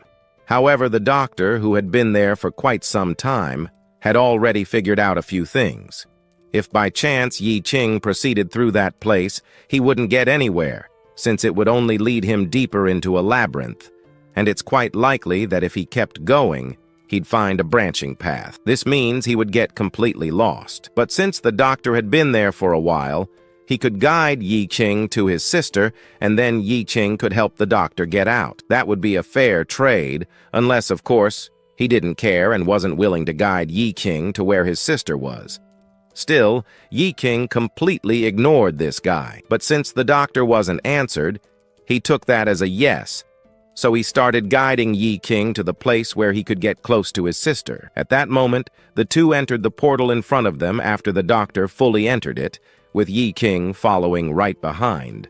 Once Yi Qing entered after the doctor began asking him a few things. The first question was which castle group he belonged to, but Yi Qing curtly replied that he wasn't affiliated with any castle group, independent of which. This was quite crazy, given that in this world you needed to be strong, and working alone was good, but becoming a hunter solo was quite difficult. After all, by becoming a hunter, it's likely that powerful groups would hunt you down to bring you into a team. One of these teams could be the Lionheart House or Cloud Peak. These are the groups that pay extremely high salaries for professional hunters to join their team. But who knows? After leaving this dungeon, the doctor might introduce Yi Qing to a strong group that would offer him good rewards. However, our hero was already getting irritated with this guy. He said he came here only to hunt for his sister. It was noble, but he didn't want to know anything else. The only thing he wanted to find at the moment was our Zia. If by chance the doctor wanted to stay in a group, it would be better for him to stay quiet. But Zia, when he mentioned her name, the doctor began sweating, cold sweat. Here, we get some memories of this guy. Someone had shown him a poster of two people who could be part of some very dangerous experiments. But according to the record, both individuals were minors. But this guy told himself not to worry too much, since the families of these two children didn't have the financial means to fight back. One of them is our Zia, who only has her brother. Her brother is just an ordinary guy who works as a garbage collector in the abysses. He works day and night to earn even a little money to pay for his sister's treatment. But who knows? He might die in those dungeons. And the other one, the other poster, was our Lixu. Her father had been released from prison recently and hadn't been able to find a job. Paying the bills wouldn't be possible. But even though they lived such miserable lives, how could he convince their families to agree to these bizarre ideas? What kind of persuasion would that be? He could tell them that they couldn't refuse this proposal, since if they did, it's likely that the girl would become a burden to her family. And he already had an idea of how to say it. Her father didn't have a job, supporting her treatment would be difficult, and even though her father hadn't visited her in quite some time, it would basically... The reason is that he already considered her a burden to his family. And as for her, he basically thinks about how his brother would risk his life every day there, life in the dungeon, to get money to make her treatments progress, since his greatest wish was for him to be safe. She could be accepting a proposal without refusing.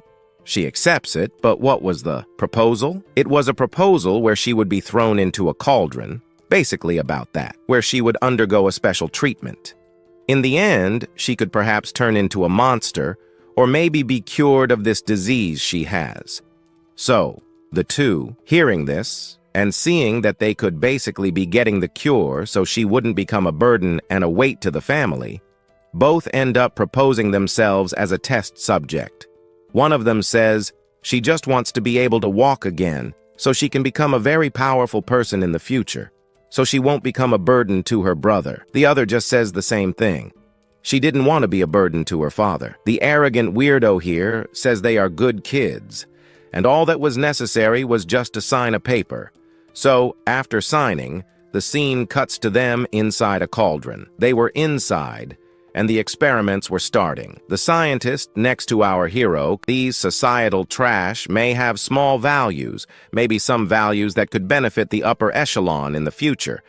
And he even says, "You did well, huh?" Managing to convince these two to become test subjects. But nothing different could happen in here, because the only thing he hopes for the most is that the two could possibly break their power limiter, and with that, they would both be able to evolve a little more, gaining more power for themselves. However, he would be able to take a small percentage of their cells, and with that, he could sell it for hundreds or even billions of years to other people so that others in the future could become stronger. That was already part of his contribution to society. And from another place, then, we see a scientist with a vial of something different in hand. This thing was something that could make his test start. He takes it and places it in a bag of blood that was there, where his test begins to evolve by itself. At that moment, when that thing was injected into that blood bag, the thing starts to stick to the girl, and she begins to transform. At that moment, she screams in pain. At that moment, the guy who was near our hero before wonders what could have gone wrong there. Then another scientist in the background says that the abyssal cells are rejecting her, which means that the system couldn't even find a drop of power inside her. And from all that, they discovered that the injection of the abyssal stem cells failed in her. She transforms into something completely horrific, and it's very likely that the girl didn't survive for long there. But the guy who was near our hero tells them not to worry too much. She might have died. But he doesn't care much about her, since that girl could be easily discarded, because there is still another person who could be used as a background for his test. But at that moment, that scientist says someone was making noise outside. She points at a monitor and says that guy came to this place to say something. This was the prisoner who had been arrested before, but he was also the father of the girl who was turned into that horrific thing inside.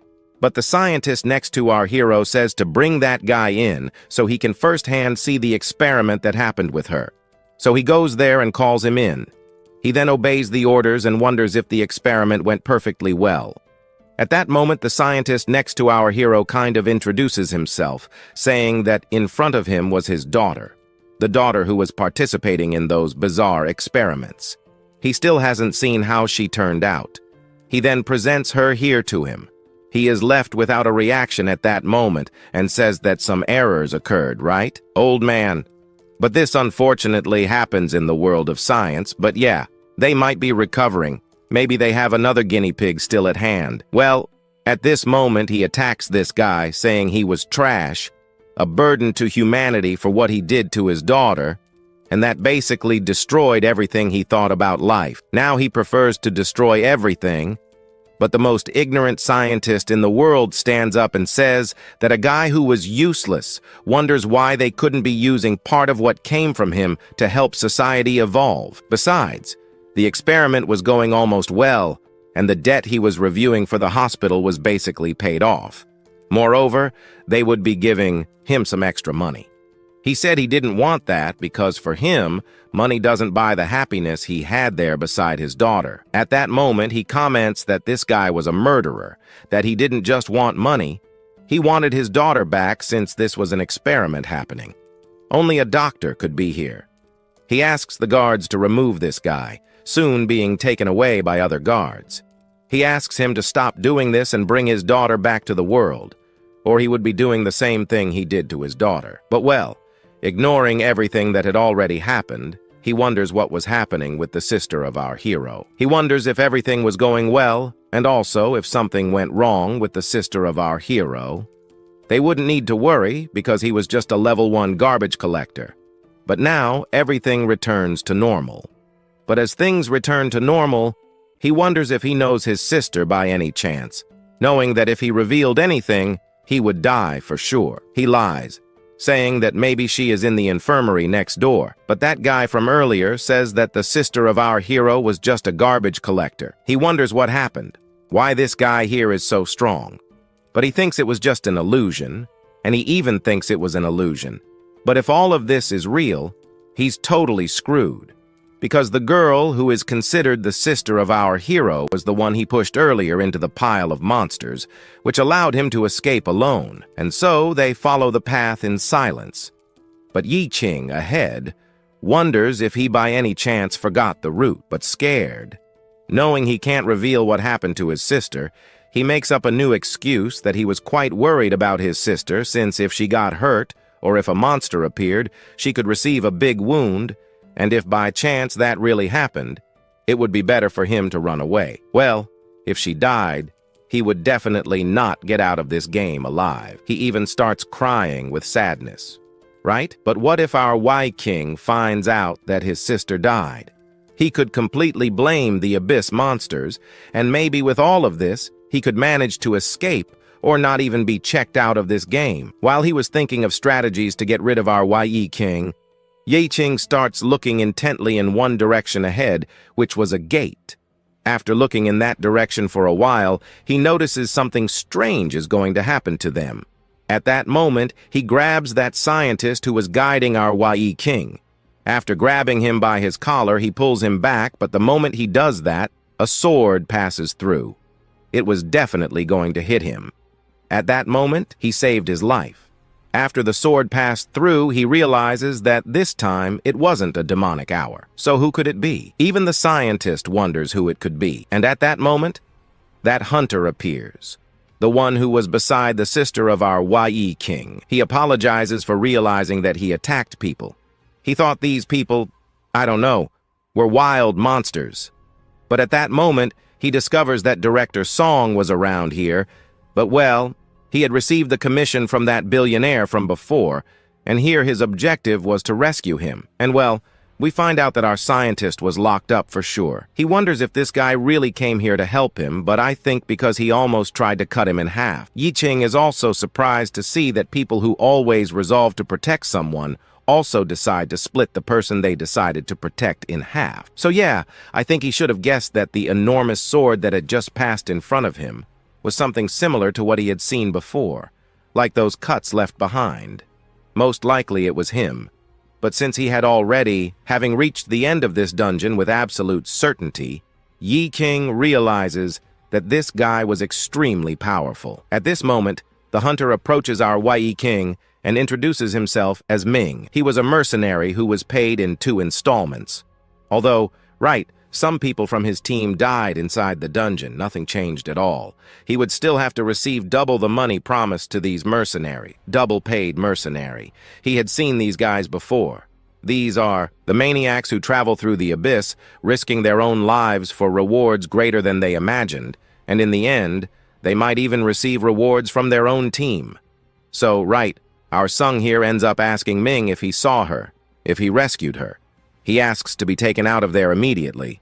But at this moment, our King grabs this guy by the collar again and tells him to wait since this guy had no intention of saving anyone here. That sword from before, which was thrown at him, was basically intended to kill anyone. Moreover, he had no intention of basically interrupting his mission, which was to guide Sung out of there.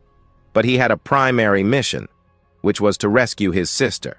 So, he asks the hunter here if he happened to see his sister in the middle of this room. It's quite likely he managed to find a girl back there. At this moment, Qing asks him where this girl was. Sung, behind him, prays with all his life that this girl is alive. Otherwise, Sung will surely die along with these guys here. Then, at this moment, he throws something into Qing's hand. It was her favorite teddy bear. Well, he wonders where he found this teddy bear. At this moment, our Ming stands still and says that, well, she was adorable. But unfortunately, he couldn't. At this moment, Qing interrupts this guy, asking what really happened to her. Sung, once again, starts crying and says that now he's totally screwed, but maybe he's safe. Maybe in our Ming's hands. But Ming makes the situation worse. He says that, well, he was basically helping her out, but if a monster appeared, he wouldn't be doing anything, and that's what happened, right? Since he said he didn't care if she lived or died at that moment. But at this moment, Qing begins to tremble with rage, but he also said he would deliver to her brother. Who is her brother? Her last words. Her last words were simple. She hopes to see her brother in front of the hospital. Well, she wants to see her brother not enter any more dungeons because it's quite likely he will get seriously injured, something she doesn't want. She just wants to see him again in a totally safe state.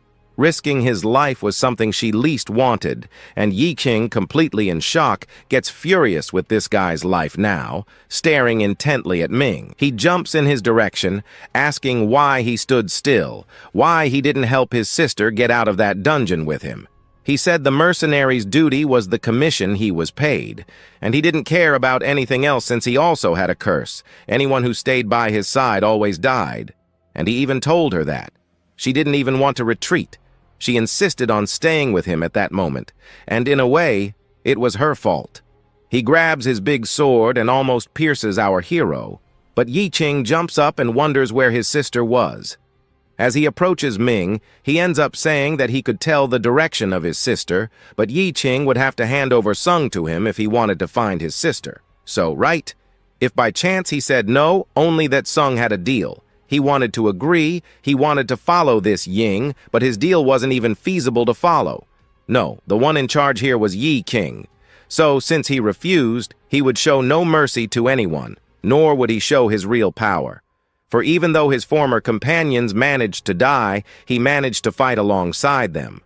But still, he managed to defeat monsters he never even dreamed of defeating. But Ming interrupts his speech and says, right, he doesn't have time for this. He grabs his sword and knocks down his big sword. At this moment, he wonders what kind of weapon he was using now. Now without a weapon, what could he do against our Qing? At this moment, he approaches with a punch near our mowing. But right now he stops with that, because knowing that a punch would not be enough to kill this mowing here, then he grabs his dagger, but quickly that hunter stops the punch of our hero. And also his dagger, because he had used a lot of mana for a long time out there, he kind of ended up not being able to use his mana anymore. The sword ends up disappearing at that moment. Then Ming with a headbutt on the head of our hero, which makes him be thrown back a bit. For a long time, he thought that his big sword method there was his main attack. But then he realizes that he was quite skilled with his own hands, and he was right. Fighting like a swordsman was basically a branch that he does when someone pays him for it. But even though he is not with any sword, he manages to do pretty well in a fight without a sword. But there is one thing, is that he managed to put a lot of attributes. There are some specific things there that make him quite strong. And besides that, he wasn't using his full strength before. And now that he unbands his sword, he can't block or stop any attack that he will make in his direction. So he activates the first skill, the devastating slash. This devastating slash would be something that would cut anything in front. But meanwhile, Qing notices a weakness in this guy. He was slow. The sword there makes him a little slow, which will allow him to use a specific solar skill that will manage to immobilize him for a while, which means that his skill won't be used. And if really, we'll find out if Qing is really going to stop in the dry hand that big sword of our Ming. And our story today continues with him managing to avoid all of Qing's blows. His movements are completely unbalanced. He realizes that this guy was totally different from Zhou. He was much stronger. But to end the fight as quickly as possible, he pulls out some of those cards of his, and from those cards, there were some monsters. But as soon as he finishes pulling out those cards, the monsters appear from inside his portal. When they appear, he finds this incredible, seeing that he has the ability to summon monsters. But these mutant spiders end up throwing webs in his direction, and the hunter ends up being immobilized. He couldn't do anything anymore until he decides to grab that sword of his. With one movement, he completely destroys even the webs made by them. As soon as he does this, he jumps towards those mutant spiders. He wonders if our hero will only be using those weak little webs, and if that's all he's going to use to stop him, he'll have to make it a great day, a dream. So he advances towards those mutant spiders, falling, and he quickly ends up destroying those mutant spiders with a single blow. After he destroys the spiders, we observe from behind our hero appearing. As he kept appearing, he watches him underestimating our hero, thinking that our hero was just a low-rank summoner. But at this moment, after appearing behind him, he ends up realizing our hero. So he turns around, but our Wee King then uses one of his abilities. However, he quickly draws his great sword that swiftly defends against that blow. And now that he defended Yi King's strike, he realizes that if it weren't for this sword having a greater weight than normal, he would definitely have already been defeated by this Yi King here. And besides, he had already accumulated quite a few points that he would most certainly use to his advantage. But it was also as expected. He wasn't like those incompetent zero-level employees. Looking ahead now, we see that Yi Qing didn't come here to play with the hunter, since his strength was also far beyond what he was thinking. But Wei Ming also had something that surprised our protagonist. His combat skills were very good, and he was proud of that.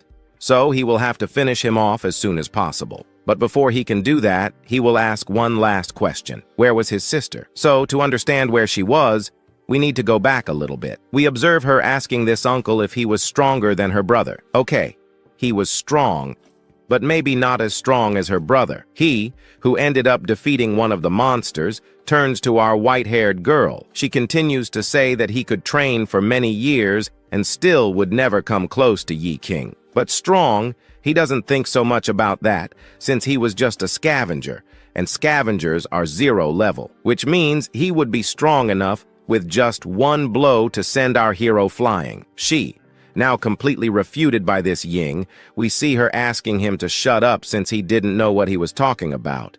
She wasn't talking about strength, she says, because she also looked into his eyes. His eyes didn't compare to the eyes of our hero. The eyes of our protagonist had more motivation than this guy here.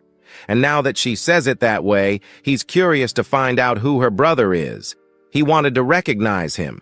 Maybe when he gets out of here alive, she will show our Ming who the real hero was.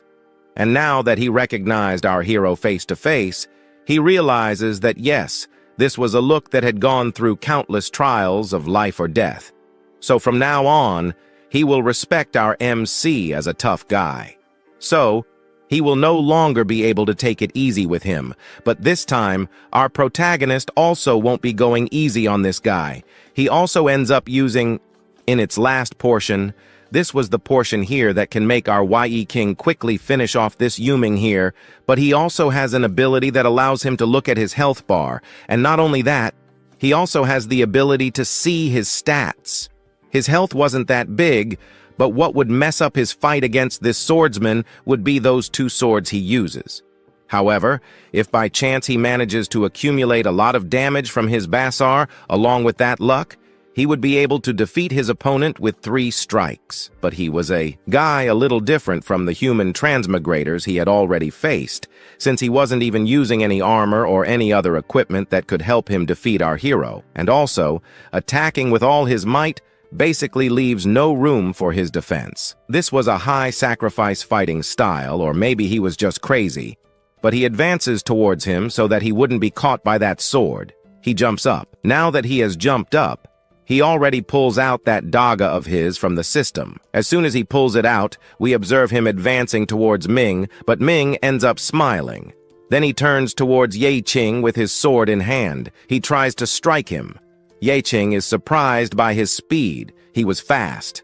How could someone move so fast with such a large sword like that? But to dodge, he used a wolf card. As soon as he activates that card ability, he manages to dodge that Ming's attack, but along with that, he also grabs that draga of his and makes a cut on him. This was a critical enough cut to kill this guy, so he turns around and sees the cut he actually managed to land on him. However, this seemed quite strange. He didn't dodge or try to avoid his attack, and he also didn't seem to care much about the attacks he was going to receive. At that moment, that guy over there ends up completely fading away, but he doesn't fade at this moment. Our hero sees something strange happening inside our Ming here.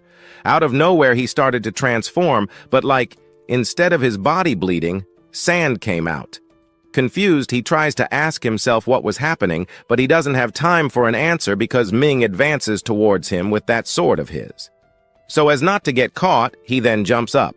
As soon as our Wee King jumps up, he already activates his devouring system. As soon as he activates that devouring system, some hands come out from inside and grab him. He would be sucked inside, But this Ming knew that if he was caught by that, he would lose his power, so with brute strength, he ends up grabbing the hand of our hero's system, which leaves him quite surprised. But not only does he grab that hand, but with a single strike, he ends up destroying that sobriety. That sobriety, which was the most powerful, that sucked anything into its own universe, ends up being destroyed, which then causes an explosion to happen. But the explosion doesn't catch anyone, and our own hero here ends up dodging. He has a characteristic that he can't be killed or die from common attacks. He then asks himself if he was an undead. The abyss has many existences that modern technology still can't even comprehend. The occupation, abilities, attributes, equipment, and other things like that. But actually something even more special than all of that. This was the divine punishment that you have to endure to gain powerful strength. Clearly afraid of death, you can't even stop wanting to test the edge of death. Maybe one day you'll achieve this power. But if you manage to obtain that wealth that doesn't belong to you, in the end, you will swear to protect it alone, and no one will be able to obtain that treasure. Those gods who never played by the rules of the world here in this dungeon basically decided to notice you, and maybe what he received was a mockery, or maybe it was the destiny of the abyss itself that delivered it to him. But in short, you have everything you want, or the most powerful power. But it didn't say it would also take that thing more precious from you. He ends up transforming into some kind of mummy, and at this moment, Qing realizes that there isn't even a trace of undead in him. Also, the rumors about the traces of the abyss monsters are transferred in the end to those who are reborn like them. The true ones, already the living dead, are the characteristics of the super strong who can constantly revive as long as the energy doesn't completely run out. At this moment, he looks down where he finds Ming totally knocked out, but what remained of him was still a piece of his magic, which allows him to fully regenerate. But at the moment before his death, he reached out his hand and ended up in the end touching eternity. At this moment, as he talks about it, we see him coming out from under the ground. Here, after emerging from underground, we see someone judging him. This is the guy who always comes back alive, never dies. Wouldn't this basically be a bad omen? Since, right, every mission set by him with people on his team, everyone except him ends up dead. But although there is no evidence of mercenaries in the double-blade fencing that are basically companions of this guy, there is no evidence that anyone who joined him returned to life or alive after a dungeon or a test they participated in together in a more deadly dungeon, right? If by any chance they were involved in this specific mission, they wouldn't even accept the mission to stay close to him, as it would be his own sacrifice.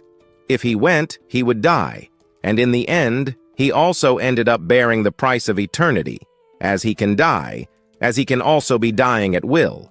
He can play with death, but always in the end, he manages to survive, whereas his companions don't have that luck. They all end up meeting a tragic and sometimes painful end. Now that he has revealed the true power to our hero, he ends up activating another ability. This was the Death Wish, which can be activated when HP is below 33% of damage taken, but after being activated, it ends up increasing by 100% the damage, as well as the life of his character by 100%. At this moment, he advances towards him. This combat ability with these cursed traits was basically considered a cheat, but not so much, right? Since our hero has that little hack of the day. And here then, he ends up picking from the system a new card. Now that he picks that new card from the system, he ends up using it. At this moment, Ming ends up hitting Qing, but that sword doesn't hit our hero because he used that little card ability. And here we see that the card turned into our MC, into what he transformed into that slime there. But now, at this moment, from behind, we see our protagonist already grabbing that dagger of his again from the system. But here, he was also preparing at the same time to counterattack his opponent. But Ming was also preparing again. So Ming advances, and advancing, our hero realizes that the traits of the undead in him were really insoluble, what that thing was, but he also uses a shield to defend himself from that sword. But while fighting, we see Ming saying that in this brute force battle, the victory was basically his. He has no way of losing to our protagonist. At this moment, then, he again makes a counterattack upwards against our Qing, but Qing again uses another little card.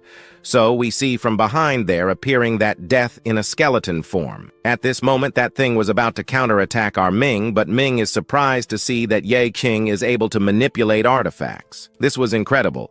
But he could also end this fight as quickly as possible. So he counterattacks that skeleton-shaped death, but his cut didn't even affect that thing. Next, we see that thing passing through Ming. Ming was cut. Being cut, he turns around and realizes that it wasn't a physical weapon. It was an effect of a pure ability. So Yi Qing begins to explain to him that any target that dies because of this ability will have a desperate Kalita trait added to the host.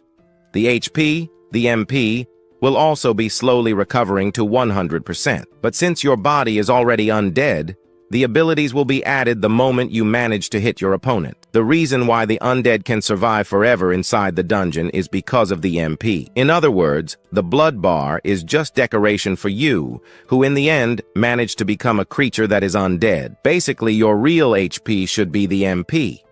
Now that he dropped this bombshell, he realizes that he managed to guess and hit the most precious information about him, and now he realizes that this Yi Qing isn't...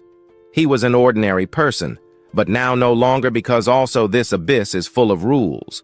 All the mystery apparently is his, but also his weakness may be completely outside his body. Without armor, they like to use this style of attack. It's a kind of attack that you're going to do that makes your enemy think that you have a life bar above. If you manage to make your opponent believe that life bar on your head is your real life, you're managing to defeat him. But here, he kind of discovered your flaw. And that flaw of his will be unbalancing him in this fight from here on. And indeed, the wisdom to survive in the abyss is knowing how to use the rules. So he doesn't know one thing too. He has a weakness. Maybe he has a fatal flaw. By not believing, he shows that the strength, agility, and intelligence he has aren't even his main point either. There's a flaw he's still slacking on that he could be using to his advantage.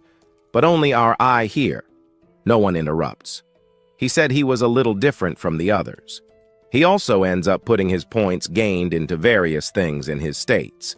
This is one thing to show that he manages to get stronger by distributing his points in various things in his stats. So like this, they are showing him the true speed. He needed to attack him while the wound was still fresh. The speed, the strength was well beyond his imagination, but this guy was bragging too much. At this moment, he attacks him. He used his big sword to defend himself, and here too. And Yi Qing is no longer that trash guy. And now he will also show this guy here what true strength is. At this moment, after dodging one of the blows and also hitting his back with his dragon from there, we see that the physical attacks cannot kill our Ming, but they can consume his MP to be basically draining his life. And this will be basically enough to make him not regenerate next time. But now, he asks himself how much time he still has to be completely depleting his MP, and he ends up wondering how long it would last. But again, he already counterattacks our protagonist. But our hero already uses that little skull again, the thing that allows him to steal that NPC. As soon as he uses that ability, that thing goes through one of his arms. After that, he ends up kind of saying to our hero if by any chance he can't manage to keep up with him in his MP consumption. But our protagonist says that if by any chance he fights a war of attributes, he ends up coming out with a bigger advantage. But that wasn't what he was saying. Apparently, he still hasn't managed to see his weakness. But if he really wants to discover our Ming's weakness, he will have to show our Yi Qing a little bit of the truth, since here, sometimes in some place, it's not worth fighting so much in life. As soon as he says this thing, he ends up turning around, and as soon as he turns around, he ends up seeing that teddy bear he gave to his sister. But at this moment, he asks himself how it fell, or when it fell. Then in this story, it continues with that guy approaching our Yi Qing more quickly. Right then, he simply couldn't do anything else. as his opponent quickly then ended up grabbing his head and throwing him with all his strength to the ground. Now that he threw him against the ground, he shows that he wouldn't show any mercy to anyone, even if someone is in his way. He could even find a former companion of his. He could be in his way, but he would defeat that guy because those who get in the way of his plans are always defeated in the end. But he was a little different, and Qing wasn't like the others, because he still has the quality of humans, and also someone he likes. Most hopes is alive, yes, alive, but even so he was surprised that the person he's trying to protect behind him is a complete waste, but still, he tried to stop him. But then Qing ends up sort of getting a very interesting question. If he by chance had a choice to protect the life of his sister, or the life of Song Kazin, that scientist back there, he wonders which of the two he would choose. But as soon as he hears the names of these two people, he is surprised and ends up wondering if our ex-Zhu was basically alive or dead. He then ends up taking his hand off his head and ends up saying there that, right, he hadn't said before that she died. Or by chance did he say it? And also, since that bear there that he handed to him was proof that he should be believing his words. But he didn't know where she was. He just simply knows that she's alive. And besides, the bear he handed over before to him was the true proof that she was really alive. But as said before, he doesn't know where she was. But also, the monster wouldn't easily kill the two, because the two felt extremely enormous difficulty defeating, or maybe even winning, advancing. He tried to understand what he was talking about, but nothing ends up being answered. However, to answer this here, we need to go back a few hours before, and in a labyrinth, we observe then nothing happening until the moment where an ogre appeared. But this knight was already there fighting against it. He, with his sword, makes a move to hit that ogre. But at that moment, while fighting against that ogre, others appear, and one of those creatures ends up capturing our hero's sister. Now that she was captured, she has a very brief memory of his words that if by chance she is captured by one of those monsters, he will leave her, since his client isn't her, but rather a billionaire who was around there. While also remembering this, she ends up also remembering her brother's words that he had found a very good job that was making a lot of money. This would already be enough to heal her leg, so she just asked for time, because surely he will make her stand again. While remembering this, she started to fade. Then she ends up realizing that she was too useless. But even if she is useless, she just wants to be something for her own brother, and also she doesn't want to be just a burden for our protagonist. But still, she couldn't do anything, but still, she wanted something to defeat those monsters. Then she wishes, or maybe begs for some extra strength, but as soon as she talks about this, her eyes start to shine, and then something starts to happen to her, which leaves the ogre below quite surprised with what was happening in front of him. In the reflection of the ogre's eye, he just watches the girl suddenly transforming after a long time. We observe her getting a new class. This was the class of awakened transformation that is more known as metamorphosis, where she ends up literally transforming into that teddy bear that our hero ended up giving to her, but she goes towards the ogre who was grabbing her just now. With the blow she gave to this ogre, she simply makes the ogre disappear. Half of the ogre is ripped off while she finishes off two ogres extremely easily. From another place, we can also observe Sparren finishing off his opponent. This one ends up cutting the head off the ogre. After the defeat of this ogre, he starts advancing towards our teddy bear, and as he gets closer, he also realizes that her opponent has been defeated, which makes this guy quite surprised and at the same time confident about what was happening. Meanwhile, he also ends up saying that ordinary humans are successfully induced by abyss cells and are also much more likely to awaken a much more secret profession. And in front of him appears the little girl who now transformed into a bear. And this girl was very likely to also be one of the victims, as stated by her own father before. But at this moment, the girl begins to cry. She gets scared, which makes the knight extremely on alert. He gets ready for the teddy bear, but the teddy bear simply puts her paw in front and asks to wait. But, right. We notice that when someone transforms into a type of monster like this, who is also induced with abyss cells, The person basically loses all control, all consciousness of what they were doing. The host here basically attacks anyone they see ahead, so he must be careful. But at this moment, the girl wonders what was happening to her. She feels much taller. Moreover, she feels her legs, and it was very strange to be walking freely in these places here. Soon, we then observe them surprised again to realize that she still had the consciousness of an ordinary human. So, to know this answer, he asks what her name would be. She replies that it was Shozu. Very well, since that was the case, he ends up deciding to continue on his way. She ends up stopping and starts staring at a mirror. She ends up wondering why she transformed into a toy bear. But right, the knight said that he should congratulate her for having achieved this. But no, she starts crying and says that she will never again appear as human, and here maybe her brother would feel ashamed of her seeing her transformed into this thing here. Now she wonders how she could return to her original form. Well, this might be a transformation profession, and well, if there is a profession like this, it is very likely she can return to normal, but he does not know how to do this. But he still had as an objective to continue the path ahead, to reach his portal to get out of this dungeon still. Then he ends up asking her if she still wanted to follow him even so, but she ends up saying no, since she still cannot return to her original form. So she just hands that teddy bear to this hunter here and asks him to give this teddy bear to her brother and just tell him that she decided to stay here just to try to rebuild her mind again, since she currently has not overcome the psychological shock of turning into a teddy bear. It is as if you were hit by enro.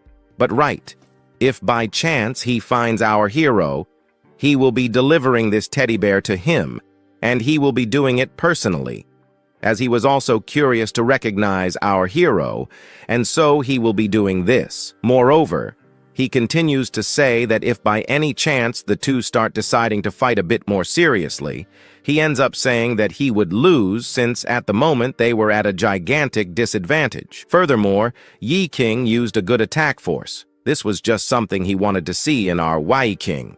While he was disappearing, he ends up saying that the fight should be stopped here because there is no reason to continue. But at this moment, another one appears and says that this Shozu behind there ends up wondering if she was not dead yet, which leaves our hero extremely irritated. But to further irritate our protagonist, we observe the gentleman saying there that the guy behind him, the doctor there, was the same one who put her in that whole dangerous situation like this one now, since also the appearance of this abyss in parts is thanks to that guy all there. Thus, then cutting to another place in a closed room, the two talked. This one commented that he was already at his limit, he had no choice. While here this key, he ends up wondering if it can really open any door, but if he opens that door, a portal ends up appearing, and that ends up being permanent in a specific area, transforming that area completely into an abyss. However, considering Sun Qin's history, there will basically be a rescue team that will arrive as quickly as possible to rescue him, but for that, he wants with all certainty that someone like him makes sure that he never returns with soul and to this normal world again. He also not only sank the results of Song Yiqing's research into the depths of the abyss, but also he will make him pay for basically his daughter's suffering. However, the gentleman still wonders if he really knows the price he has to pay for that, but the price for him is insignificant. He will pay. But now, returning, we observe Song Kong here saying that this Linu guy is basically a very persistent guy. He even gave him a compensation plan, but that old man still hasn't given up on his revenge. But also, right? Anyway, she was a useless person. She turned into a monster. But besides, treating that illness of hers was too difficult. His goal's always to make a profit, but he never succeeded. But then does that mean Shozu was also part of all this? But he asks him not to speak nonsense anymore, since she fell automatically into that abyss. He really couldn't help her. And moreover, even if she ended up becoming a guinea pig, that wasn't his decision, but rather her own decision. And this is something he should be happy and content about. Furthermore, he could be taking care of all this if she died or lived. So much to do. But all this would be compensated in compensation. But this she ends up being ironic about. Then he starts punching him. He punches him in the face with the strongest punch he has in hand, still fallen on the ground. We observe the guy, who has the audacity and courage to still get up and speak in the face of our protagonist that she was a cripple, and she couldn't do anything else but stay in a wheelchair. She wouldn't walk anymore, and he here just took advantage of her situation to be maximizing her value as a human being and also to sacrifice herself in a portal for scientific research. This would contribute to the entire community. She shouldn't be honored or something like that. And this once again irritates our protagonist to the point of invoking those mothers from the system. Then he says that Zhu is the only person in his family who still remains for him, and if by chance he continues to say these things and proceed with his bizarre plans, he will have to never let this guy live again. But now that he's caught by our hero, he ends up saying that this wasn't what he meant. He ended up misunderstanding, but it was too late. Our MC ends up making a move with that hand of his that throws him with all the strength to the ground. Fallen on the ground, we then observe our Hai Yi King approaching this extra. But as he gets closer, he ends up discovering that this guy was just useless trash that basically wasn't even worth anything. He could even be taken to hell, and it was very likely that he would be disposable there. But at this moment, he observes that guy AD Anis, and after looking at him a little, he ends up then taking the extra that was on the ground and then ends up throwing him at him.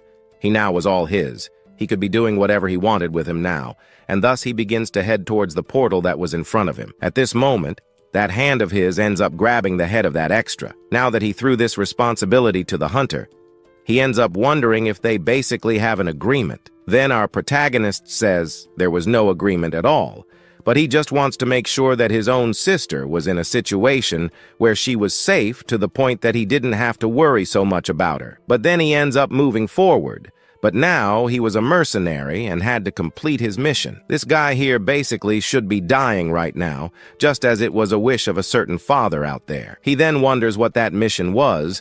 He can basically pay the salary more than double what the extra gave it to that mercenary at that moment. So a person ends up dying only once. But how would he be proposing to pay a higher salary than that other one there? He doesn't understand your question. But at this moment, then, he turns to a Y.E. Qing and still remains in doubt there about which day or which year he will meet again to have another fair fight. But, well, that he will leave for later, because our Y.E. King enters the portal at this moment. When he enters the portal, he finds a cute little bear in front of him that was all piled up there in the back, scared. We then observe that little bear calling for her brother. Our hero simply said he was a little late, but now finally arrived. But, well, the one who actually apologizes is basically her for basically getting our protagonist into this whole situation here. Then she ends up saying that she didn't want to basically make our protagonist enter this whole danger here to rescue her, but even so, she still wanted our protagonist to help her get out of this place. At this moment, then, our protagonist tries to calm her down a little more by already saying that also in this place here there are no monsters nearby. But her sister ends up saying that yes, there was a monster here, and that monster was in front of her. But our protagonist does not recognize this monster. Shozu basically recognizes herself as a monster, but our hero does not. She then starts crying, saying that she trusted our protagonist a lot. So as she trusted, she just asks for our hero to end it and get her out of this danger right away. Besides, I don't know if she wanted to leave here anymore, since by leaving here, she would become a burden again for being weak and not even being able to walk yet. In the end, she ended up turning into a completely strange monster. Our protagonist ends up sighing, and he again tried to understand this situation. But to calm her down once and for all, he ends up saying that all monsters don't have a human heart, but unlike monsters, she was different. And even if her appearance had changed, she was still his cute little sister who was still there inside that bear. And well, if that's what he thinks it seems, she thinks she was fine with it. Moreover, the job of our hero is to deal with the monster, so he asks her to trust him since he recognizes a monster from afar. At this moment, then, he starts looking intently in another direction and realizes that she has become very strong, seeing that she managed to defeat these monsters extremely easily, which leaves her with no reaction afterward. She ends up saying that she didn't do that, But knowing she could receive praise from our weak king, she ends up saying afterward that yes, she ended up killing the monsters as soon as she transformed for the first time. Then he realizes that Shizu transformed into something that wasn't of a low level, but out of nowhere. While talking about this, we observe her starting to transform again.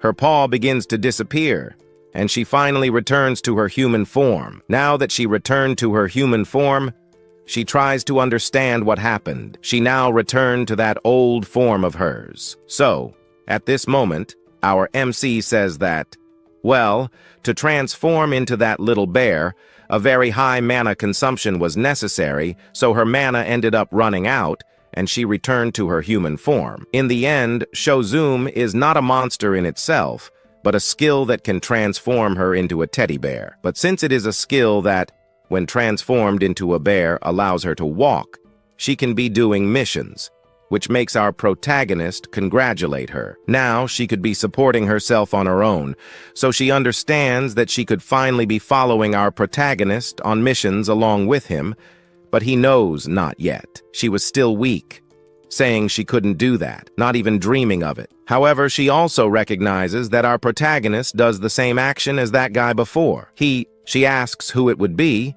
and he says it was a guy who had the same face as our protagonist. But moreover, this guy is personally recognizing our protagonist, as the two would possibly get along very well. And besides, this guy told her that if she tried to fight against both or one of them, she would have a gigantic difficulty killing one of them. As he says this, they finally end up leaving the portal, as now they could move forward, now that our protagonist saw that his sister has an extremely good and broken ability. He may already realize that he won't need it anymore.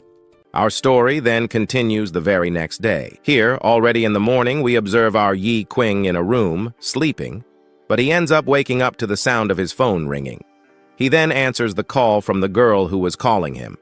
She is still wondering if, by any chance, our hero had gone mad, since she noticed he had missed work. Moreover, she found out he had taken a job from someone, although he went to a blood trial, which was very daring. However, he tells us that he needed a lot of money, so he had no other choice. But she still wonders if he was still frequenting the dungeons. And yes, to agree, he said he was a necrophile just to try to ward her off. We observe her saying several things, but he only thanks her for her concern. Meanwhile, we observe him staring fixedly at his phone, hardly believing what he had gained the day before. Then we see him happy, realizing he almost earned $3 million just by selling a few items. But it wasn't so unexpected from that young master, since she was quite important. Thanks to her, he could see infinite zeros. However, what also helped our hero sell those items without anyone doubting the level and origin of the equipment was because he handed these items over to her to sell for him. So we need to go back one night. In the evening, we observe him in a building, carrying some quite valuable items, which surprises her as she sees that he actually managed to gather some good items. But she still wonders where he could have found these things. At this moment, he only tells us that he ended up finding them in some abyss out there. She is suspicious, thinking Yi Qing might have stolen them from someone, but he ends up saying no. He says these items were good, but not for him, since he wouldn't use things like that. So he took them with the purpose of her being able to sell them. She ends up somewhat happy, seeing that he was still a level 1 necrophile. This was embarrassing, but she's still surprised to see that his body became much stronger. Yet, to reach where he is, he had to go through some dangerous situations. But now she changes the subject. Here she discovers that he has a new class, a class that wasn't included in the main advancement list. So, although this might not be very impressive to some, he is managing to stand out among the others, and he became stronger than she imagined by having this necrophage class. It's quite likely he would become even stronger. Just as he was about to explain some important things, she interrupts, since she wondered if he was interested in participating in the World Guild, which was basically a final exam where treasures like the ones he was obtaining could have a legitimate identity upon conquering a dungeon. Moreover, if by any chance some higher-ranking people discovered that our MC was participating in some adventures within a guild without having a special card, he could end up in prison. But to escape such imprisonment, he could have a specific card. For that, he would have to convince the tournament admins. Well, the reason is that he is level 1, but he has incredibly strong power, so this wouldn't be a problem. If, by chance, he wanted to participate in these events, it was easy. All he had to do was talk to her, as she would give him a first-class card so he could participate in this event. Additionally, she keeps thanking him since, thanks to the equipment he handed to her, along with other things he has already done for her, she managed to accomplish several things. So helping our wee Qing earn his first adventurer card was basically a somewhat fair debt to be paid at this moment. So he ends up sort of walking towards the door, but at that moment, he sees something on the ground. While walking around on his right side, his sister appears, saying she ended up sort of ordering this food. As by chance, he didn't end up doing it. But at this moment, we observed that she happened to wake up a bit earlier. She was a little anxious, since today was the day she would be discharged from the hospital. Meanwhile, our hero asked how her leg was doing. She ended up sort of managing to do a few things at night, one of which was that little bear that ended up sort of transforming, allowing her to kind of regain movement in her legs, though not completely. She could even stand up now. Our Yi Qing then, upon seeing this, feels surprised and happy. But one of her main motivations for wanting to walk again was simple. She couldn't leave the apartment alone, so for that, she considered transforming into that bear. However, if she did that, people and hunters would come to hunt her.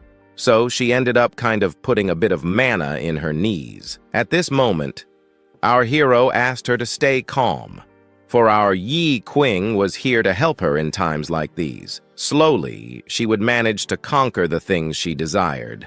One of those things was walking again. But Our Lady urged her to take all the time she needed, as things had to go at their own pace.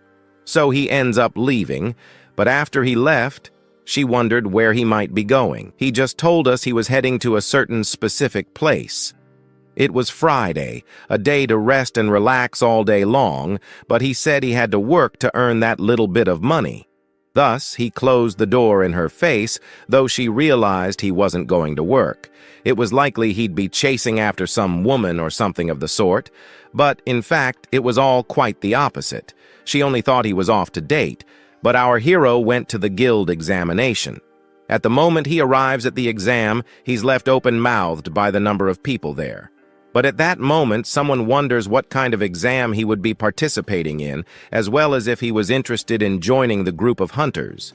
He turns to see who it was, and there he sees our Zong Tug, our 10-10 singer. At that moment, he wonders why he's here, and at this moment, he questions a few things. One of these things is why now he wanted to get this hunter card. Maybe now because he wanted the hunter status. Then, Yi Qing mentions to us that he ended up earning good money recently, so he wanted to get one of those hunter certificates. He then asks our 10 out of 10 singer if he already has his hunter rankings, and if, by chance, now that Yi Qing came to obtain his hunter ranking, it's likely he'll get a high class. He replies that maybe he will get it now, perhaps his hunter class too. But while commenting on this, two brutes suddenly appear out of nowhere, with an emo showing up behind them. Our emo then demands that these lines disappear at once. He wanted to take his exam and vanish from this place immediately. At that moment, some guys there remark that if anyone gets in his way, they'll receive a punch in the face. At that moment, Yi Qing tells his friend that this guy over here is a crazy one, and we also observe that besides being crazy, he's also lucky since he managed to get the class of the Chosen One, which means he can do whatever he wants here. At this moment, he approaches the counter, where he asks her to hand over his hunter license. She sighs and asks herself, what license?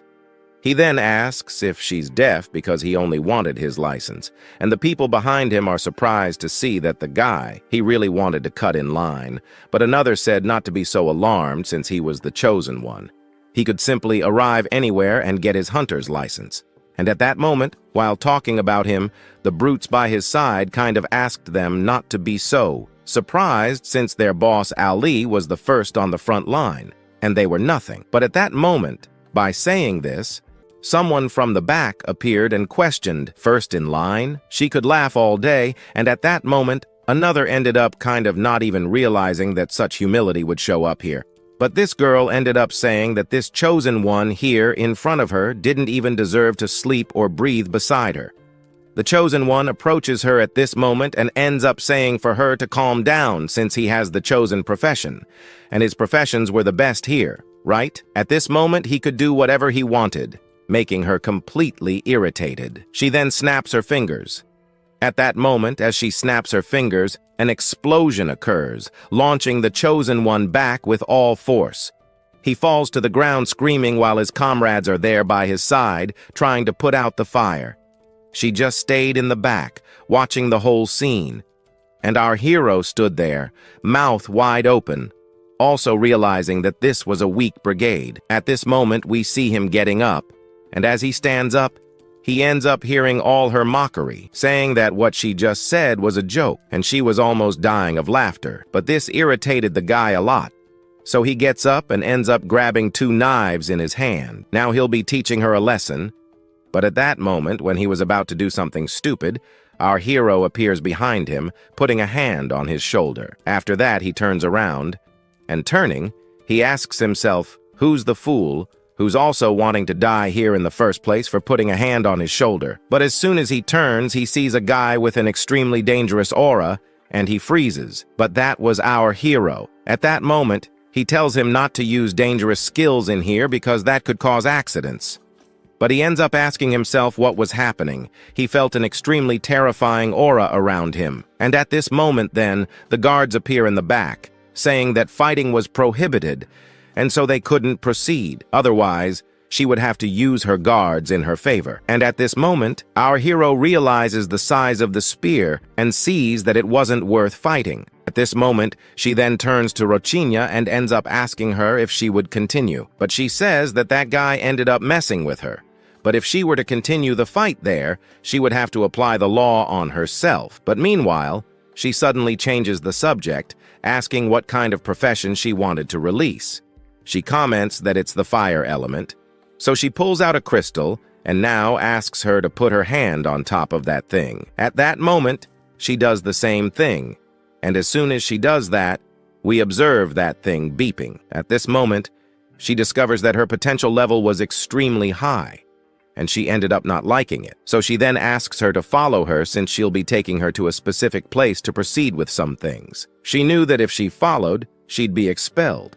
So she ends up saying that some error happened with that machine. So she wanted to repeat the dose again, and again she accepted. As soon as she accepts, she places her finger on that thing where a small aura ends up being placed inside. And now something happened. The readers ended up reading her mana, and now, because of that, she managed to pass the test, feeling happy about it. Our hero appears in the background, surprised and confused. He asks himself what was happening. Just a little while ago, she wasn't a normal person. She was literally a different person from what she was now here. At this moment, then, he ends up leaving his surprise aside because our Kanto 1010 approaches our hero and asks if those hunters are some kind of... But he asks him to stay quiet. Our ADM then approaches our hero and asks him if he approaches like this is done.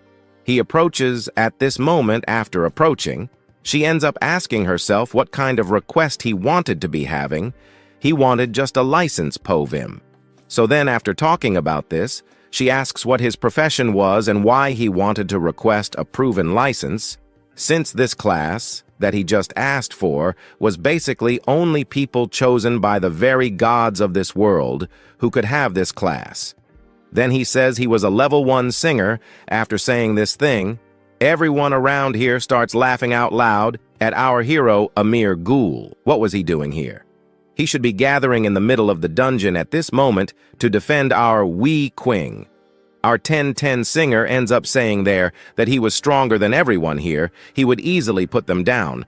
But this was not a problem with the direction of his own registration. But here she asks if he knows some kind of exam was known as Hunter, if he was basically involved with that for him. It's not even an exam. While talking about this behind the girl, then ends up asking herself, Ghoul, was that a new profession? Well, she doesn't even get an answer, because then those guards appear and end up putting in front of him some keys. These were some keys, so he could basically be conquering his own license since here. Now she can't give this to our hero because this was a totally unknown class, and so then he will have to complete his own dungeon alone.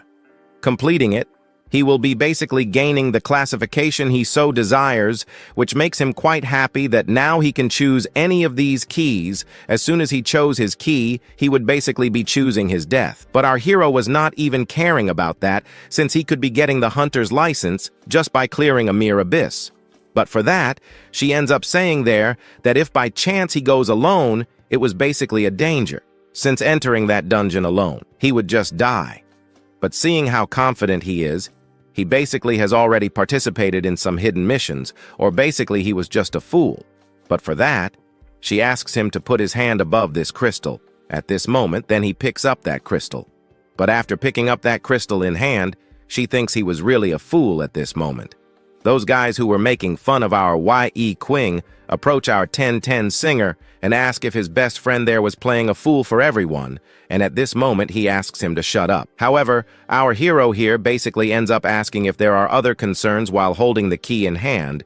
We then observe another saying that if he follows the path there ahead, he will basically be dying.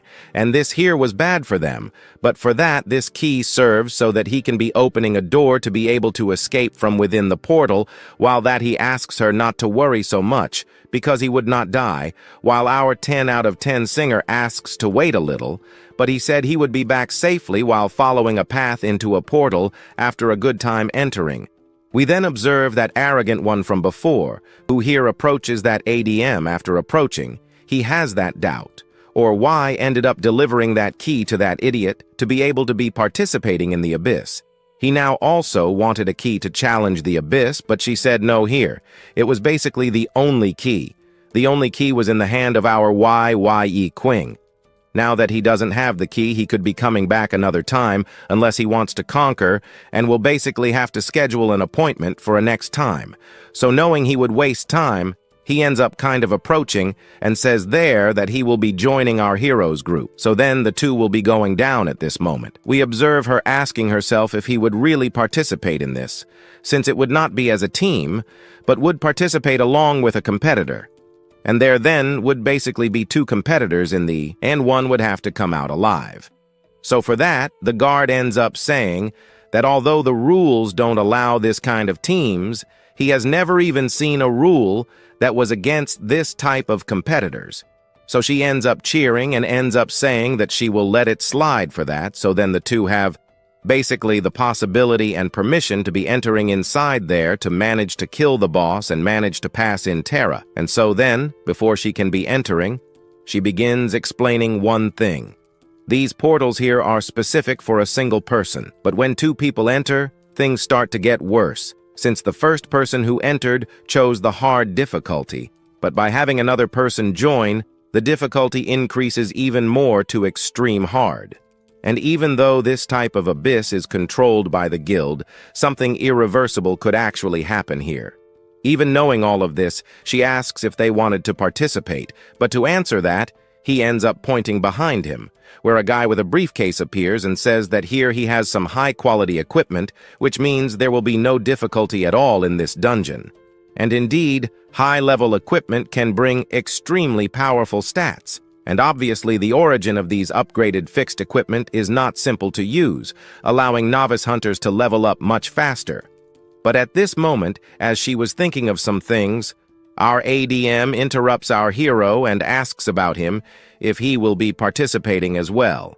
At this moment, he says yes, and he ends up saying that he was here just to get his hunter license, and anyway, he'll have to accompany this guy in the dungeon as well.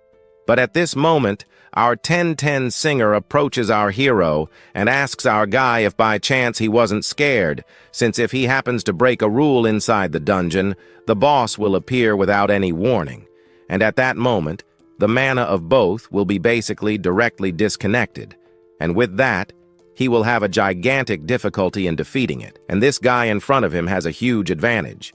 His equipment can basically be used as necessary without needing to worry. At this moment, he ends up saying that they are competitors. So if by any chance he dies inside, he won't be basically thinking of wanting to help him with Qing. And at this moment, we see that this guy was showing off too much. Our hero asks him to calm down a little, but he ends up saying that he has the hands of the gods.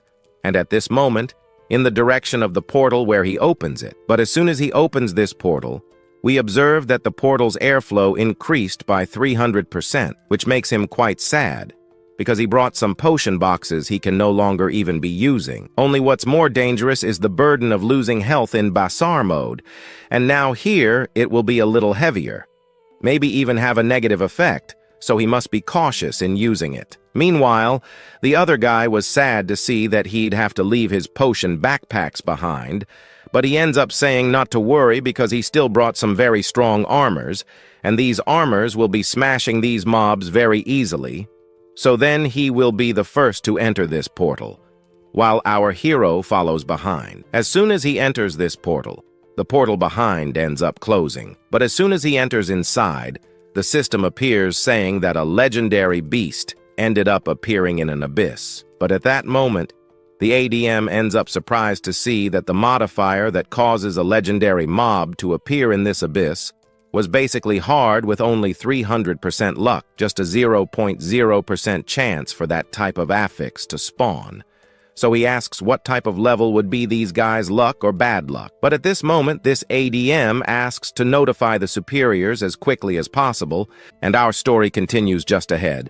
So after our hero entered the portal, we then observe that 10 out of 10 singer of ours still there, asking his audience for strength and motivation so that they could continue. Meanwhile, he looked at the most dangerous portal in front of him and asked that his great brother return alive and come back 100% well.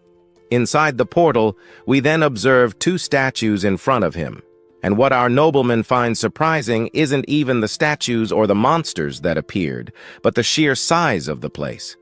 This place was 2,000 times bigger than his own room, and not even his own garden had such gigantic statues as these. He found it incredible, yet our hero asked him to be combat ready, for what lay before him was the boss. The boss in this room left him surprised, for the portal had barely opened, and there was already a boss in front of him. However, the boss began to move, and seeing this, he began to prepare as well, for the statues began to raise their swords. Our hero saw that the difficulty of this abyss was different, but these 2 monsters in front of him presented a very high level of difficulty, and for him, his attack was good. And for this, he would summon some spiders in front of him to attract the monster's attention. He then asked the noble knight to use his strong points to counterattack the weak points of the monster's armor, as he couldn't use some of his skills here to attack their weak spots. He would only use some weak strategies to break their defenses until the moment when our nobleman passes by our hero and asks that these monsters die once and for all. This boss, for him, would be a worthy opponent, and today he would recognize his power. Then, shouting, "Overlord," we observed from behind that our hero thought this guy was totally crazy, and Qing saw that he didn't understand the danger he was in. After leaping, he ended up face-to-face with the boss. But the boss prepared to counterattack, and our nobleman was caught full-on. After being hit full-on by that sword, he ended up being thrown back a bit, falling beside our hero. We see him there, getting up. He stands up still intact, but at the moment he doesn't understand how a boss as powerful as this managed to defend against one of his powerful attacks.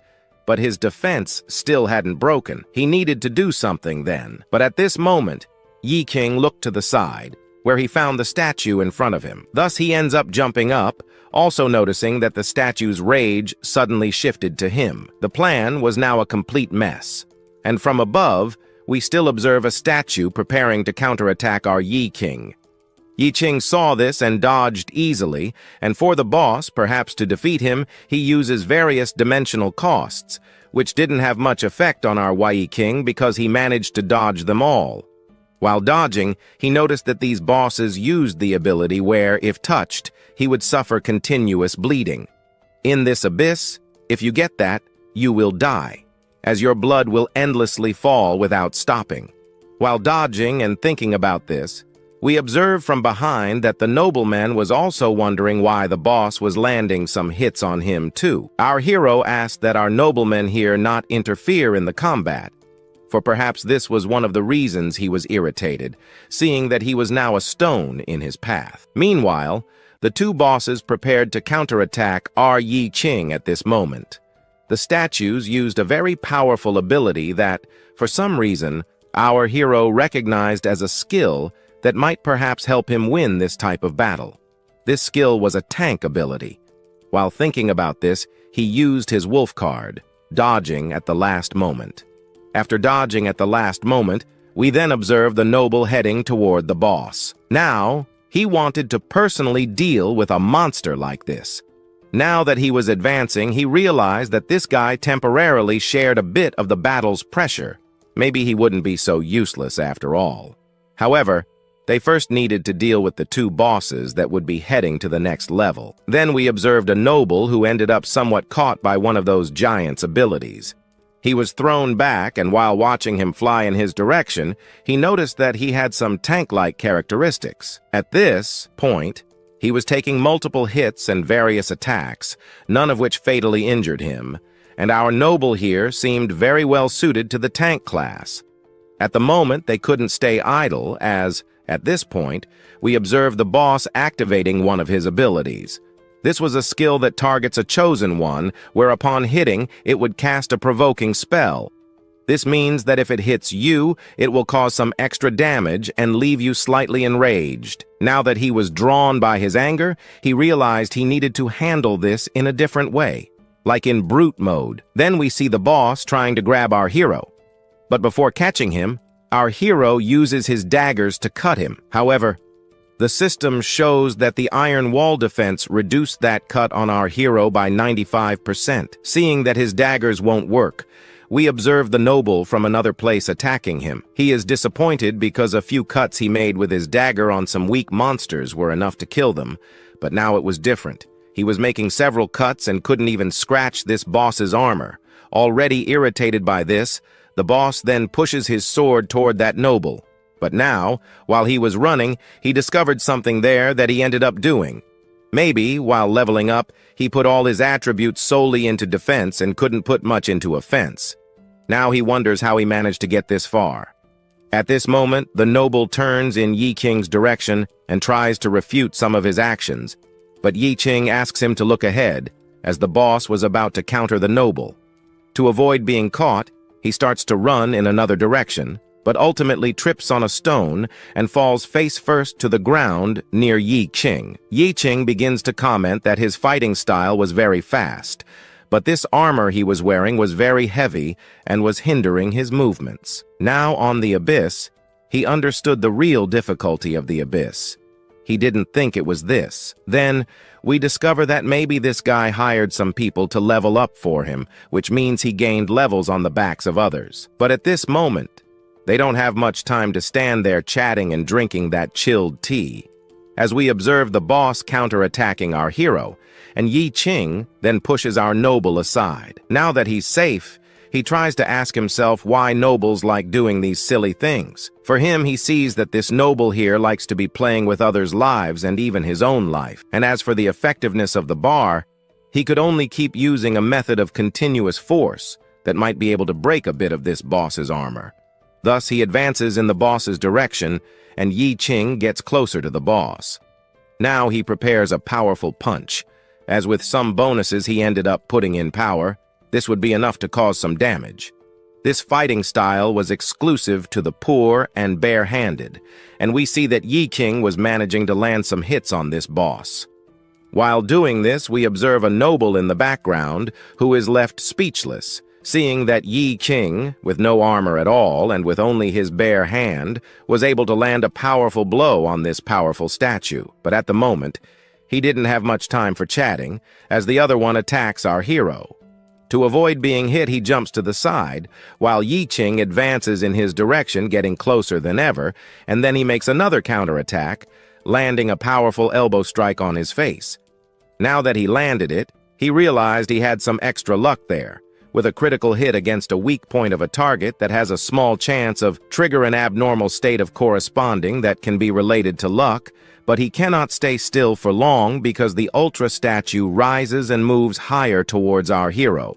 He sees that he wouldn't be able to escape, so he ends up being split right in half. The noble, watching all this, opens his mouth again. Now that our Yi King was defeated, he sees now that there is no more salvation until he sees that Yi King suddenly transformed into the Red Leia. At this moment, he saves himself here, appearing from the depths, which for him was even new. Yi Qing realizes that our noble's production here is very low. He cannot block a monster's claw. Since he was a tank, merely lasting on the battlefield wasn't enough, and of course, he couldn't be relying 100% on that guy there to survive this fight. And for that, he needed to create his own rhythm on this battlefield to create a fair fight. Now, he asks that he step aside as the two statues run toward him. We then observe Yi Qing jumping after a mega jump high up, and we then see him thinking of a strategy, one of which was hitting its weak points, which would give Yi Qing a huge chance to defeat these monsters. Yes, he advances towards one of the statues, hitting and filling its weak point, quickly breaking its body. After completely destroying its body, the other statue prepares to counterattack our hero. He saw that this axe was really going to hit him, so he dodges by jumping a little higher. However, after stepping a bit on the ground, the statue starts to counterattack our hero again.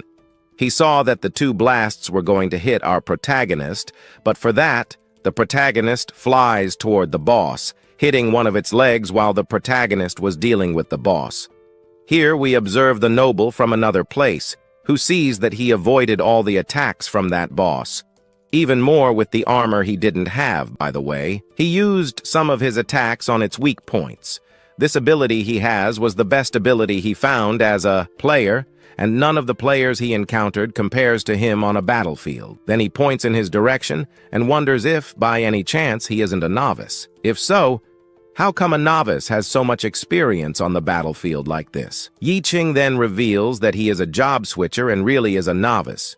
But with the years of experience he had in a cleanup squad, fighting against some magic monsters ended up kind of making him reach his limit and allowed him to improve more and more his combat skills.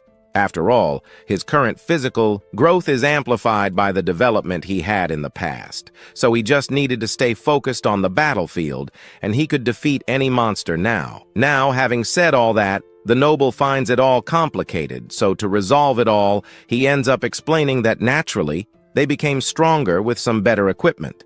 He says that equipment for him wasn't something that would replace that system of ours. So what he needs to do is just increase his level, because the higher his level, the stronger he gets. The system appears, asking for our one to be a little more careful, or not so much, since his speed is already high enough, and that if he receives damage there, the system will make the damage be returned to the target that was hitting him.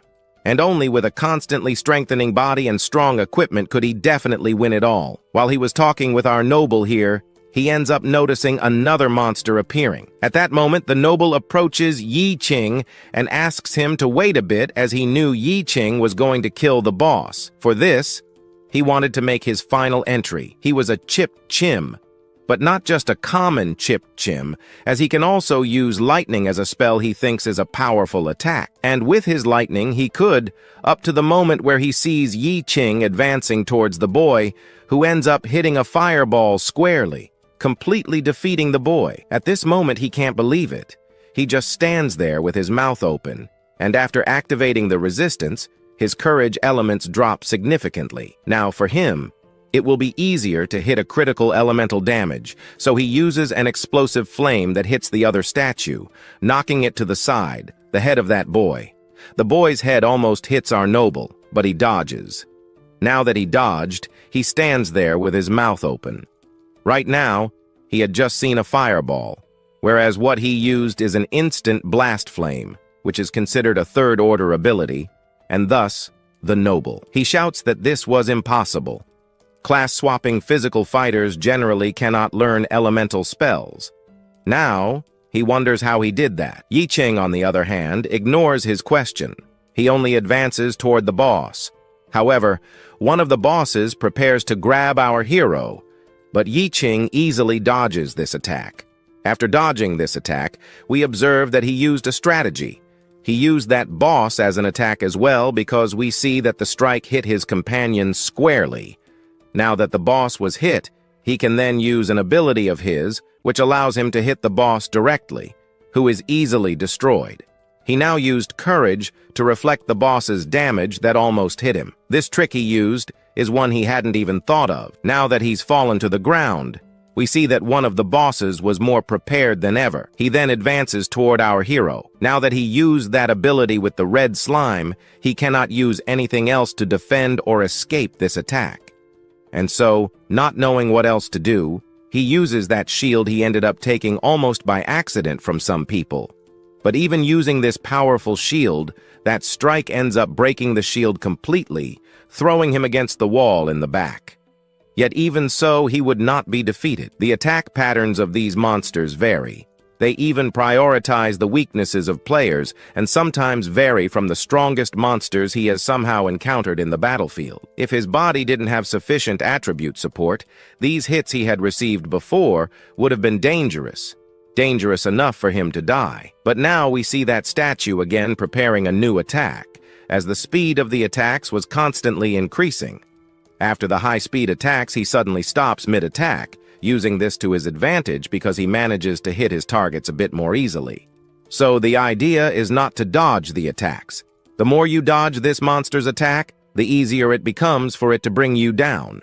So he ends up thinking he has to find a way to withstand and also face the attacks head-on.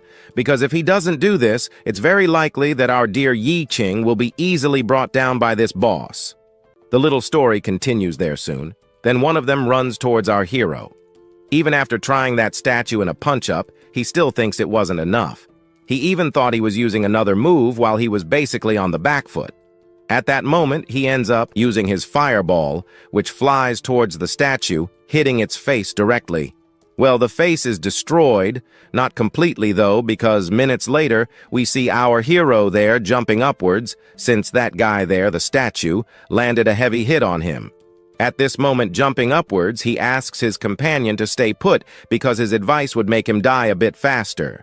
However, our hero realizes he has to be faster than that and also much stronger than that.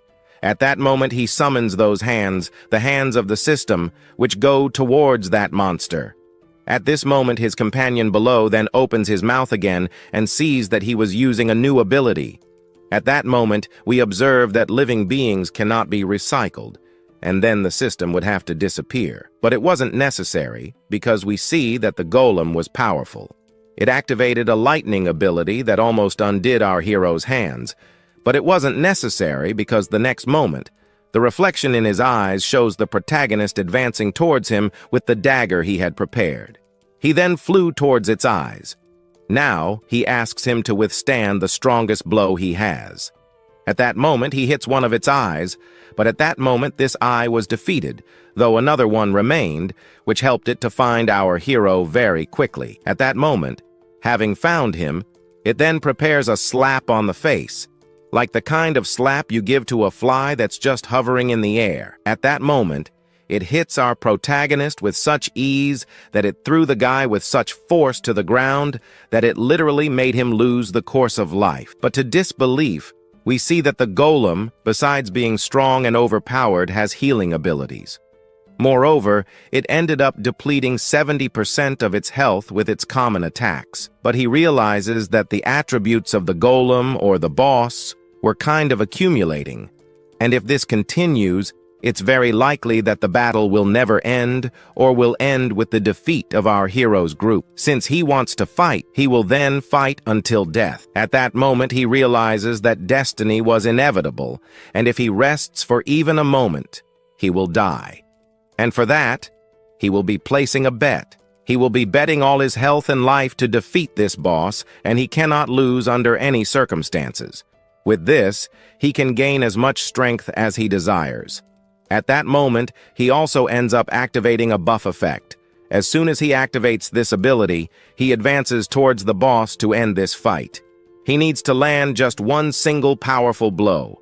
At this moment, advancing, we see the golem acting firsthand. It ends up clapping its hands together with the expectation of defeating him.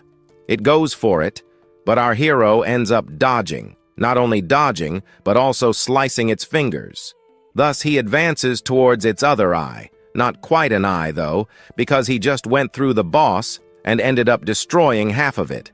His companion clearly starts thinking that our hero surpassed the strength of his boss or his enemy. Now that he defeated such a powerful boss like that, he ends up kind of wondering if one day he will be able to challenge him in a fight. Once he defeated the boss, the system appears to give those congratulations for killing the boss.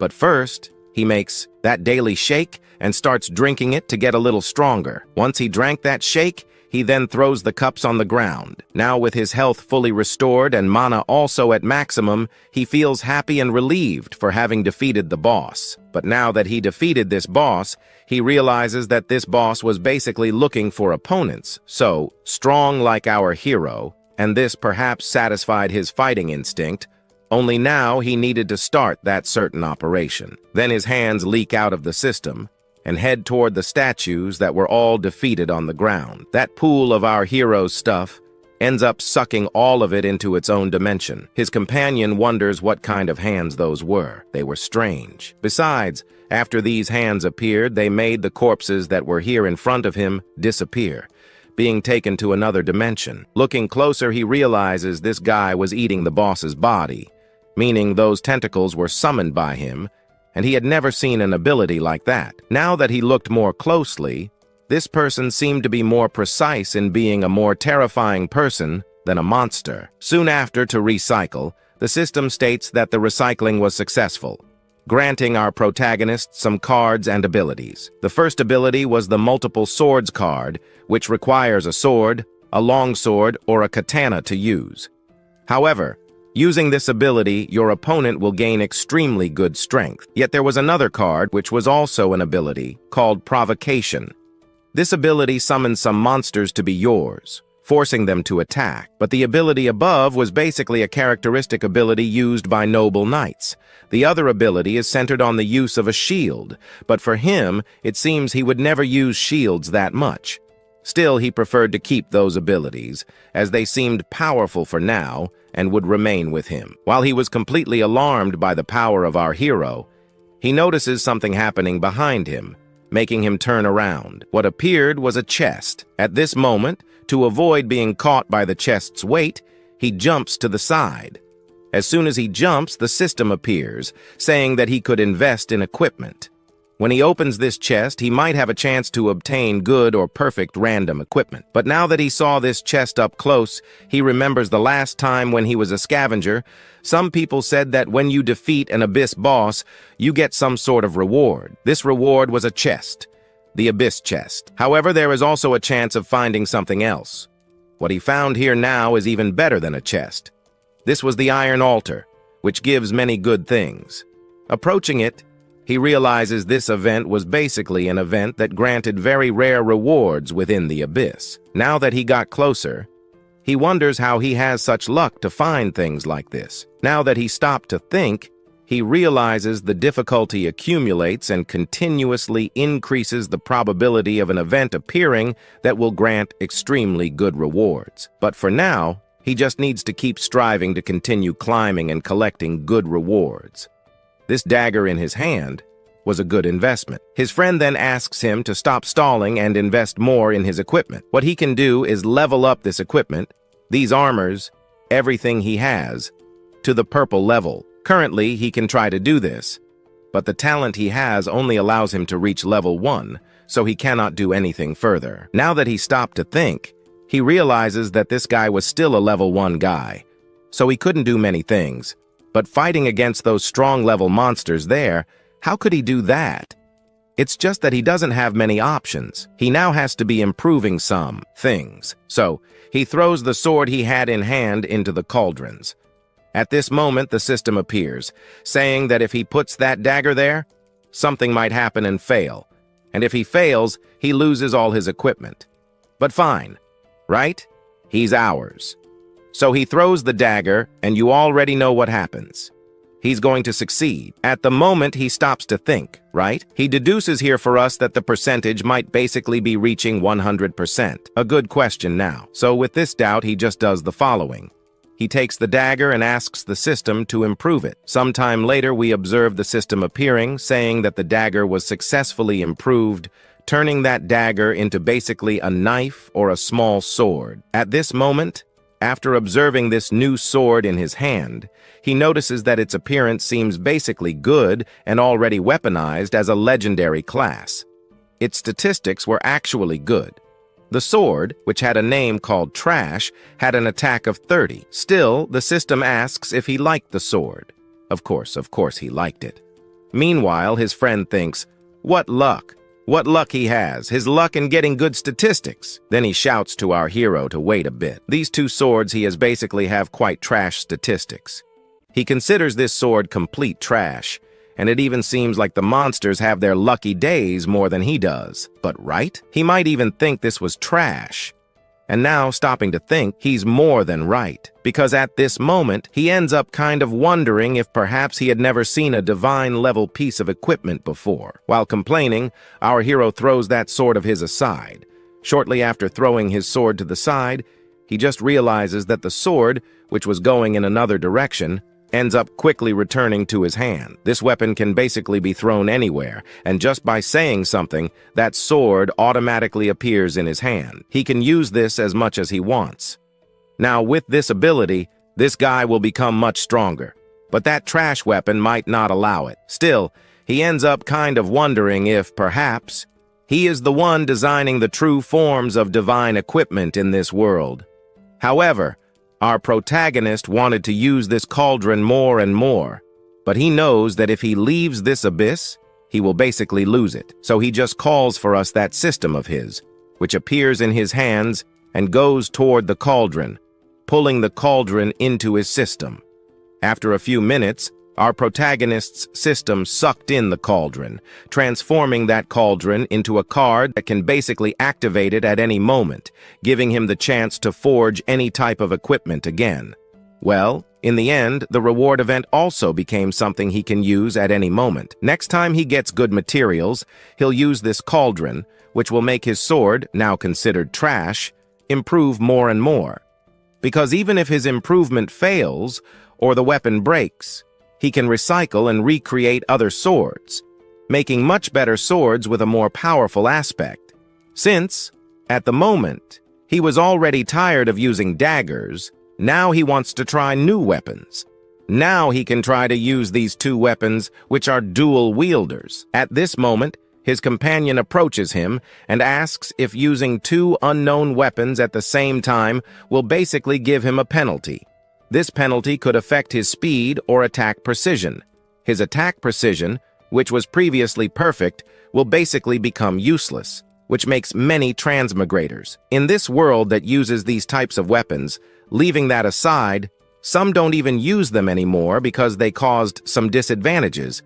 And he only understands in the end that this crazy guy, through new skills, was choosing something that would basically make him useless. But our hero literally throws a 0 at the guy and focuses entirely on his little system because he asks the system to open the skill enhancement. He still doesn't know how to use the dual sword skill, but he can use 10 BP to speed up and update his knowledge about dual swords. He realizes that this thing, which can be obtained through useless junk, can be used to repair weapons as well as to increase his single sword skill or some other skill. And if he uses 10 BP points, he can make his class reach rank D, then he can use 20 to reach C, then 30 to reach B, and then 40 to reach rank A. Finally, with so many points he has there, he can basically maximize his proficiency, leaving the two of them completely speechless. His companion still doesn't understand, but he wonders what he will be doing until some system screens decide to appear. At this moment, when it appeared, we observe his class reaching several ranks, and in the end, it achieved rank S proficiency. Now, with so many hacks and new skills, he kind of advances a bit further. However, he notices that a new door decided to appear. They could enter until then. His friend, addicted to crazy fights, kind of steps back, saying this was already his limit, since he still has a lot of money in the world and wants to spend a bit more on some things. He loves life. Meanwhile, our protagonist, if he doesn't, just follows the path ahead because the gate was about to open. But at the moment it opens, we observe a system screen saying the danger was extreme. This nerve, which wasn't here a little while ago, then asks his friend to dodge because it was extremely dangerous to stay here. Even dodging, his companion's hand ended up being devoured. Still, he realized his armor was more powerful, but with just one attack, that thing ate his hand. So this whole time, the real boss hadn't appeared yet. It was still deep in the back of this cave, staring intently at the portal's guard. He realizes something dangerous was about to come. At this moment, something came out of that portal like a shadow. To avoid being caught, he clearly uses his rank S daggers to dispel those mysterious shadows. But even dispelling them, he notices now something was arriving. A foot steps out of that portal. Once it came out, we observed that the boss that had just appeared was a dark elf. Its attributes, which the system also shows us, include gravity control. If you have a strong point in mind control or something like that, this creature is basically against you because it has high absorption. Furthermore, this creature has a death obsession. The demonic strike is its powerful attack. At the moment, this guy was looking for some prey, and he was basically trembling to hunt for new opponents. And we clearly already know who those new opponents of this dark elf will be. Our protagonist. Our story continues in chapter 41, where we see that guy who appeared from that portal. Of course, he begins walking toward his companion, who ended up losing an arm in this situation. At that moment, he takes a step forward, seemingly about to grab him. But from behind, we see Qing, who wouldn't allow that to happen. Using the wolf card, he commands the beast to move away from his friend. Now, holding one of the weapons in his hand, he might be able to achieve greater speed. However, by also using the wolf card, he gains an even greater speed that allows him to use this to his advantage to distract the boss's attention toward himself. As he says this, he positions himself in front of the boss, holding back the attack so his friend can escape. His friend starts running in another direction. At that moment, Qing deflects some of the attacks that were aimed at the protagonist, launching them backward while hitting the boss. Yet, as he looks at him, he realizes nothing happened. At this moment, he activates another mode, making himself stronger than before. He pushes the protagonist aside, causing him to fall to the ground. Qing thinks the attack was effective, but he knows he still cannot let the boss advance, as his goal is to defeat the weaker one. Once again, we see the boss preparing an attack to strike at his companion. This time, however, the companion who was with our protagonist couldn't escape. He ended up being split in two. As he is split, the scene shifts to outside the portal. There, we see that the companion who had brought that crazy guy to the dungeon notices someone inside has died. Now, there's only one life signal left inside the portal. The chubby man below starts laughing, already thinking that the level 1 hunter ended up dying. It wasn't much of a surprise, was it? He was bound to die after all, since this abyss is for level 30 and above, with legendary difficulty. A novice at level 1 couldn't survive a dungeon like this.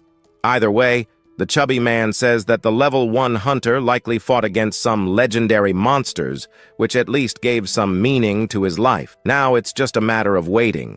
If he survives inside, he'll probably have to endure a bit longer, as a powerful hunting group is likely on its way to protect them, possibly. However, another person mentions that legendary creatures like the ones they're fighting tend to drop very rare items.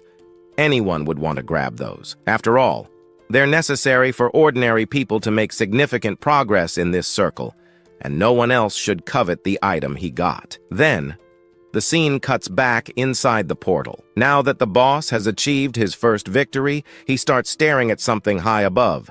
After looking for a moment, he glances in another direction at our protagonist. He notices an extremely powerful aura emanating from him. For the boss, this isn't entirely bad news, as he now gets to fight such a powerful monster. If he wins, he'll gain plenty of good items. Moreover, without the other guy to protect him, The protagonist apologizes and asks to borrow his body for a few minutes, as he might need some of the abilities it holds. So, he activates those hands of his system. The monster, of course, notices this happening but doesn't do anything, merely watching. Meanwhile, the system informs him that the hands appeared and devoured some powers. They also managed to acquire good items from him, and he learned some dual sword techniques. Thus, the proficiency of HSD should be sufficient to master most of this monster's abilities now turned out differently with a monster like this. It only asks for that thing to come to this medicine, and its request is clearly answered in a fraction of a second because it flies in its direction, closer than ever before. It ends up widening its eyes, but it could not fall behind. Using its two dual weapons, it managed to defend against the first attack, but even so, it was still not enough. So, it ends up kind of using those arms of its to escape from there. Now, behind it, we see our YE King appearing.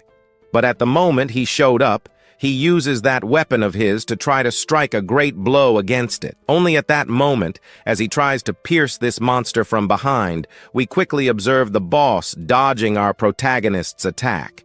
At the moment it dodged, it then already counterattacks Yi King. Yi King just saw a V-shaped slash coming his way, but he easily dodged it. However, the boss did not stop and launched another counterattack, but again, he dodged it. Dodging, he stands there in shock, realizing his clones didn't work against a boss like this. Facing this boss, he saw what he needed to do to defeat this thing. But now he only thought of one thing, defending himself, because if he couldn't do that, he would die, as his health was already very low, and he wasn't managing to find time to recover it. At this rate, the only outcome would perhaps be death, but the system appears, saying the boss was using the gravity ability. At that moment, a kind of black hole appears in the boss's palm, which scares our protagonist. However, he doesn't have much of a reaction left. That black hole pulls our hero towards the boss.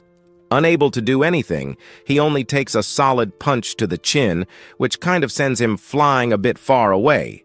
After the dust settles, he thinks that his health still hasn't recovered even a little. And even worse, this boss won't let him recover his life. But still, he knows he has a trump card he might use to perhaps defeat this boss. That was that tree. Oh, that boss-like monster he defeated before, which recovered extremely fast. As Yi King thinks about using this card to his advantage, we observe the boss disappearing. In a matter of minutes, it appears beside our protagonist. To avoid being hit by this dimensional slash coming at him, he dodges to the side, but that wasn't enough, for again, it strikes another blow. However, again, he dodges every strike this boss made against him. But the boss saw that this guy was managing to escape too much. Then it uses that gravity ability again, and once more, a black hole appears in the palm of its hand. Our YE King is once again caught by this ability and thus is pulled toward the boss, flying and getting closer to the boss. He saw that he couldn't do anything else, but at that moment, he noticed the boss was preparing to do something. It was using a type of attack that would break the kid into pieces. But he realized he couldn't stand still, so he does something that ends up kind of helping him get rid of this thing. Once he escaped, we only observed some damage on the ground. At that moment, his sword falls near the foot of this boss. Now that he got up, he saw that he still hadn't managed to recover even a single HP, and now he only has 1 HP left. What will he do? In the end, he only discovered that at the moment of death, you always find the right way to defeat something. And this, perhaps, is a valuable lesson you can learn a lot from. His strong opponents once again, and he thanks that opponent in front of him for teaching him this. Thus, he ends up somewhat moving his hand forward, asking for that weapon of his, which was lying on the ground, to fly in his direction. The boy, not understanding anything, only sees that sword near his foot lifting into the air. Now, with those 2 daggers in his hands, we see Yi King advancing in his direction, asking him to try one more time and withstand one more of his blows. However, before he could hit our boss, the boy suddenly jumps upward, dodging his attack. But that's not all. Boss decides to attack our protagonist. Yet again, our protagonist dodges, asking for one last chance. He is learning more in this battle, as his development has been remarkable. Even Boss notices that our protagonist has grown stronger. He even uses his sword to defend himself, but now has absolute certainty that, this time, here and now, he will manage to do something significant, perhaps cut something off of Boss. With his sword raised back, he charges toward the boy. But even though he uses all his potential, he realizes that every passing minute, this boss also becomes much faster and stronger. Yet, he too needed to become faster and stronger. Thus, he manages to achieve a remarkable feat, cutting off one of Boss's horns. At that moment, realizing his horn was cut off, Boss becomes extremely enraged and tries to hit our protagonist. But it's useless, as the protagonist leaps upward, gaining a more panoramic view of Boss. Then he uses his most powerful skill again. At that moment, the ability lands squarely on the boy. However, with each blow he lands on Boss, Boss grows increasingly furious with our protagonist. At this point, we see Boss flying toward Yi Qing. Yi Qing was about to be split in two like that other guy. But for this, Yi Qing, wielding his S-rank swords, defends himself against the attack. Yet those weapons proved futile, as his weapon ended up being split in two. As soon as it was broken, Yi Qing was thrown far back. But to avoid hitting the ground, he leaps backward. When he lands, he realizes the swords could not keep up with the power and speed. Still, this wasn't a problem for him. For him, what he now held in his hands was trash. And he knows one thing: trash is recyclable. At that moment, he has millions and millions of options to recover or restore those broken swords. Thus, he sends the sword into the system. Minutes later, the sword returns to his hand, fully restored. Now that he has completely recovered the sword, he points it in Boss's direction. At this moment, pointing the sword at Boss, things begin to change. His eyes reflect more power, and unlike before, he will no longer let Boss counterattack him. At that moment, after pointing the sword in his direction, a slash is emitted, landing directly on the head, on the eye in the middle of Boss's forehead. To be more specific, not just the forehead, but the entire body of Boss. Half of his life ended up crawling on his knees now for our protagonist. We observe him advancing now, and when he's facing forward, he realizes his HP bar is exposed. He then asks the boss not to be trembling out of fear, since for our protagonist, there's nothing left for him to fear.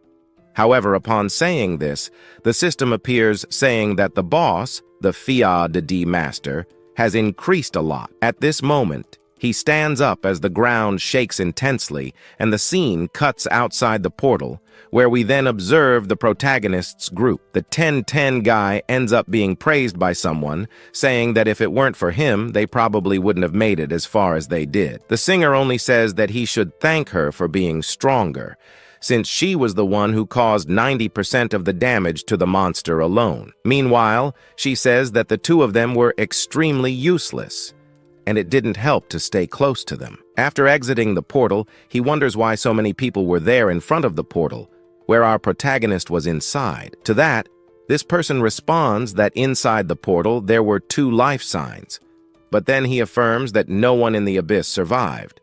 Meanwhile, others, after hearing this, say that this was just an incident, not an accident. Meanwhile, a cleaning group finally arrives at the location, and since everyone inside died, there's no need to worry anymore. By entering, they could get the legendary items that were inside, but they needed to give 100% to defeat the boss, who was probably the strongest one in there. At this moment, as they give small warnings that no one from those masses survived, we observe the 1010 singer, who has a huge doubt about how no one from those masses survived without knowing the answer. A guard appears and tells him not to approach, as this is a special test, and he can't go any further. At this moment, the 1010 singer completely ignores the guy and then asks them to move forward to at least rescue one of those people inside the portal. But for this guy turns around and proudly states why they should go inside to rescue trash. He sees plenty of trash in front of him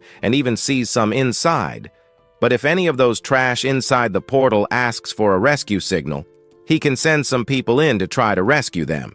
Even so, rescuing them would be a good deal for the equipment they have. At least with equipment, that guy inside wouldn't just be recyclable trash.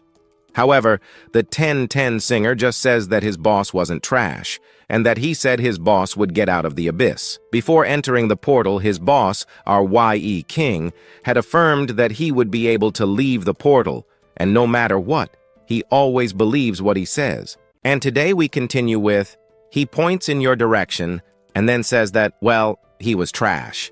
Well, 2 pieces of trash went in there. The basics were as follows.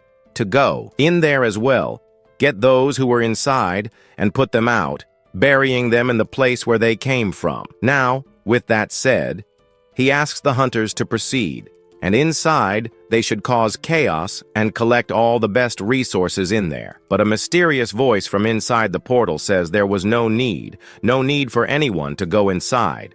Everyone is startled. Al-V follows immediately, and then a foot.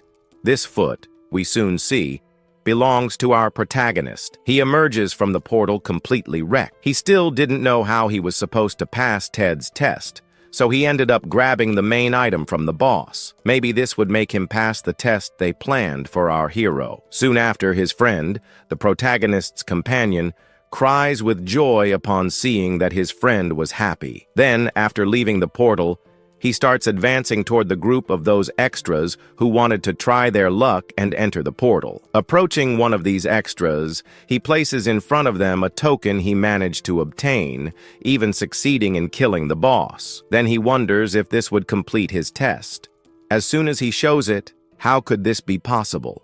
Well, it was impossible. His level was level 1. How did he manage to get through in there? Now, looking closer, they start to notice something. What he held in his hand was a golden rune stone. And now that the legend is in hand, they ask how he managed to obtain that thing. But our protagonist didn't want to explain anything to this person. So he takes that token he obtained and hands it to this person, saying that he completed his test. Now he can leave and get his certificate, but the person still wanted an answer. The golden rune stone was a token that could only be obtained after defeating the legendary monster. Then, turning toward him, this person wonders if, by chance, he managed to kill the legendary monster. At this moment, knowing he must answer, he turns and says that yes, he killed it. He killed it down to the depths of the abyss, and not a single monster was left alive in there. But still looking at this token, this person remains skeptical. This was impossible. The boy was level 1, but perhaps they think the boss that appeared in there might have been a lower-level legendary monster. But even as a lower form, it was impossible. There's no way a scavenger could kill a legendary-level monster or survive an event like that. That girl then points toward our protagonist and says that the guy who went in with him, with the chosen class, was perhaps the one who killed it.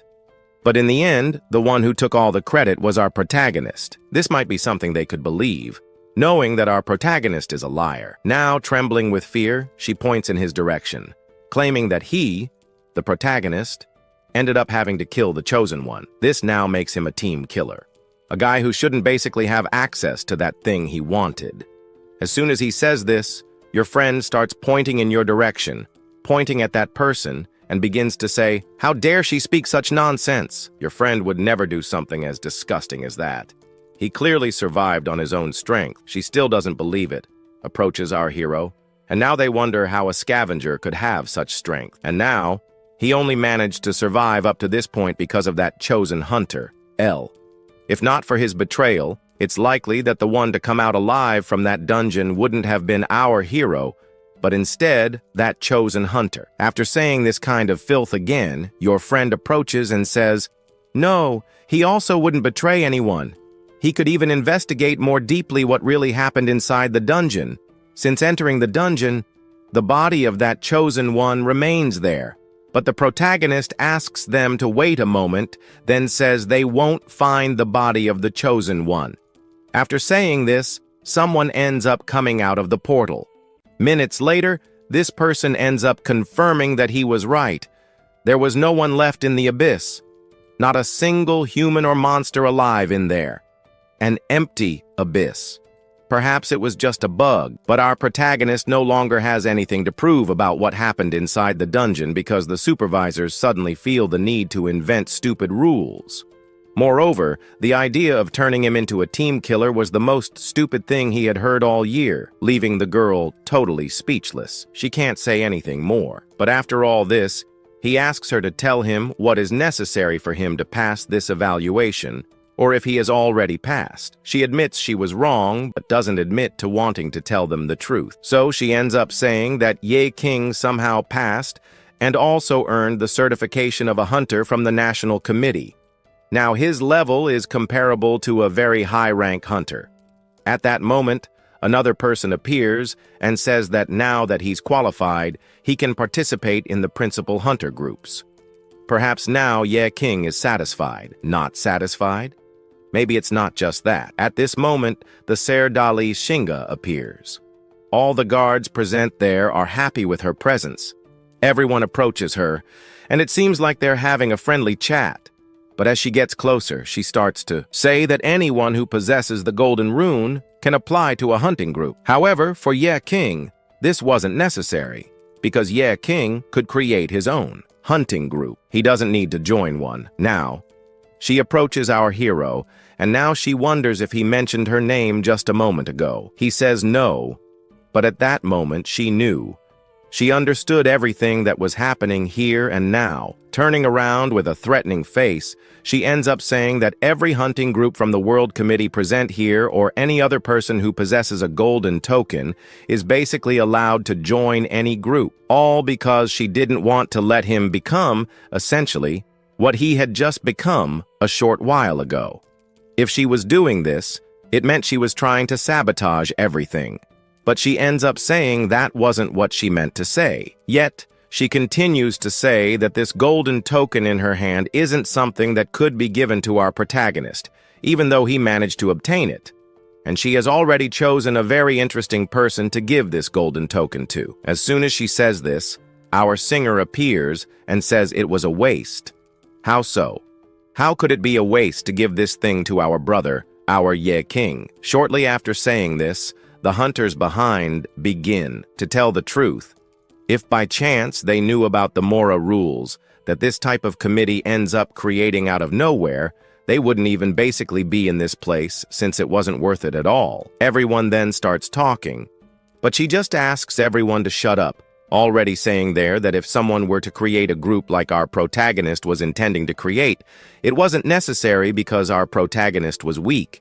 And for someone to create a group, it was necessary to be in rank B or a rank higher than that. Right after saying this, she starts saying that before he joined Abyss, he only had a D-level rank, and the energy stones didn't lie. If by chance he showed a D-rank level, everyone in the committee would most certainly laugh in his face.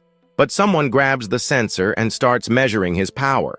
Then they say that the level detection stone was fluctuating from level A to S. After measuring for a good while, the stone being used to measure the power of our hero suddenly explodes in the man's hands. Everyone is startled, and she then looks in his direction and realizes she made a mistake. Looking in his direction, he was furious and also emanated a somewhat strong aura. He approaches her, and she is startled. But after all that, others end up saying that the stone used to measure levels might have gone crazy or was perhaps broken. However, minutes later, our protagonist says that they could all call him trash or think he was. But today, he heard many things for no reason. He didn't like any of them, and his final reason for being here was to get certification to earn a class upgrade. In the end, he doesn't want to cause any trouble. Looking closely, she notices he was emanating an extremely powerful aura, even outside the abyss. Now she wonders if he might attack an abyss supervisor. But no, our protagonist simply says he will not attack her, but instead take back what was his. At this moment, he extends his hand toward her. Minutes later, after extending his hand, that object in her hand starts floating and moves toward him. Moments later, it lands in his hand. That level meter from before must have been broken, so he picks up another one to measure his current level, but he still doesn't believe it. Looking closer now, he realizes that the level meter was basically unstable at the moment. This seemed to be almost on the verge of exploding. After having humiliated our protagonist in front of everyone, he starts emitting even more aura near himself. Then he says that after this humiliation, he asks the bare minimum foe them to stop humiliating anyone who seems weak to them. The device in his hand explodes, and in the end, he manages to see his classification. Our hero's classification was above S. At this moment, after saying this, our hero ends up suggesting that they change the method of measuring other people's power so they wouldn't embarrass themselves anymore. Now she starts saying that maybe all this time, our protagonist had been hiding his real power.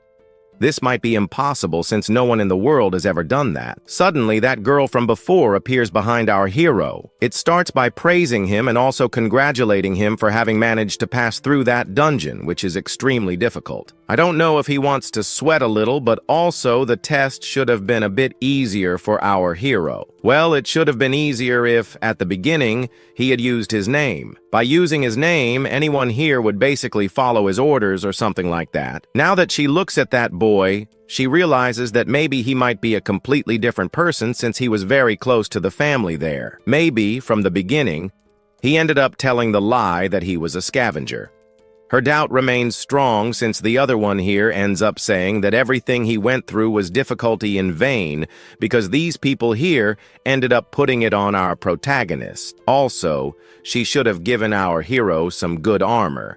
But after all that, he ends up saying how he could be using his name when, even there, he entered the dungeon just a little while ago and managed to basically make everyone think he was a team killer. Saying he was an ally was basically an insult. And to make them believe in his true strength, he needed to use brute force. But after all that singer of ours, 10 out of 10, looks at the cousin of his group and realizes that standing in front of him was our Lin Chingan. After introducing her, he introduces his friend to her. At that moment, she recognizes him and recalls seeing him somewhere. He ends up affirming that once, on her birthday, he ended up participating in an event. He went as a singer. Now that he mentioned it, she starts to remember a very bad rap from her party, which basically ruined her whole birthday party. He is totally saddened to know that the rap he sang there at her birthday party was a complete disaster. But now, she turns in his direction and ends up inviting him to have a party at her house for having managed to pass the test. He ends up thinking, "My house? It's okay, I guess." But after thinking a little more, he shouts, "My house! That's impossible!" Our protagonist, along with singer 1010, falls to the ground. The other one is saddened by hearing the truth, but Our Lady says that no, she didn't want to invite someone so rich like her to such a small and cramped place. To make things even worse, he lives in a rented place in a completely poor area. He even thinks she would laugh at him, but if it's that inconvenient, she thinks she should change. Thus, our protagonist ends up agreeing. After all, there's one thing he doesn't want her to find out. Knowing that the next day there will be a party, he invites our singer 1010 to participate in the singing. He could sing his rap again. He gets sad because he would face the truth again, but now that he has passed the test, he could rest and could basically celebrate at night. She also considers giving him a good gift. Thus, they begin to say goodbye. She would leave and see him at night the next day. Saying goodbye in the car, our protagonist ends up feeling happy and content with that. But after all that, he needs to go to the barbershop to change his look a little bit, because going to a party the next day like this would be shameful. After saying that, he returns to his house. At night, he arrives there and his sister, noticing he has arrived, ends up asking if, by chance, he didn't go to the meeting. In the end, our hero says he did. She said it was likely he went to a goblin or orc-type meeting, and the most specific place for the meeting was perhaps inside a dungeon. Right after that, she gets extremely angry for him lying to her, but he says he's fine. His legs, his arms, everything was connected. A few minutes later, she says he needs to go to the hospital because his injuries on his body were pretty severe. But they say there's no need. What he needs at the moment is a good bath. Thus, he ends up entering the bathroom and turning on the shower. We then observe the damage from those fights he had against that S-rank boy. At that moment in the bath, he begins to notice some things that are completely on his body. It was also by sheer luck that his sister didn't see him in this terrible state. Looking now, he realizes that some of the damage he managed to cause when he was an amateur inside the dungeon is on his body. Now he realizes that it will take a few months to recover fully. But now he calls the system after the system. He ended up realizing something. After defeating that black orc, he ended up noticing something in the system. Something appears saying reincarnation. After that, we just go back to the death of the boss. He falls to the ground.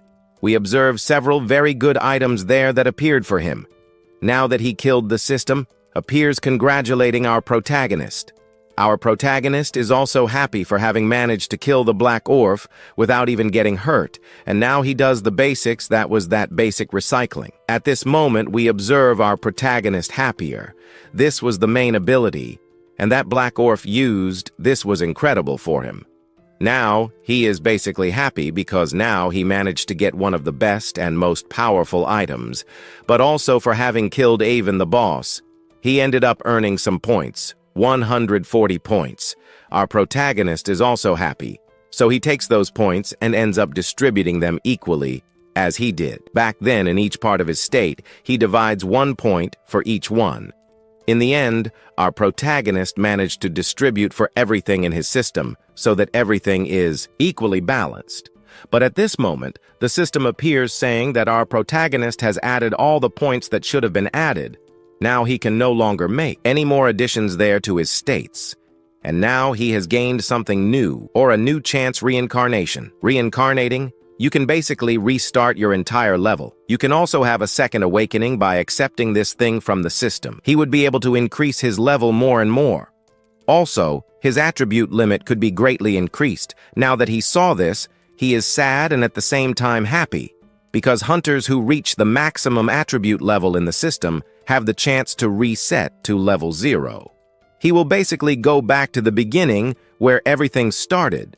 But now that stat restriction he has could be broken, but also he hesitates about changing classes. But after seeing everything that happened today in that dungeon, he ends up thinking about changing, since his goal is always to get stronger, because he always wants to protect what's left of his family, because his goal is still far from being achieved.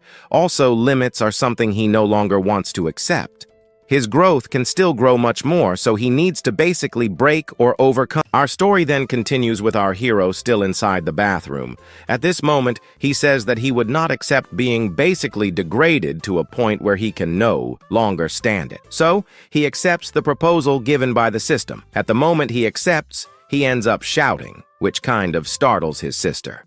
But just then, a system screen appears saying that reincarnation was successful. He ends up somewhat increasing his growth limit, but he is surprised to see that he hasn't gone back to square one. He also starts looking at his body and notices that the scar that was there before has disappeared. Just as he realizes this, his sister shows up at the door, saying that his clothes are covered in blood. She wonders how he managed to cause so much damage to his body. However, because she barged into the bathroom, all we can see is the protagonist's reaction to seeing her.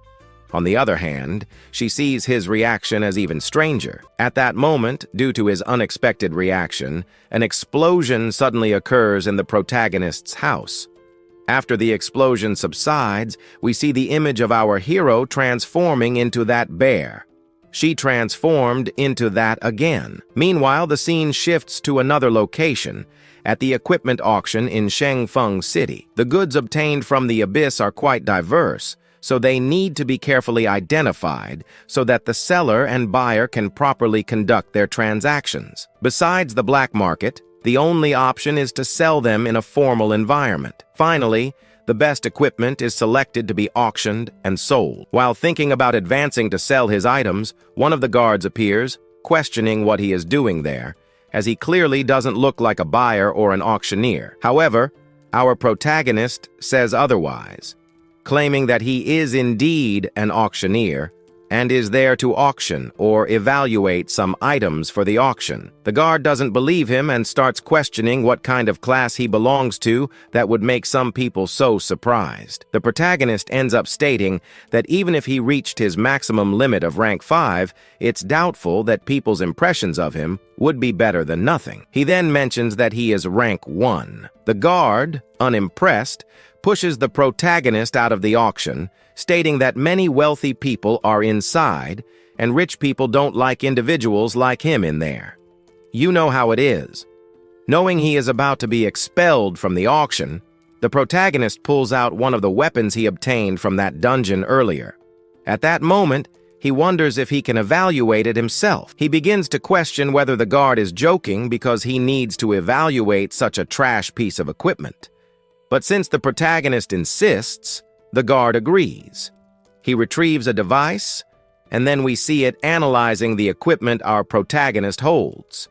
However, the equipment shows a power level of 0. After seeing this, the guard asks him to leave, saying the item he holds is garbage and that he might as well throw it away. The guard even says he'll do him the favor of not charging the evaluation fee for such trash. But as our hero lets the item fall to the ground, he notices that this dagger has an excellent sharpness. He takes a closer look at the dagger, using a glass evaluator. After observing it for a moment, he realizes that the equipment is unique, the Void Rift Dagger. This unique dagger allows the user to create a small portal in a certain location, enabling teleportation within a 30-meter radius to the spot where the dagger is thrown. Now that he realizes this item is perfect, he also understands that just moments ago, he almost lost it to someone else. Going back a few hours, we see the protagonist working hard to ensure he can support his sister in a hotel. For now, he can no longer stay at home, so he'll have to live in a storage room for a few days. Spending his savings that he had gathered otherwise, he would lose everything. But at this moment, he called upon our system because he realized that earlier he had spent 200 million won to renovate the house destroyed by his sister. At that moment, he opened the system to see if there were any weapons he could put up for auction to sell. If he could do that, he might manage to get a good amount of money. But he noticed that perhaps at the auction, there were many similar items, as most of the equipment he had was not of perfect quality. Beginner players with a lot of cash tend to buy this kind of equipment. But as soon as they level up or change jobs, they often throw away or discard the equipment they bought since, in the eyes of the wealthy, this equipment in the system is basically trash and difficult to sell. The weapons he currently had didn't have great advantages in combat and couldn't be sold for a high price, as they wouldn't fetch much. Maybe with the weapons in hand, he could sell them for a reasonable price, like 1,000 or a few cents. However, while exploring his system, he discovered the option to reinforce or reform some items. It was like a Minecraft craft table, where you pull it from the system and it comes out on top of you. At that moment, he wondered if he could use it outside the abyss. But as soon as he activated it, he looked up and saw that the workbench appeared right next to him. To avoid being caught, he ran to the side and then came back, noticing the craft table right in front of him. Realizing it appeared outside the abyss, he felt happy because now he could take low-quality equipment and upgrade it to perfect quality. He began devising strategies to make infinite money. He then pulled out one of the weakest daggers from his inventory. At that moment, he noticed that this very low-level equipment could be upgraded to epic level and later to legendary classification, which would increase the equipment's value tenfold with each improvement made on the craft table. This weapon he now held could be sold at auction for approximately 10,000 won in the market. With this forge, he could take trash items and put them inside.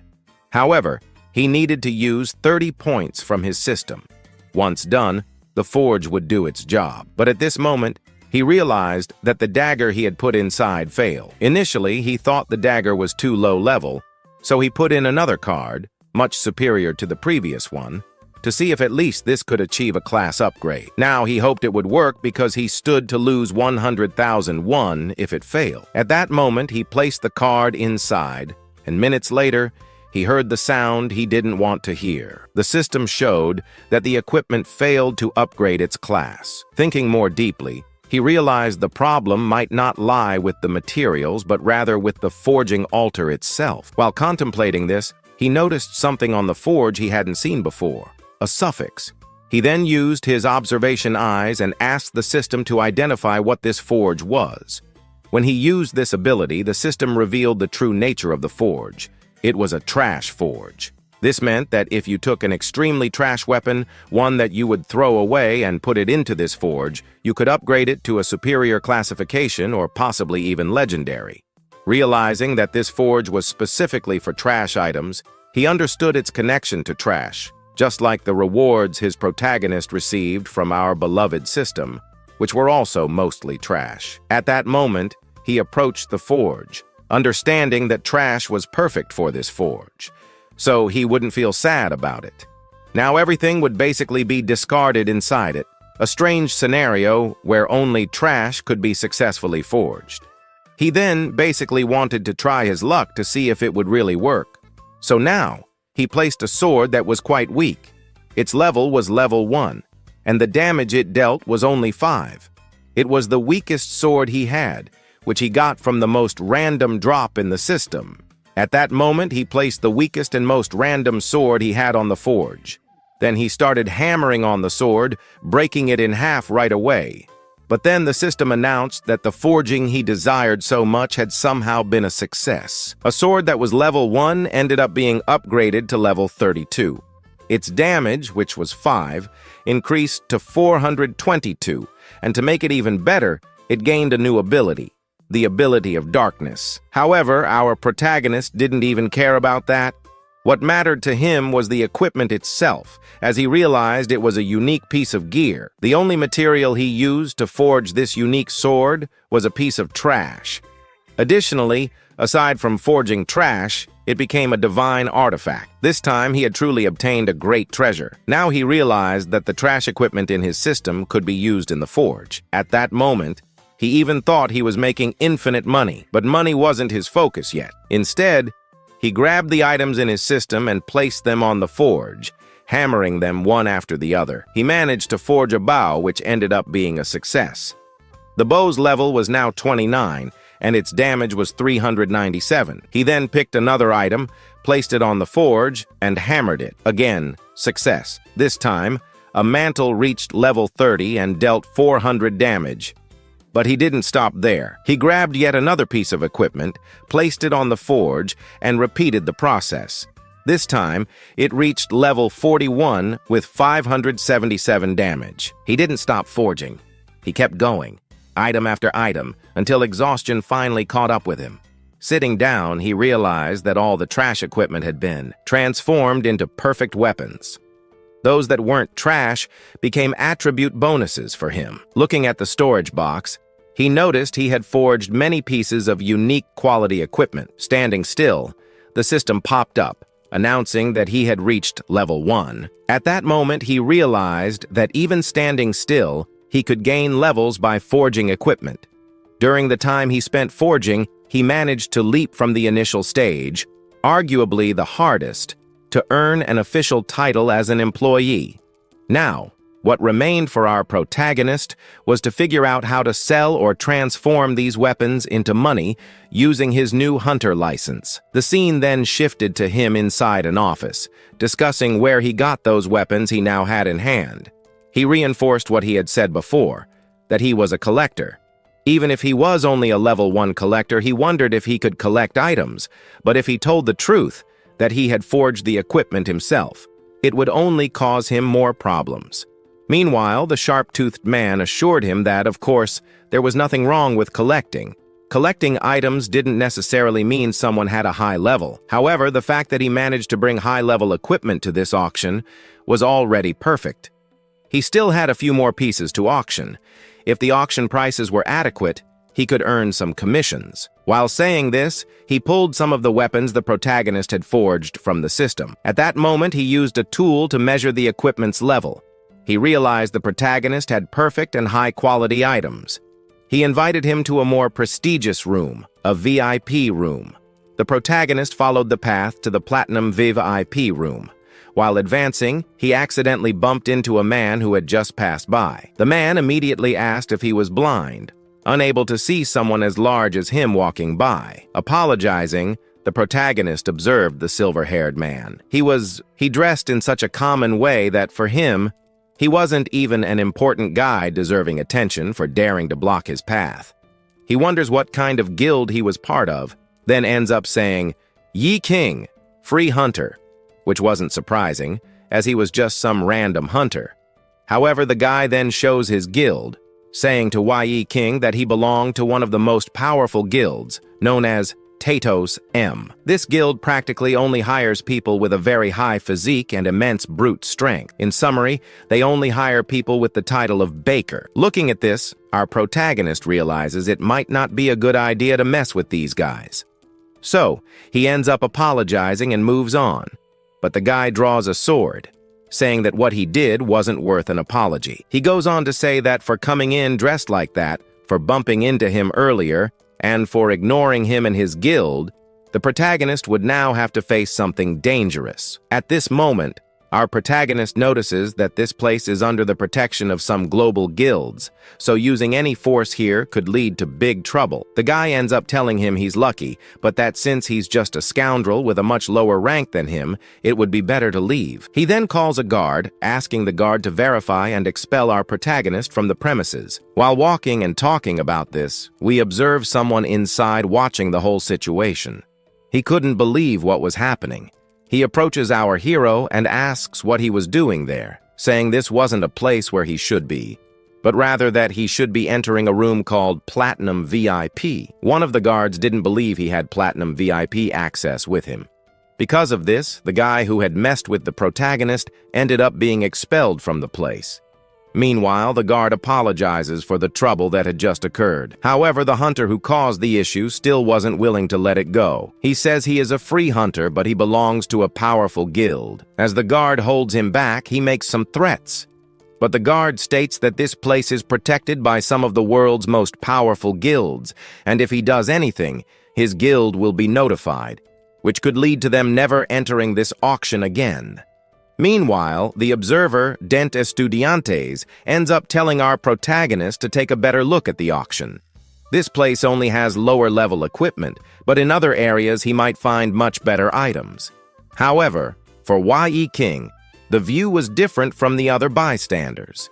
He says he doesn't think the equipment here is trash, since for someone else, an item might seem worthless, but to him, it could be useful. Yi King notes that because he doesn't have a forge, he can choose any low-level equipment and make it worthwhile. As he moves forward, the bystander admits Yi King is right. The scene cuts to inside the auction, where we find some important old men saying that there are some rumors about a rather crazy auctioneer who decided to auction off everything he had there for his association. Another, who was curious, ends up saying that he was interested in this auction. He was looking for certain items that only he had. They also say that compared to the true auction professionals, they are now small fish. The professionals only go after those good items along with their teams of adventurers. Meanwhile, the protagonist was just watching these pieces of equipment being sold. He managed to sell one item for 317,000 on and another for 281,000 on. Now that he has so much money, he can simply do whatever he wants. But if, by any chance, his money runs out, he can just forge some equipment and put it up for sale here. Now, the presenter asks everyone to be quiet because he wants to introduce the new rules. From now on, they will be putting up some items for auction, but the items will be identified. This means they could end up getting good items, but at the same time, they could also get very bad ones. And if they get bad items, they will not be able to return or exchange them. The main rule, you cannot refuse to pay the amount you stated. Then, the auction begins. He puts up a ring for 50,000 on. Looking at this ring, the protagonist realizes that this might actually be quite interesting. Up until now, he notices that the first items in the auction are usually warm-up pieces meant to attract everyone's attention, while the ones in the back are the rarest items. Either way, this would be a trap, and no one would fall for it. But since no one wanted it, he is now easing the situation. Now he starts wondering what would happen if he decided to participate. To get things started, he places a bid of 1 million. After this bid, we find that guy who messed with him earlier saying that this guy just did something stupid by buying a broken item like this. Now, looking at that guy, everyone here realizes that the man up there might be quite rich. And for good reason. It's very likely that he has already examined all the items in this auction. And maybe the item he just bid 1 million on is actually quite interesting. Then, one of them raises a paddle, saying he will pay 1.1 million. Others, who didn't want to lose this bet, end up raising their bids as well, 1.4 million, until our protagonist bids 1.5 million. Seeing that the platinum bidder raised his hand again, everyone is surprised. Then he declares that, no, he will not let a platinum like him show off so much in an auction like this. He has to take action first. So, he starts by saying that he will pay 3 million right away. That is a bid that surely no one will match, until the protagonist says he will pay 4 million. The reason for raising the bid so much is that his bank balance has 79 million on. Even his friend realized that increasing the price by saying he would pay millions would be a waste of time. This ring is not worth that much, but he said no, he would not lose to platinum like the protagonist. Since last time he underestimated the boy, and now that he also liked this ring, it must mean that it truly is of high quality. He couldn't let this slip away so easily, so he raised the bid to 5 million. 5 million for an unidentified piece of equipment. This guy was crazy. 5 million here would bankrupt a small team. After placing 5 million, they turn to the protagonist. He points his finger at him and asks, "And now, what are you going to do?" The price went up a lot, so he can't do anything else, until the protagonist smiles. Then he raises the bid to 10 million. 10 million left him speechless. With 10 million, he could create a mid-level hunting group. He hadn't even heard it properly. 10 million? Was this guy out of his mind? Then he turns to the auctioneer and asks if I wasn't making fun of him. He might have a VIP platinum ranking, but having that much money was just too crazy. So he ends up talking to a certain person, and in the end, he says that this was valid. He would be participating in the next auctions. Still, the people around were surprised since this guy here probably had more than 10 million in his account. That left everyone shocked. He, on the other hand, was completely frozen. He couldn't let a guy like him, acting so arrogantly, get away with it. The amount of disrespect was unbearable, and he couldn't just let it slide, especially since he himself was part of a very powerful clan and a high-ranking representative of it. There was no way he would allow a rogue hunter like that to trample over him. If that guy was stepping on him, he would do the same. So, he raised the bid to 10.5 million. The protagonist smiled, taking the auction even more seriously. He then declared that he would be paying 100 million. This left the other guy completely confused. He even fainted, unable to comprehend how someone could pay 100 million just like that. At that moment, he thought that maybe saying 100 million was a mistake, but he didn't care much about it. With that ring, he could easily make more than 100 million in cash. Then, he wondered whether he was really going to let a free hunter, as arrogant as that one, humiliate him in this way.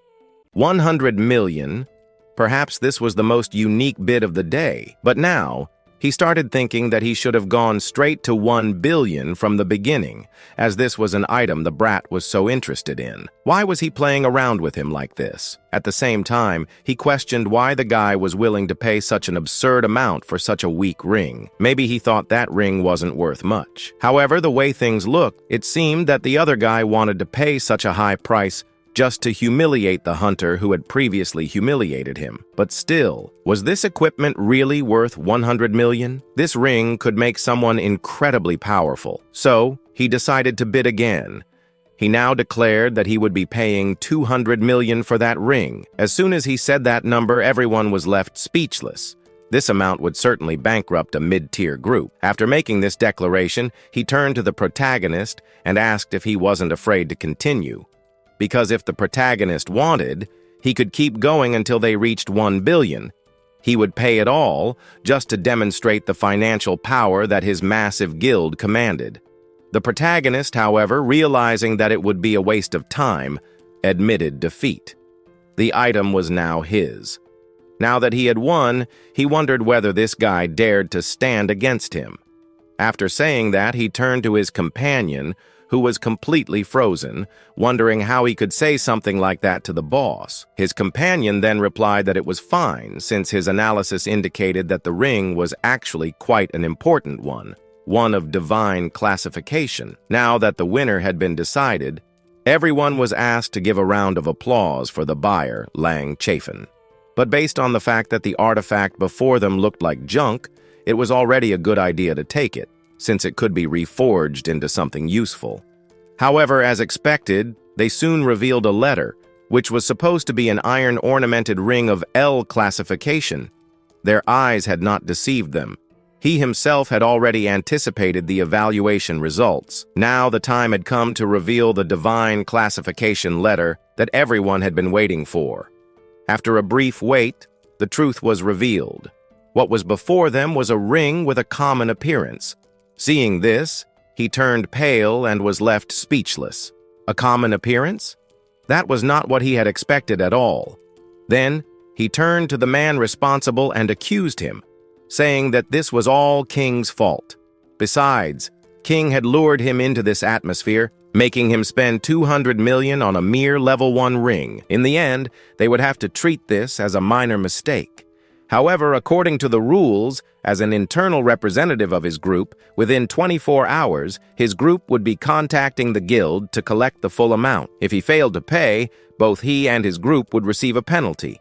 One of these penalties would cost his guild an SUV. After all this, he was led to a certain place where he would be assigned a new class, the class of a garbage collector. Then, the guards escorted him out. He had no idea who he had messed with. Pointing at Qing, he demanded that he return. After all, the one who had done all of this to him was Ye Qing. The other auctioneers around were left speechless. This guy had just destroyed an entire hunting group without shedding a single drop of blood. Before, his VIP platinum status was something others mocked him for. But now, it was a different story. The auctioneer then asked everyone to stop the conversation as they were moving on to the next auction. This time, the item up for bid was the Wild Transformation Necklace. This necklace allowed its user to transform, making them immune to all movement-restricting effects. Seeing it now, he realized that the Wild Transformation Necklace was perfect for Shu. It was as if it had been made specifically for her. So, he decided that he needed to bid on this small necklace. To begin, he called out the first bid. People whispered among themselves, already knowing that this was a trap. One of them remarked that he wouldn't be making any bids, as the last time he tried to mess with the protagonist, things didn't end well for him. Since no one was placing any bids, the auctioneer prepared to close the bidding. He even asked if there was anyone else interested. But then, another bidder spoke up. He was certainly no fool. This guy was definitely someone who worked at that auction. Still trembling, he wondered if there was no one else who would place a new bid. People understood that putting money here would basically be a waste of time. The protagonist would keep increasing the numbers infinitely. And now, the protagonist realizes that no one wants to challenge him with a bid here anymore. Maybe all of this is because of the last time. So, since there would be no one else to buy the necklace, he ends up more or less announcing that he, the Platinum VIP, can now buy an A-rank necklace. How cool! For just $1. The people below can't believe it. He was basically the smartest of them all. He paid $1 for such a good necklace. The guys realized that the necklace was indeed valuable, and they kind of regret not placing a bid too. But meanwhile, he receives a message. It was from the bank, saying that more money had entered his account. Now he has 180 million in his account. With that much money, he can finally start buying good things for himself. So, he leaves and ends up arriving at another place. In this place, people ask if he was crazy, since the location he finds himself in is the King of Buildings, a very expensive place. Here, the only building he could buy would be worth more than 100 million. Knowing that it's very likely this guy doesn't have the money for that, she ends up changing her option since nearby there was a much cheaper building. He could buy that one for 80 million. He could take a 30-year bank loan. It would be a struggle to pay, but for him, it would be worth it. However, he says he doesn't need a loan and will be paying for it himself. The girl is shocked and asks, "Seriously?" She wonders how someone who looks poor suddenly got 100 million out of nowhere. She, who has access to his account, had never seen that much money before. So she asks where he could possibly have gotten so much credit. But our protagonist keeps insisting that yes, he will pay 100 million up front in cash so she can believe him. However, before anything else, he just has one single request. He wants the preparations for this place he is buying to be completed and ready for him. Then the scene cuts to another moment, where we find the protagonist's friend and his sister walking around. They are speechless when they see that, while they used to live in a very poor place, they now find themselves in an extremely luxurious apartment, and this mansion was built specifically for the protagonist's sister. That way, if she were to transform into that bear, she wouldn't break anything anymore, and even if she did, she would be able to pay for it. She is stunned to see that the protagonist bought the mansion just for her. From today on, he will never let his sister suffer again. Then, her birthday begins. They sing "Happy Birthday" loudly. After singing, the protagonist's sister lies down from eating too much. But outside, on the mansion's rooftop, we find him sitting. Then, that hunter appears, and she is somewhat surprised to see that he changed his life overnight. Even though his life changed so suddenly, he doesn't feel truly happy. But ignoring that, she congratulates the protagonist on becoming a hunter. Today was also supposed to be a day for them to celebrate. But in the end, they find themselves in a situation filled only with sadness. They could have just forgotten everything for today. She hands the protagonist a necklace. This was her gift for him. As soon as he sees that stone, he remembers that he was the one who had given it to her. She comments that she is now returning it to him as a present. That stone she gave him, she had always used it as a lucky charm. Every time she entered a dungeon, she carried it as a charm for good luck, to help her defeat monsters and people. The world still sees the protagonist as a trash collector, but he is trying in every way to change people's perception of him.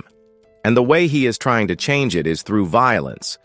Even he believes that direct action is much more effective than talking to people. Just staying alive in front of someone is enough to make them believe that he is a strong person. She can confirm that. She comments that what he just said was exactly what made her like the protagonist. After all, she has always been known in this world as someone who came from a very powerful family, but that's something she doesn't want. She only wants to be recognized for her own strength, not because of the strength of someone from her family. She continues, saying that the crystal he has isn't worth even a single cent, but she asks Qing not to give too much importance to what others say. To him, that crystal is worth more than 1 million. And in fact, what she says is absolutely true. In the end, money brings many good things, but still he prefers to live that life that he leaves like that hot dog on the corner, but the money he just earned was quite a good thing, as with this money he can finally be building a guild. Since last time, she commented that for him to be able to create a guild, it was necessary to have a lot of money. And she really confirms this, that to really create a guild, it was necessary to have quite a lot of funds for such a thing. Our scene then cuts to another location. In this place, he was walking while carrying some trash. He complained about why the trash bins of these luxury apartments here were so far away. He even asks if rich people don't produce trash until he hears a voice asking if by chance he serves some kind of powerful guy from this place, and also if by chance they are obeying some rules. After all, there is a specific place where the owners can dispose of their trash, which is way in the back. Besides, if someone from this place here notices his presence walking around with that trash bag, they will realize that both of them here live the same life as those poor people. Then he said that he was not an employee. He was just a new owner of these new condominiums that were around here. His name is Qing. Then he extended his hand. But the guy who was eating a banana placed the banana in his hand. After that he left, since this place here is an area for the rich. Maybe he even thinks that this guy must be a servant, and since he was cleaning some things, he asked him to go to his house and clean the rest there, as he himself ended up making a bit of a mess. However, the protagonist, irritated with this whole situation, takes an orb from his hand, and then throws it in the direction of that extra.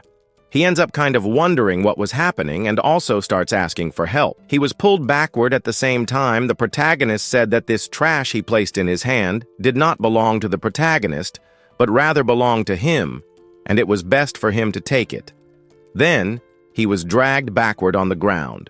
Now he wonders if this wasn't strange. A mere servant like him was humiliating him, a rich guy. Then, irritated by this, he tries to use an ability, but the system says that his ability will prevent the user in front of him from using even a single ability. Then, he said again, to take what he had just thrown into his hand, but he did not respond to his question and started getting more and more irritated. So he tries to use an ability to break this ability control of the protagonist, but it doesn't do much good, as the protagonist used a legendary class body control ability. Irritated by this, he wonders how this guy was able to be using so many legendary rank abilities. And to that, he responds that this ability came from a monster, and most likely, the monster he captured was of legendary rank, so with all certainty, this ability would be enough to defeat each one of these academies that are in this rich region. Lying on the ground, he starts to wonder if this guy might perhaps be a support for some kind of hunter group, as his strength was very high. But still, our protagonist had not finished saying what he wanted to say before. The thing was for him to pick up the trash that he threw away. Then, applying even more pressure, we see him saying that he won't be able to endure it anymore, so he will be picking up the trash. He throws it at the protagonist. After saying such a thing, we see him dismissing the guy. He puts the guy in the trash, and after doing all of this, he will be leaving. And at the same time, he realizes that even though he is in the rich region, he notices that problems arise at every moment. He even receives a message from his sister asking where he was. The place where they live now was very big. It was not possible to find the protagonist that quickly. Now, however, he comments that he will be going to his old house. Then, the next day, we see him totally happy, realizing that this place was the specific place where he should really live. But then, the property owner appears and says that he can no longer stay there, as some big shot showed up and bought the rent for that house, equivalent to 50 years of rent. The protagonist is even surprised by this big shot, right? Now, this whole place where he finds himself at the end belongs to the protagonist. Meanwhile, elsewhere, we find a guy commenting on the previous event, saying that he somehow made one of his employees pay 200 million and a certain item. But here's the thing, right? The auction can't do anything anymore. He bought it because he wanted to, and now he can't take it back. However, now he was looking for a certain person who also participated in the auction. He was searching for that guy, Qing. To do so, he reveals that Qing once appeared in the hunter classification exam and was ultimately promoted to a full-time licensed hunter. The last time as well, he ended up facing a certain guild where he encountered a well-known opponent called Caesar. But when they step inside, they soon realize that a battle took place there. The remnants of magic left behind were consistent, known as the magi, which the protagonist uses frequently. However, he also ended up earning the title of Special Hunter. These guys are some specific individuals who, in the end, are known as troublemakers because they are the ones who don't always follow certain rules, and those who don't follow rules are considered his enemies. Meanwhile, the other guy kind of tells him not to worry since he will be following the rules of the game he created. After all, in the end, they are the gods of this area, and the rules are imposed by these gods. Everything in this place must abide by the rules, and each person, in the end, should play their own role, whether good or evil. But whether the protagonist will truly follow the rules of this association, that's something I can't answer for you. However, to truly find out everything that will happen next, unfortunately, we'll have to discover it all in the next part. But before I go, comment below on what you think about this series here on the channel or what you thought about these new chapters that came out. Also, tell me which character you liked the most in this manhwa. Well, I think I'll be heading out now. Maybe I'll see you around, or maybe I'll meet you in the next part.